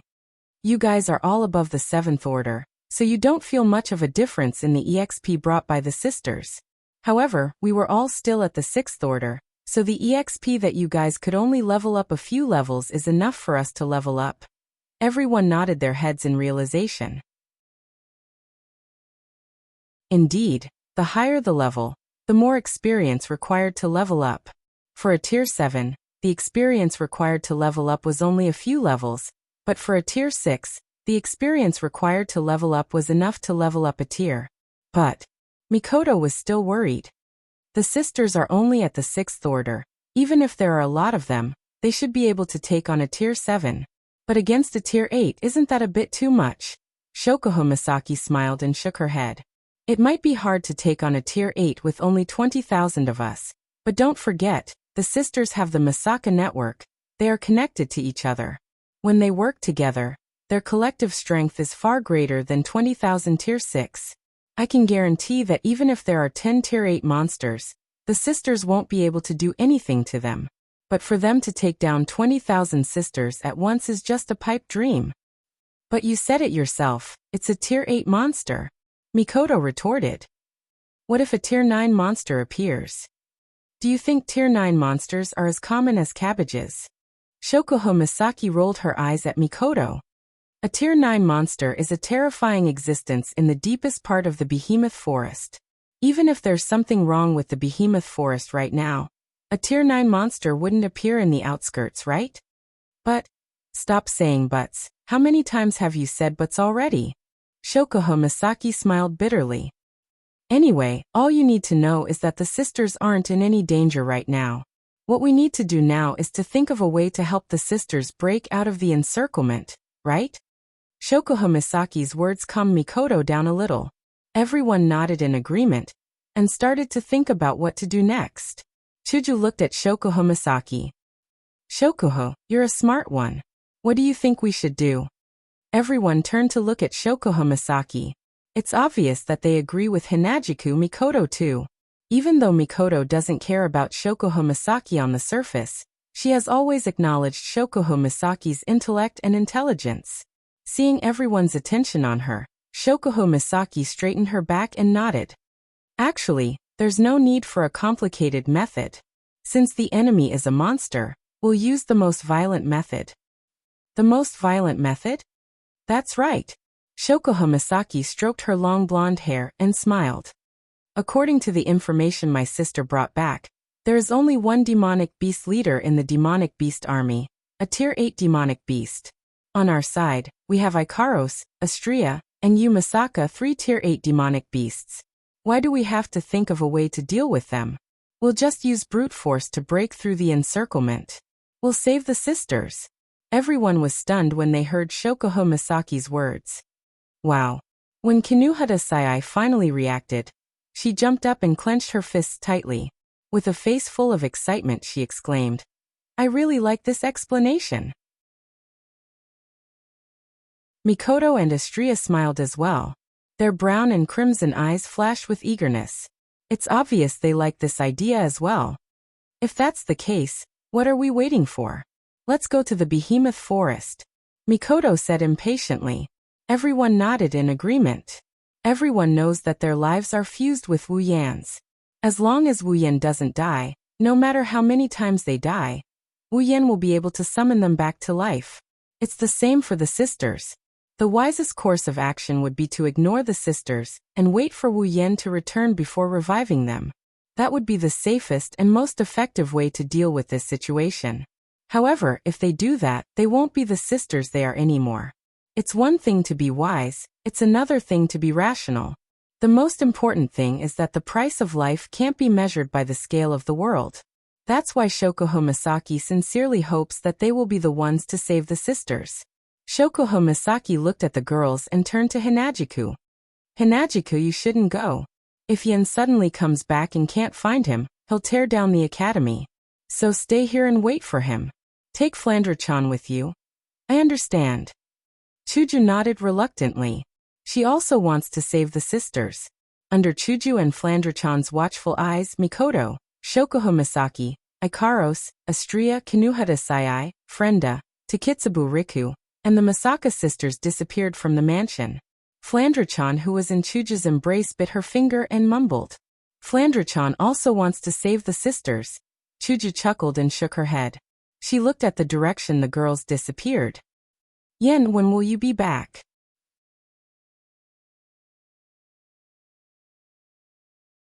Chapter 504. Spalier World, Supply Town, Floating Plaza. Airships of all sizes and distances are flying around the plaza. Airships are the main means of transportation in the Spalier world, so there will always be a constant flow of people. The noise of the airships and the sound of their engines intertwined together and filled every corner of the plaza. The floating plaza is as lively as ever. On the surface, the floating square didn't seem any different from usual. However, if one were to observe carefully, they would discover that the number of floating airships that came and went was much more than the number that left. Some observant people also began to discover that the floating square today was much livelier compared to the usual floating square. Most of the airships that arrived at the floating plaza are equipped with weapons, and they emit a faint aura of presence. It's obvious that they aren't ordinary people. Groups of people would disembark from the airships, and after organizing themselves, they would head towards the same direction. In the distant horizon, an airship slowly descended and landed on the floating plaza. It became one of the many airships parked on the floating plaza. The moment it landed, a group of beautiful girls disembarked from the airship. For a split second, the entire floating plaza went silent for a moment before returning to normal. It was as if nothing happened. If you ignore the gazes that were directed towards the same direction, it's Mikoto and the girls who are here to help the sisters. Mikoto, Shokuho Misaki, Ikaros, Astria Kinuhata Sayai, Frenda, Takitsubu Riku, and the Masaka sisters. 8 girls of different sizes disembarked from the airships. They waited until everyone else disembarked before they gathered together. Shokuho Misaki looked around the floating plaza and saw a group of people heading towards the same direction. She furrowed her brows. Why do I feel like the atmosphere is a little weird? The girls were startled and also looked around the floating square. When they saw those people who clearly didn't fit in with the people around them and seemed to have a very clear purpose, they all looked at each other. Mikoto pondered for a moment. Are these people going to the behemoth forest as well? Based on the direction they're heading towards, there's a high chance that they're heading towards the behemoth forest. Mikoto, tell Wani-sama the results of her analysis. The girls nodded. They knew the giant beast's forest the best. After all, they had been here for quite some time. That's why they're so familiar with the forest. Kinuhata Sayai looked around and said, why do I feel like there are a lot of people heading towards the behemoth forest? In the end, Frenda fell into deep thought. Do they have companions trapped in the behemoth forest? I don't think so. Takitsubu Riku clicked her tongue. There are too many of them. How can there be so many people trapped in the behemoth forest? Is that so? Astria raised her hand to her forehead. She stood on her tiptoes and looked into the distance. But Mikoto-ne-sen has a lot of sisters. The girls didn't know what to say. They have to admit, Astria can be a little silly at times, but her words are always accurate. I don't care. Mikoto shook her head and clenched her fists. Who cares if they have companions trapped in the behemoth forest? Let's go to the sisters. The girls nodded in agreement. They passed through the airships parked at the plaza and joined the other teams heading towards the behemoth forest. The behemoth forest is the only place in the Spalier world where demonic beasts can be found. It covers a vast area that spans across the borders of 3 empires. Every demonic beast in the forest has great uses. Their fur can be used to make equipment. Their torso can be used to forge weapons, and even armaments. Also, the behemoth forest is rich in all kinds of treasures. For the Spalier world, the behemoth forest is a natural treasure trove. Due to the behemoth forest, the supply town is very developed. There are a lot of resources here. All kinds of rare potions and items can be found here. Everyone who comes to the supply town will come here to look for treasures. However, the situation in the supply town today is a bit strange. A large number of people who came to the supply town didn't walk around. They didn't even look at the stalls on the street. Instead, they formed groups and rushed towards the behemoth forest aggressively. This attracted a lot of whispers from the locals. Mikoto's group is the weirdest of them all. Their expressions are serious, and they're rushing towards the giant beast's forest. But instead of whispers, they're getting sighs and sighs from the people around them. After passing through the supply town, the girls came to the edge of the supply town, the entrance of the behemoth forest. When the girls saw the situation at the entrance of the behemoth forest, they were all stunned. Kinuhata Sayai was stunned as she pointed at the front. Isn't this a bit too many people? That's right, at the entrance of the behemoth forest, there is a sea of people. The black mass of people has completely occupied the area. It's as if they're occupying their own territory. They're talking about something and it's a mess. What's going on here? The girls looked at each other, unable to react. At this time, a surprised voice came from behind them. Mikoto, why are you girls here? Mikoto quickly turned to the source of the voice. She was surprised when she saw who it was. Feifei, why are you here? Not far away, Feifei came over with a group of fully armed guards. She smiled bitterly and said, I should be the one asking you this question. Feifei looked at the girls. Even the Academy Queen came with Starlight Queen. It seems like you girls are also here because of the abnormality in the behemoth forest. Shokuho Misaki looked at Feifei. So you're saying that you're also here for the behemoth forest? Yeah. Feifei helplessly shook her head. The giant beast forest is very important to Silveria. Without this natural treasure, the impact on Silveria would be unimaginable. Without the magical beasts and the natural treasures, Silveria's strength would plummet to a terrifying level. Feifei shook her head helplessly. That's right. The giant beast forest is very important to Silveria. Without the magical beasts and natural treasures, Silveria's strength would plummet to a terrifying level. As the #1 family in the Ailu Empire, the Lori family has benefited a lot from the behemoth forest. Without the resources from the behemoth forest, the Lori family's power would be greatly reduced. Now that the demonic beasts in the behemoth forest are being ostracized, all the gold farming groups in the behemoth forest have been forced out. This is no small matter. That's why the head of the Lori family sent me here to investigate. Feifei's explanation enlightened the girls. Shokuho Misaki crossed her arms and said, So that's how it is. It seems like the people here are the same. They're all sent by the big families to investigate the behemoth forest. Yes. Feifei nodded. What about you girls? Are you here for the same reason? No. Mikoto shook her head. Our comrades are trapped in the behemoth forest. We're here to help. I see. Then let's go in together. Everyone nodded in agreement. They gathered together and walked towards the behemoth forest. However, the girls here didn't know that they're involved in something big.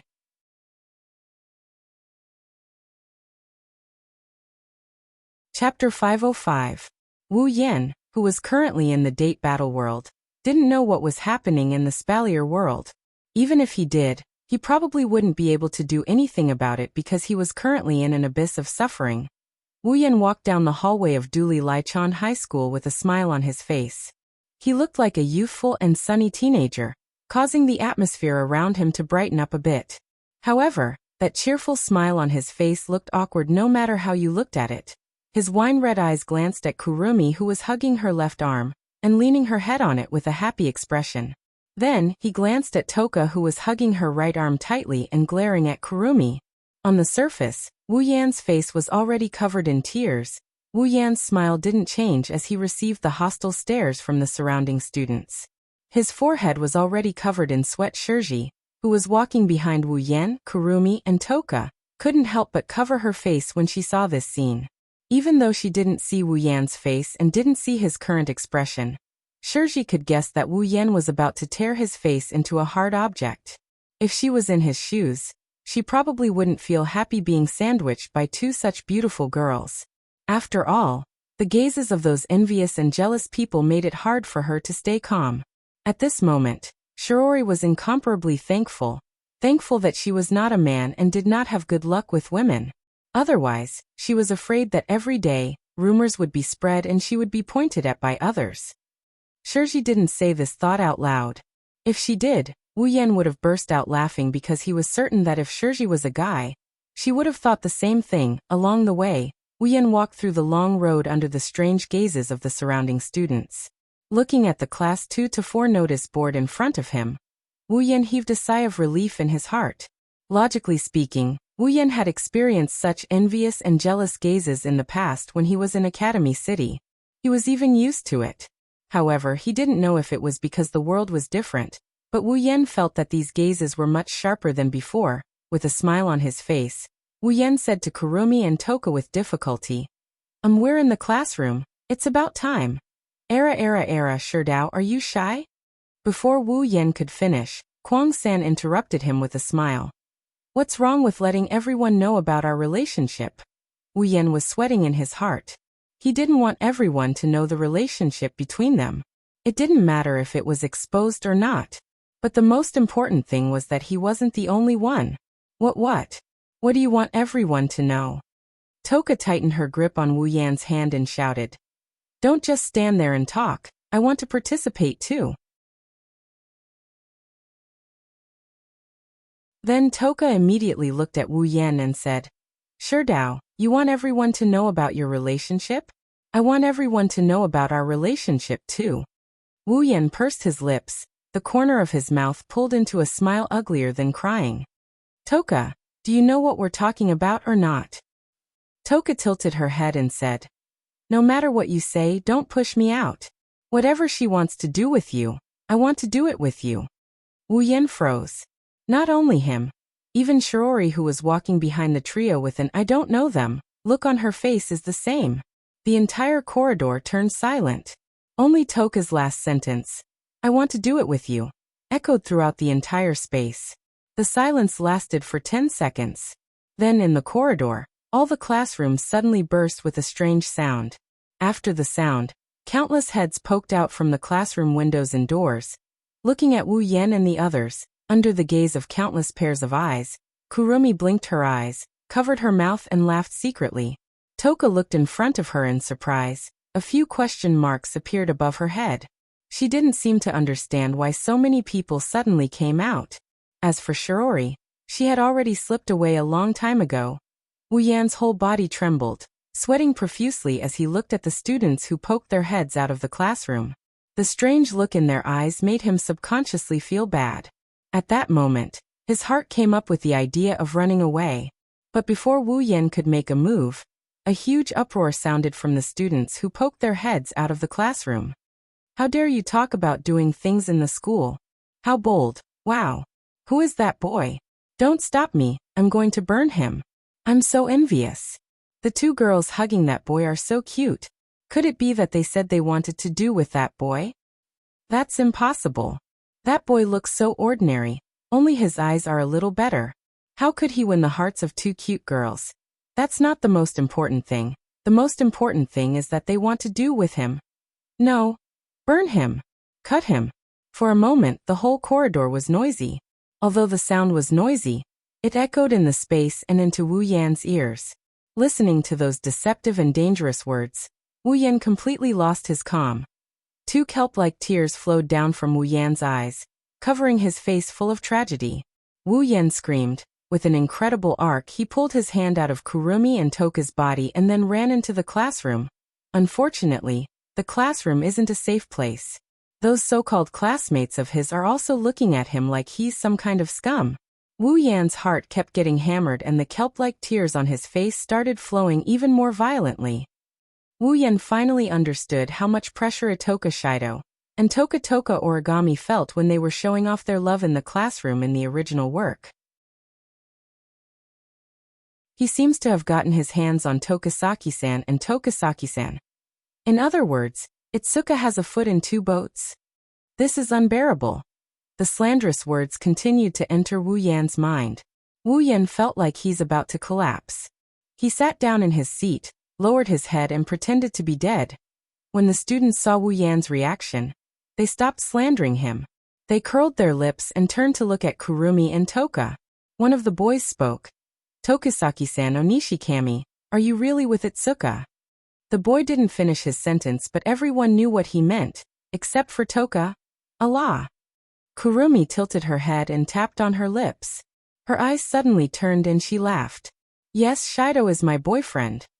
The moment Kurumi finished her sentence, Wu Yan, who was playing dead on the table, heard the sound of arrows piercing through his heart. He also heard the howls and howls of wolves coming from the other side. The next moment, Wu Yan heard the howls of the wolves, the sound of teeth grinding and the sound of countless sharp gazes piercing through his body. Kurumi, you're killing me. Wu Yan coughed up a mouthful of blood in his heart, and he started screaming hysterically. However, Toka's voice came from behind, and this time, the one mouthful of blood he coughed up turned into 2 mouthfuls. Toka pouted and yelled at Kurumi. Shido isn't your boyfriend. Shido is my boyfriend. You're just his fiancé. What? Everyone was stunned. What? Toka frowned. Did I say something wrong? Indeed, Toka was just stating the truth.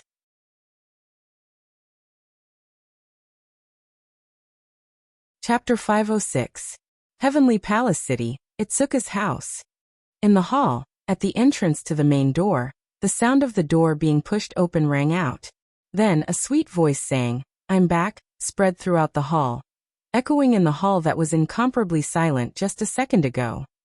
Wu Yan wobbled his way to the entrance of the hall. His body swayed left and right, his eyes turned into 2 whirlpools. He looked like a walking corpse as he slowly floated towards the sofa. When he reached the sofa, he turned around and laid down on the sofa. Really, you look so listless as soon as you come back. You look like an old man. Shiori said to Wu Yan, who was lying on the sofa, her voice full of dissatisfaction. You don't understand. Wu Yan didn't even raise his head. He only raised his hand and mumbled in a half-dead manner. Why don't you try persevering for an entire day under the unwavering stares of those guys and menopausal girls, and you will understand why I am like this. Kurumi and Kotori couldn't help but laugh. Shiori thought back to the whole day. When her classmates stared at Wu Yan, who pretended to be asleep, a chill ran down her spine. She looked at Wu Yan with dissatisfaction. It turned into sympathy. Shido. Toka walked to the sofa and looked at the lifeless Wu Yan. She blamed herself. It's all my fault, I'm sorry, Shido. Wu Yan opened his eyes and looked at Toka. He bitterly laughed when he saw the guilty look on Toka's face. Why are you apologizing? It's not your fault. Really? Toka carefully glanced at Wu Yan. It's not because I said something wrong today that you're so listless, Shido. It's not your fault. It's not because of your words, 10 fragrances. It's just that your words have increased the pain I'm going through by a few times. Wu Yan couldn't say the last sentence out loud. He sat up from the sofa and patted Toka's head with a smile. Okay, don't be like this, cheer up. You should be the one who should cheer up the most, Shido. Shiori snickered. Kurumi and Kotori giggled again. Wu Yan also felt a bit awkward. However, Toka seems to be enjoying Wu Yan's touch. She smiled happily and even blushed a little. She closed her eyes and rubbed against Wu Yan's hand as if she's enjoying herself. She looked like a kitten that's trying to act cute. Not far away, Kwang-san touched her chin and tilted her head. She smiled. Sure Dao, I have a request. Kurumi's words attracted everyone's attention. Wu Yan looked at the smiling Kurumi and asked, What's wrong? Era. Kurumi held her cheeks and said to Wu Yan with an embarrassed tone, let me cook tonight's dinner. Ha! Wu Yan, Kotori, Toka, and Shiori were stunned. Wu Yan stood up from the sofa. Kurumi, can you cook? A little. Kurumi blinked her eyes mischievously. I used to live alone. If I didn't know how to cook, I'd starve to death. Didn't you treat people like food in the past? Wu Yan and Kotori, who knew about Kurumi's dark past, couldn't help but ridicule her. They exchanged a look and they couldn't help but laugh when they saw the strange looks in each other's eyes. Kurumi narrowed her wine-red eye. She glanced at Wu Yan and Kotori, who are laughing out of the blue. Why do I feel like you're all thinking about something very rude? Wu Yan and Kotori turned pale with fright. They quickly shook their heads. No. Absolutely not. How could it be? Is that so? Kurumi turned sideways and stared at them for a while. Wu Yan and Kotori's expression became unnatural. She turned around with a smile. I thought all of you were digging up my dark history in your hearts. Wu Yan and Kotori's lips twitched. They looked at each other, and they started suspecting that Kurumi's ability isn't time manipulation. Instead, she's using mind reading to cheat the rules. Suddenly, a ringtone came from Shiori's pocket. It attracted Kurumi's attention and saved Wu Yan and Kotori's lives. They sighed in relief. Shirji looked at her pocket in surprise. Shirji's circle of friends was not very wide. There were even fewer people who were close enough to call each other. Therefore, Shirji's phone was usually idle. It was rare for there to be a call.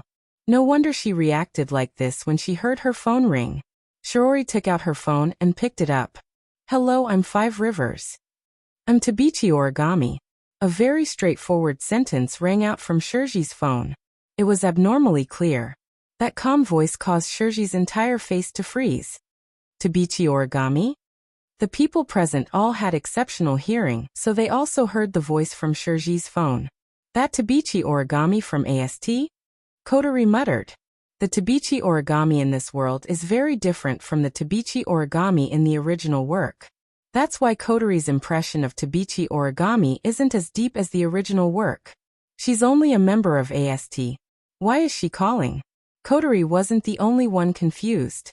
Everyone except Wu Yan had a weird expression when he heard Tabichi Origami's voice. Shiori, who reacted quickly, coughed and said with a smile, Student Teruchi. Call me Origami. It was still the same emotionless voice. However, this time, there was a large degree of unquestionable authority in the voice, causing Shirji's expression to be a little resentful. She had no choice but to compromise. Origami, you're looking for me? Yes. On the other side of the phone, Yuichi Origami said straightforwardly, Tomorrow, I really want to go to the Heavenly Palace City, so I want to invite you. Invite me to go to the city? Shiori was confused. She didn't have a good relationship with Tabichi Origami. So why would she invite her to go to the city? Tabichi Origami invited Shiori to go to the city? Wu Yan is dumbfounded. Could it be that Tabichi Origami is planning to kill Shiori? Shirji didn't seem to understand the meaning behind Tokichi Origami's invitation. With Shirji's ability to understand, she naturally wouldn't think of Tokichi Origami's invitation in that direction. Shirji would only think that this was an invitation from a friend of the same surname asking her out to play.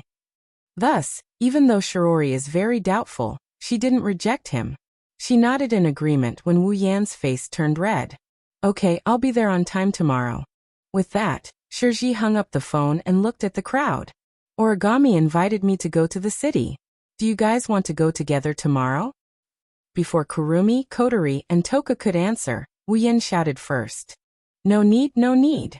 Shiori, since she invited you, I'm afraid she won't be happy if we go alone. It's better if you go alone. Is that so? All right then. Shiori didn't suspect anything, but she didn't know what's going on because the way Wu Yan is looking at her right now is a bit weird. It's almost as if he was looking at a pitiful child who was about to step into the road of no return. He was full of pity and gloating.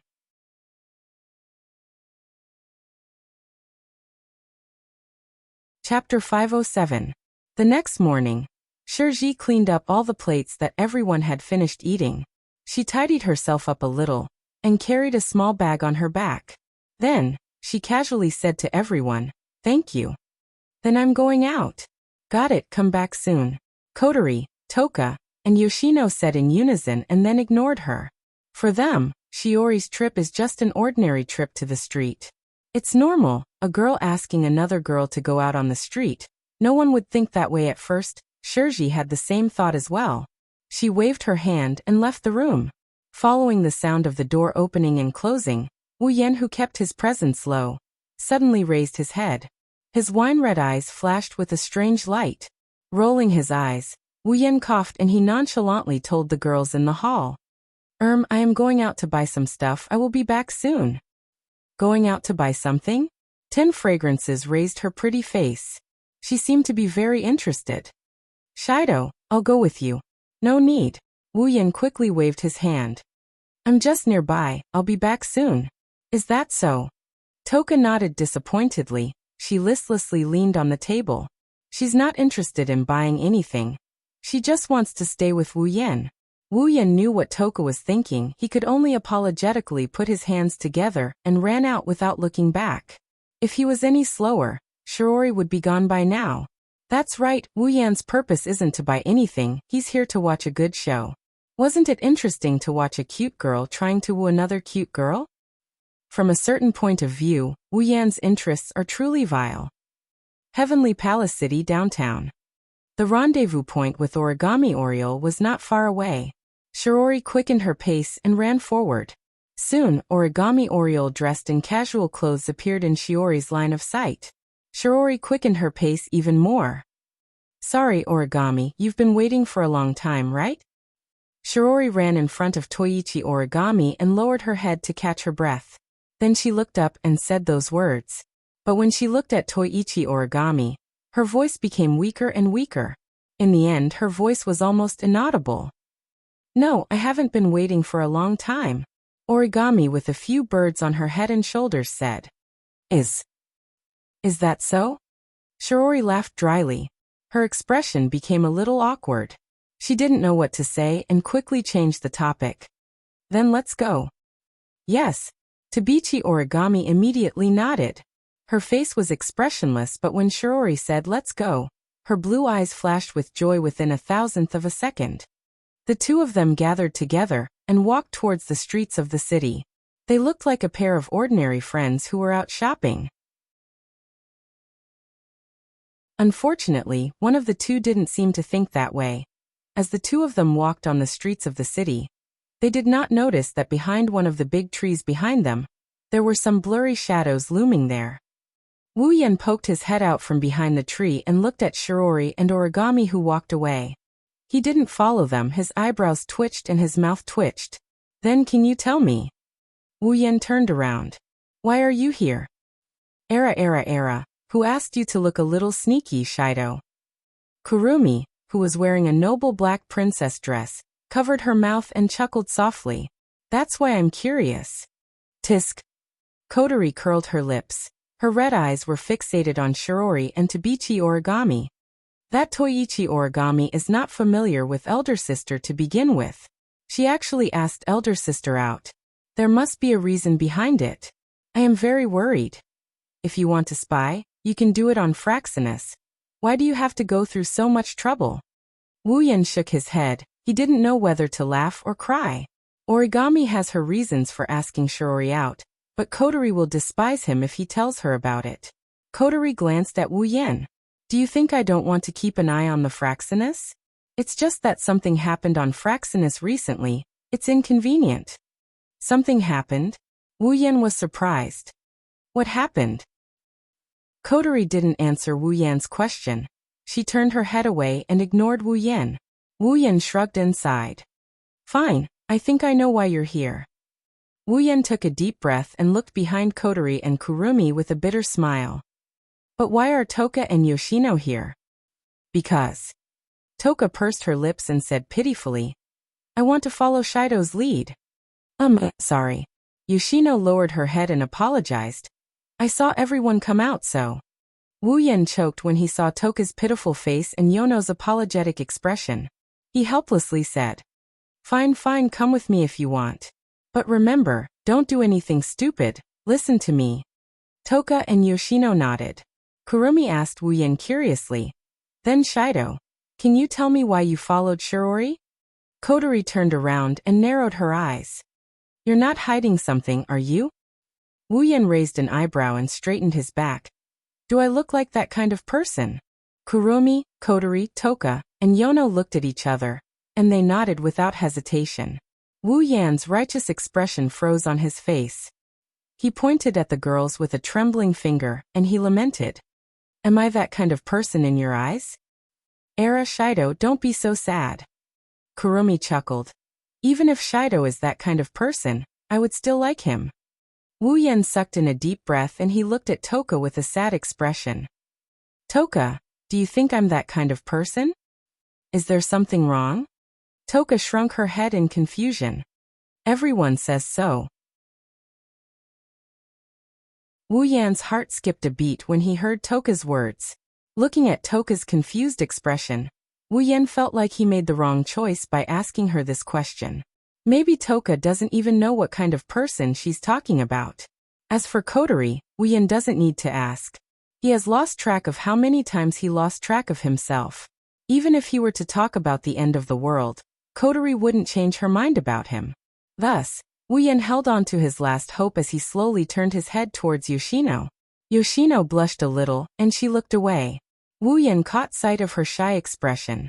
Her expression was like a sharp sword that pierced through Wu Yan's heart. She didn't say anything, but her expression hurt him even more. With a thud, Wu Yan fell to his knees with his body bent forward. His whole body turned ashen white. I've always maintained a good image in front of everyone. All right, stop fooling around. Kotori waved her hand and said impatiently. They've gone far, let's hurry up and follow them. The four girls left Wu Yan behind and rushed forward. Wu Yan's ashen skin got darker by a few notches.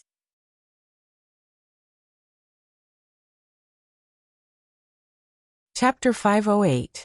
Heavenly Palace City, City Center. Two young ladies with good looks were walking on the street. Each of them had a bag hanging from their body.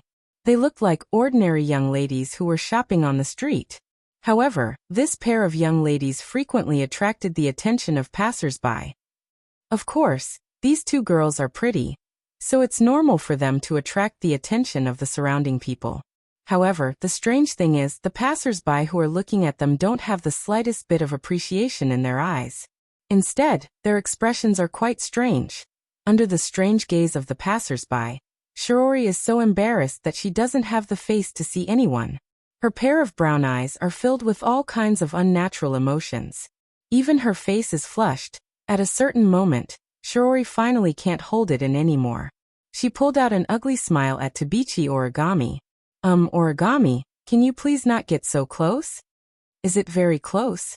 Tabichi Origami leaned her whole body on Shiori's body and said expressionlessly, I don't think so. Shiori's face is red. Didn't you notice that the surrounding people are looking at us? Oh, I think so. Tabichi Origami said like that, but she didn't move her body away from Shiori's body. She ignored the surrounding passers-by's gaze. Her face is indifferent as if nothing happened. It's true, it's true. Shiori screamed a bit frantically. Her voice is filled with madness. She didn't dare to speak too loudly for fear of attracting more attention. Shiori's head is about to explode from holding back her voice. However, Tabichi Origami's tone is still calm when Shiori is going crazy. Please don't mind. Shiori wants to cry but no tears come out. She can only endure the surrounding people's strange gazes and walk to the next destination. Without a doubt, at this moment, Shiori is already regretting. She regretted that she came out for a walk. It would be better if she stayed at home. Thus, under the gazes of tens of thousands of people, this strange duo leisurely walked forward. However, Shirji seemed to have forgotten that the further they walked, the closer they got to the city center, the more people there would be. Shiori's heart is filled with only one thought, and that is to quickly end this journey. Wu Yan, Kotori, Kurumi, Toka, and Yoshino peeked their heads out from behind the curtains. They looked at Shiori and Kitaichi Origami with strange looks on their faces. Kotori gulped in disbelief. Why do I feel like Big Sister and Tokichi Origami are more like a date than a shopping trip? Kotori felt a little guilty when she said that. After all, her feeling is a little too funny. When a girl was with another girl, it actually gave people the feeling that they were on a date. Wasn't this feeling funny?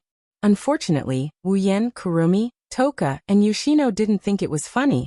Kwang Sen narrowed her eyes and said with a smile that wasn't a smile.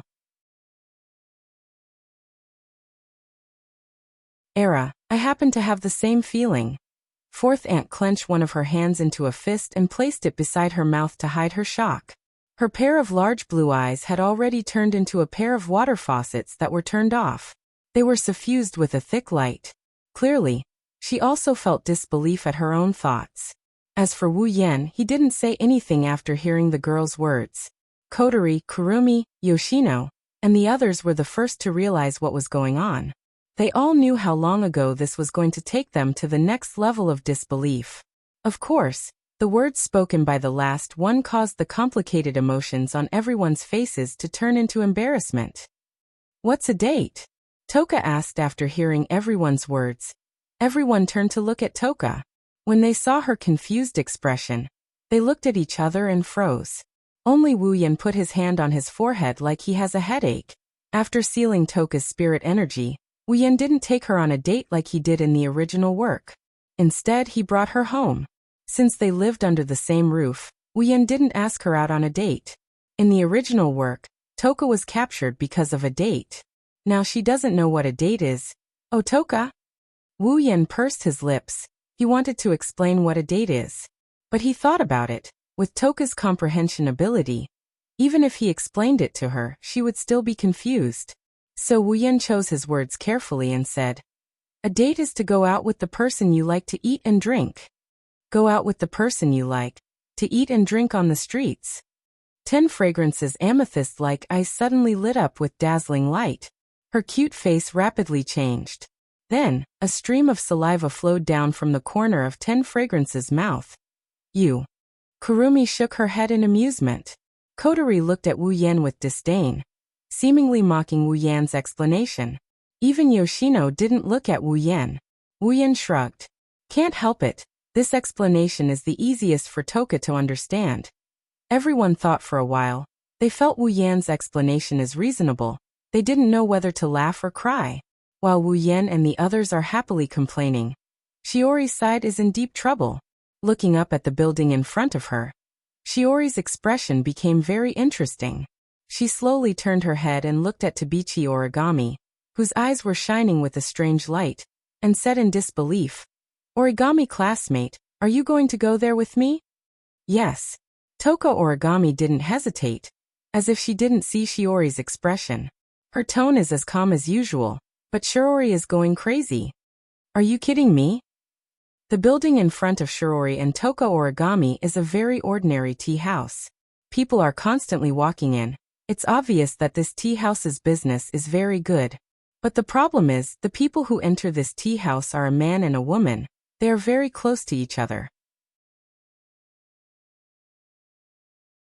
On the sign above the tea house there are 3 big words. Couples Tea House, Origami Classmate. Shiori said to Toka Origami in a desperate tone, "Do you know where this is?" "This is the couple's tea house. It's a tea house specially open for couples. Why are we going in?" "Is there a problem?" Tokiichi Origami looked at Shirji expressionlessly.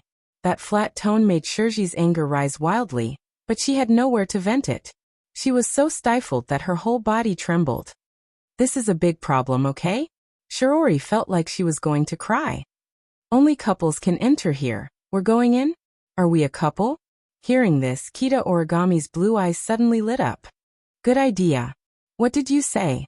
Shiori felt like her ears had problems. "Maybe I misheard. Can you say it again?" "Good idea." Yuichi Origami was very obedient and repeated it again, and he even analyzed it from beginning to end.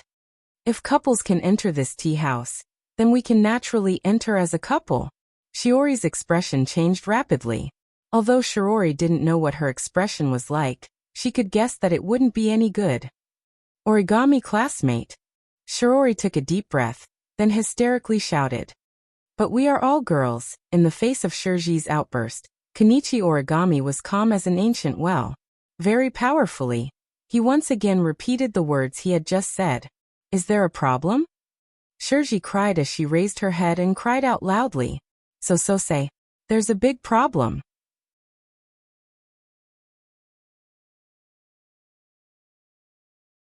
Chapter 509. She raised her head and looked at the signboard with the words, "Couples Tea Restaurant," on the building in front of her. She angrily turned her head and walked to the other side. "I'm going back." Just as Shirji finished her sentence and raised her foot, a pair of strong hands grabbed her and pulled her back. When Shirji turned around, Toyo Origami's expressionless face appeared in front of her. The corners of Yuichi Origami's mouth curled up into a rare arc that was so faint that if one did not observe carefully, one would not be able to see it. He smiled at Shirji, and this scene that was rarely seen in 10,000 years caused Shirji's heart to feel a slight chill. What do you want to do? Shiori's heart thumped. An ominous premonition rose in her heart, causing her to subconsciously swallow a mouthful of saliva. Looking at the extremely calm smile on Tokichi Origami's face, Shiori could not help but tremble with fear. Shiori didn't know that Tabichi Origami's smile is called a black-bellied smile. Let's go in. After saying something that Shiori couldn't accept in a flat tone, Tabichi Origami turned to the couple's tea restaurant and pulled Shiori in with an unquestionable attitude. Don't. Let me go. Shiori struggled with all her might in an attempt to break free from the demon's control. Unfortunately, her meager strength was nothing to Tashiichi Origami, an elite of AST. Thus, the two of them slowly but surely walked into the couple's tea house. Wu Yen, Kotori, Kurumi, Toka, and Yoshino watched the two of them walk into the couple's tea restaurant. They didn't recover from their shock for a long time. They went in. Just like that? Couple's tea restaurant. Kotori's mouth was wide open. She pointed at the entrance of the couple's tea restaurant. She looked like she just discovered a new continent. She was speechless. Kurumi blinked her wine-red eyes. A wicked light flashed in her eyes and she smiled. Ah, things are getting interesting. This is truly unbelievable. Fourth aunt grabbed the hat on her head and hid her face under it. No one was able to see her current expression. The only thing that could be seen was her slightly flushed cheeks. I knew it. Wu Yan's face contorted in an interesting manner. Tabichi Origami is going to attack Shiori. That guy. Kotori clenched her fists and said with hatred. I didn't expect that Tokichi Origami would have such a hobby even though she looks so smart on the surface. Could it be that the surname 3-nothingness is something she uses to hide her true colors? Kotori's eyes flashed. After a long time she shouted. No. I can't let Tabichi Origami influence my sister. Kotori was about to walk towards the tea restaurant when Wu Yan pulled her back. Kotori, what are you doing? Of course. Kotori rolled her eyes at Wu Yan and raised her hand. I'm going to save my sister. I don't. Wu Yan blurted out what's on his mind without hesitation. If we stop them, there won't be a good show to watch. Ha. Kotori looked at Wu Yan in shock. She didn't expect Wu Yan to say something like that. Her face turned gloomy. So, from the beginning to the end, you came here with the intention of watching a good show. Wu Yan regretted it the moment he spoke his mind. Kotori's tone is like a volcano that's about to erupt. This made Wu Yan even more regretful. Could it be? Kotori's red eyes stared at Wu Yan. From the very beginning, you already knew that Yuichi Origami had that kind of interest? How could that be? Wu Yan's gaze wandered. How could Kotori not know the answer? When Kotori was about to bite, Kurumi said with a wicked smile. Kotori, it's immoral to ruin someone's date. You call that a date? Kotori grumbled. If that's a date, then I have no qualms about ruining it. Kurumi stared at Kotori's face. After confirming that Kotori really wanted to mess with Shiori's date, Kurumi sighed in disappointment. That's a pity. I wanted to see what Shiori would do. Kotori's eyebrows twitched. Her spiritual tea table was blown away by her. She wasn't the only one who wanted to watch a good show. Toka, who was standing behind Wu Yan and Ko, asked Yono. Kotori seems like she's going to mess with Shiori's date, eating and drinking. Should we help Shiori?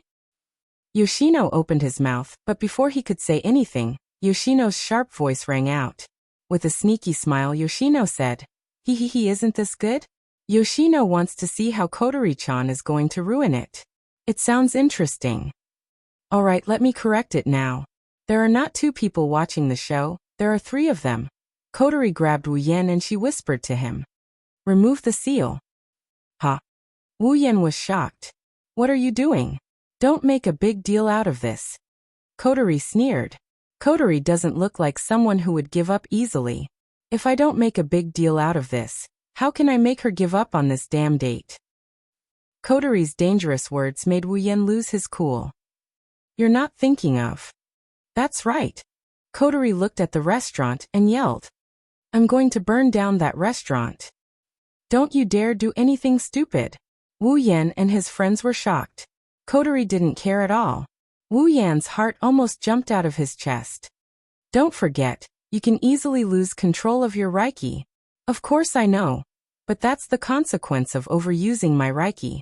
I'm just setting it on fire, it won't affect me. Coterie turned around and said. Don't talk nonsense, I know what I'm doing. I won't hurt the civilians. But that's not the problem. Wu Yan couldn't voice his concerns. He's worried that Coterie might accidentally reveal her identity by using her power of spirits. That would be troublesome if that were to happen. After all, Koichi Origami had always thought that his parents had died at the hands of the fire spirit, the Efreet. In other words, Coterie was Koichi Origami's enemy who had killed his parents. Although it wasn't the truth, Koichi Origami didn't know about it. Once Coterie's identity was exposed, Koichi Origami would go crazy. Hurry up and undo it for me, Coterie said in exasperation. I'm not going to summon my Reiki equipment or show myself. What are you worried about?